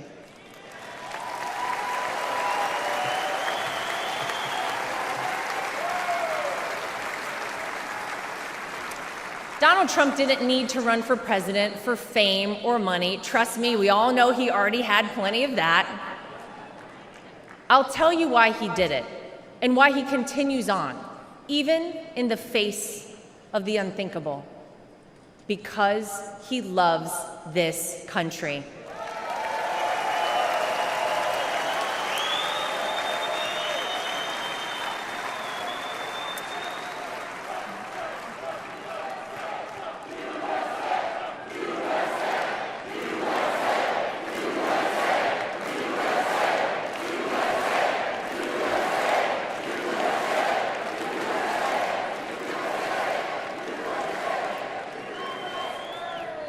He did it for his grandchildren, for your children and grandchildren, and for the generations to come. I have seen this man dragged through hell and back, in and out of courtrooms, indictments, impeachments, mugshots, and even an assassination attempt. And yet, he has never backed down.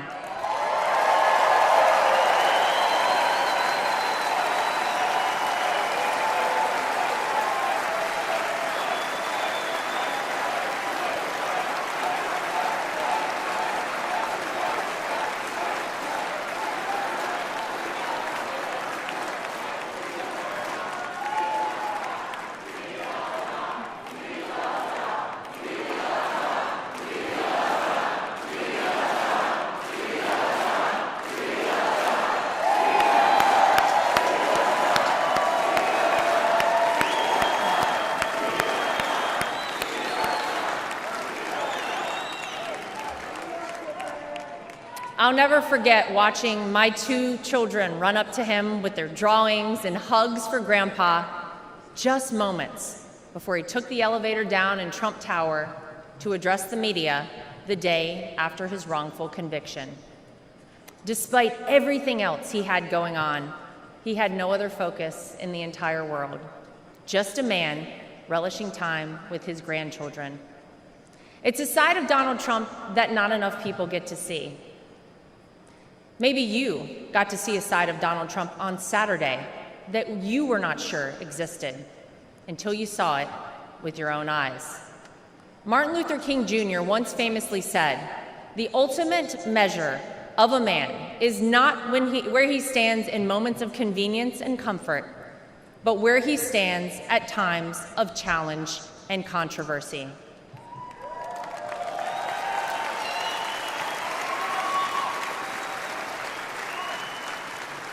There's no doubt that Saturday was one of the most frightening moments of my father-in-law's life. Millimeters separated him from life and certain death.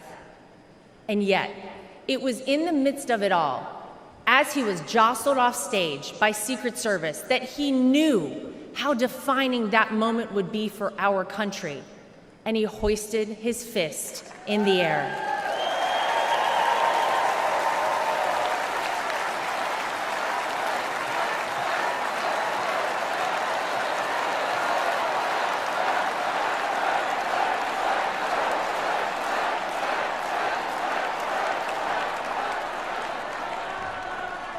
It was not just for the audience at the rally, not just for his supporters tuning in, but for all of America. And as a signal to the world that no matter what, America will always prevail.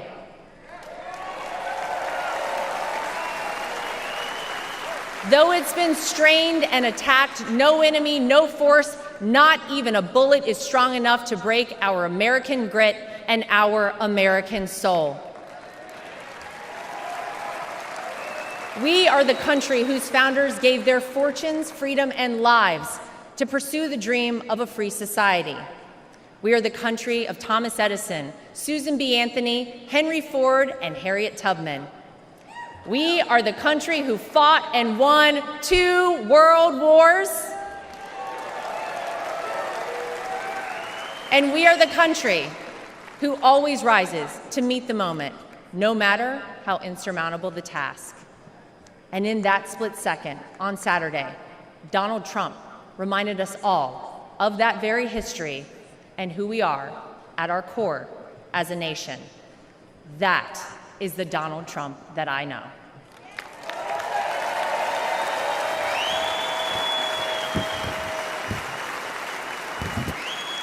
He is an American who conquered the business world, an American who made himself a household name, an American who was beloved by politicians and fellow celebrities for decades until he ran for office with an R next to his name.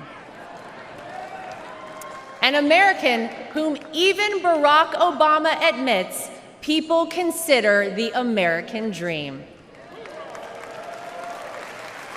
And instead of sailing off into the sunset after an illustrious real estate and television career, he decided to give back.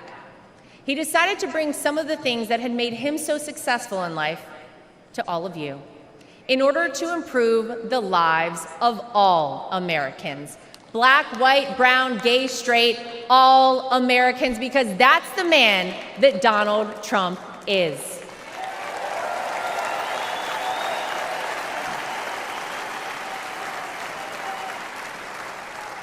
I can tell you that my personal experience with Donald Trump has shown me his heart. There wasn't a second that he made this small-town girl who was way out of her element in New York City feel anything but welcomed and part of the family. And if not for the support and encouragement of my father-in-law, I wouldn't be where I am today. It's been said by many that Donald Trump sees things in people that they don't even recognize in themselves. In 2016, when he asked me to help him win my home state of North Carolina, I'll be honest, I was terrified. I had no idea how I would make it happen. but he knew I would, and I did. When I was given an opportunity to join a television network as a commentator, it was the push and support of my father-in-law that gave me the confidence to take that job. Always the first one to call or text me after a TV hit and tell me, "Great job, keep going." Not bad, right? Or even a few months ago, when he called and asked me to be the co-chair of our party.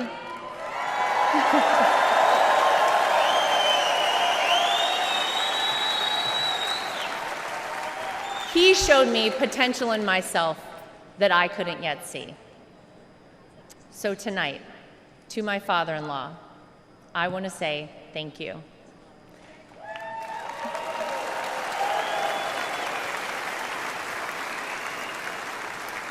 Thank you for your resilience.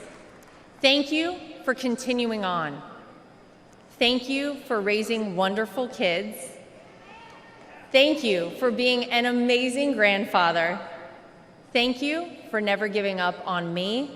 And thank you for never giving up on our country.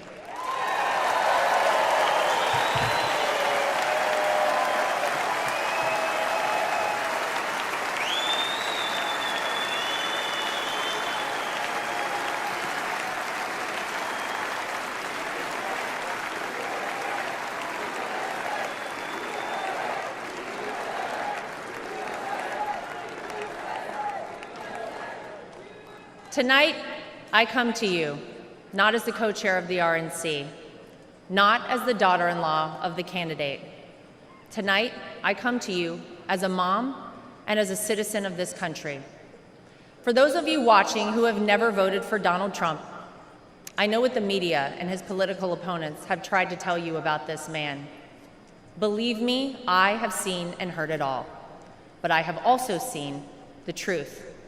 I am proud to know Donald Trump, to campaign for him, to vote for him, and to raise his grandchildren.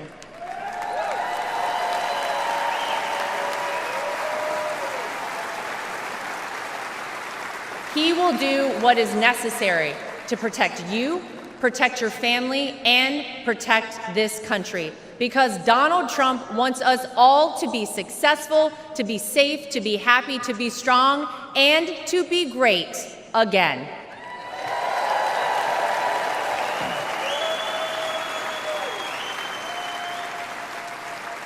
Tonight, I'm asking you to vote, not for the Donald Trump you see flashed on your TV every day, splashed across the headlines. Tonight, I'm asking you to vote for the Donald Trump that Luke and Carolina call Grandpa.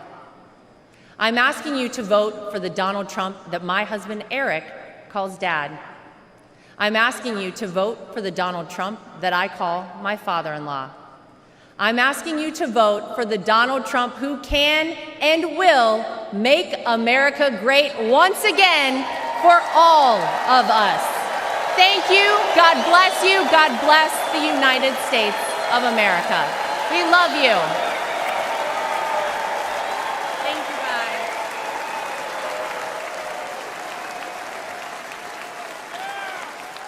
Ladies and gentlemen, please welcome back the chairman of the Republican National Committee, Michael Whatley of North Carolina.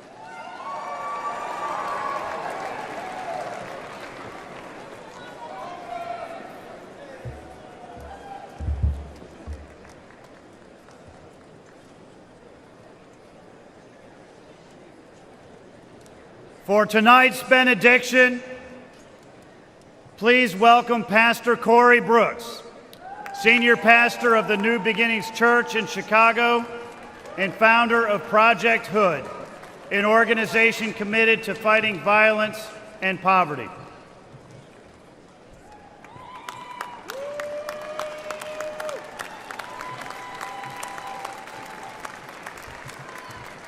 All right. If you wanted to end on a boring note tonight, with no emotion on a benediction or a powerless benediction, then you probably shouldn't have invited a black pastor from the south side of Chicago. Before I pray, let me say three things real quick. Number one, let me thank President Trump and the Republican National Convention for giving me a platform to lift up the name of Jesus and to pray for our great nation. Number two, I'd be remiss if I did not give the great state of Illinois and Chicago and the South Side a shout out. O Block, Opportunity Block. And number three, I want you to make the biggest noise in just a second. I want you to raise your signs, blow your whistles, and give God the loudest shout of praise on the count of three. And somebody may say, why? Because this week we could be having a week of mourning. But because God did not let any of those things be, this is a week of celebration and a week of life, a week of democracy and liberty. So I want to ask you on the count of three to make the loudest noise you can and let the world know that we serve an awesome God. Are you ready? Come on, are you really ready tonight? 1, 2, 3. Yes, yes, yes.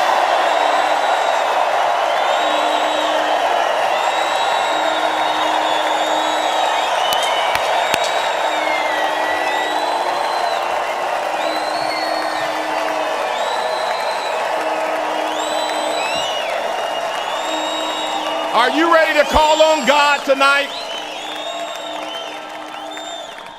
Heavenly Father, we come before you today with grateful hearts as we gather for this Republican National Convention. We thank you for this moment to seek your guidance. As I stand before you, many believe America is in trying, divisive times and has not been her best. We know this to be true. We have not been steady, firm, resolute. Too many of us have forgotten how to be Americans. I see this on the south side of Chicago where I'm from. But I refuse to give up. Why? Because I still see the yearning fire within us to be better Americans. Lord, we ask for your divine presence to bless every heart and mind. Grant us wisdom and courage and discernment as we chart the path of our beloved country. May our deeds reflect your will and bring glory to your name. We pray for strength to better our individual selves so that we may bless those around us. Let us be reminded that we are one nation under God, indivisible, with liberty and justice for all. Father, we lift up our citizens and leaders to you. Let them be guided by your truth. And may their actions honor the values upon which this great nation was founded. Let us remember the words of Isaiah chapter 40, verse 31. But those who hope in the Lord will renew their strength. They will soar on wings like eagles.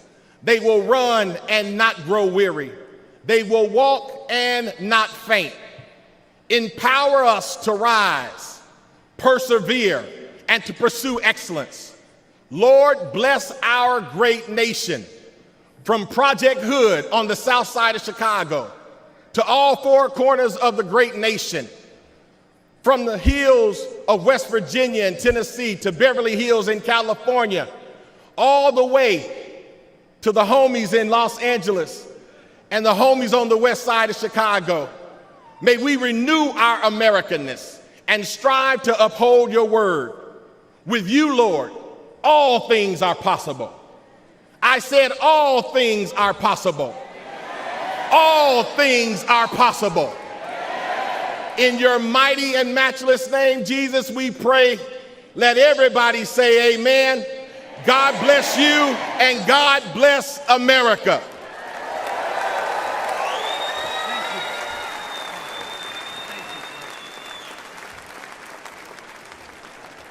Delegates and alternates, ladies and gentlemen, Senator Vance, President Trump, what a night.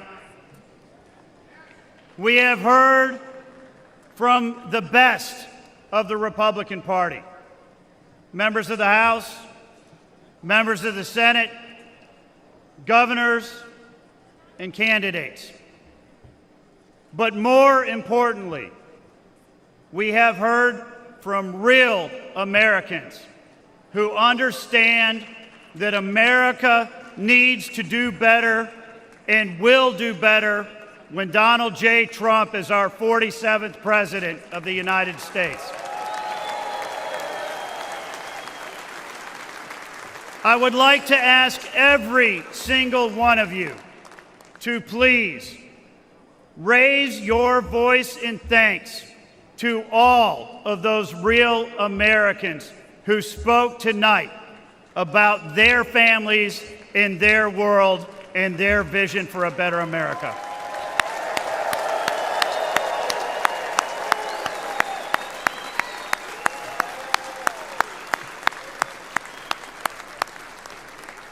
At this time, the chair recognizes the delegate from the state of Indiana for the purpose of offering a motion.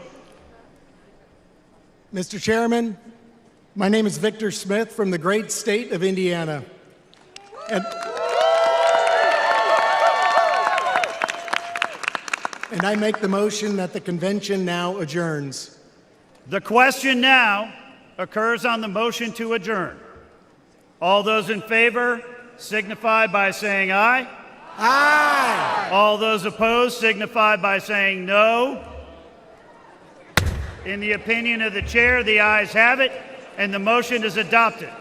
Accordingly, this convention stands adjourned until 5:30 p.m. tomorrow.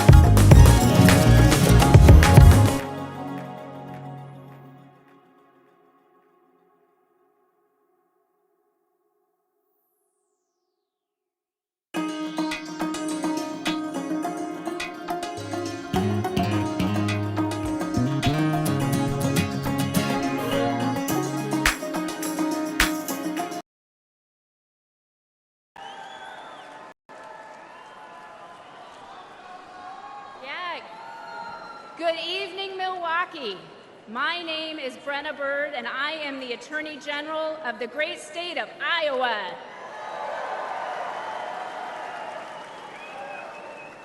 A few years ago, I was a local prosecutor locking up bad guys.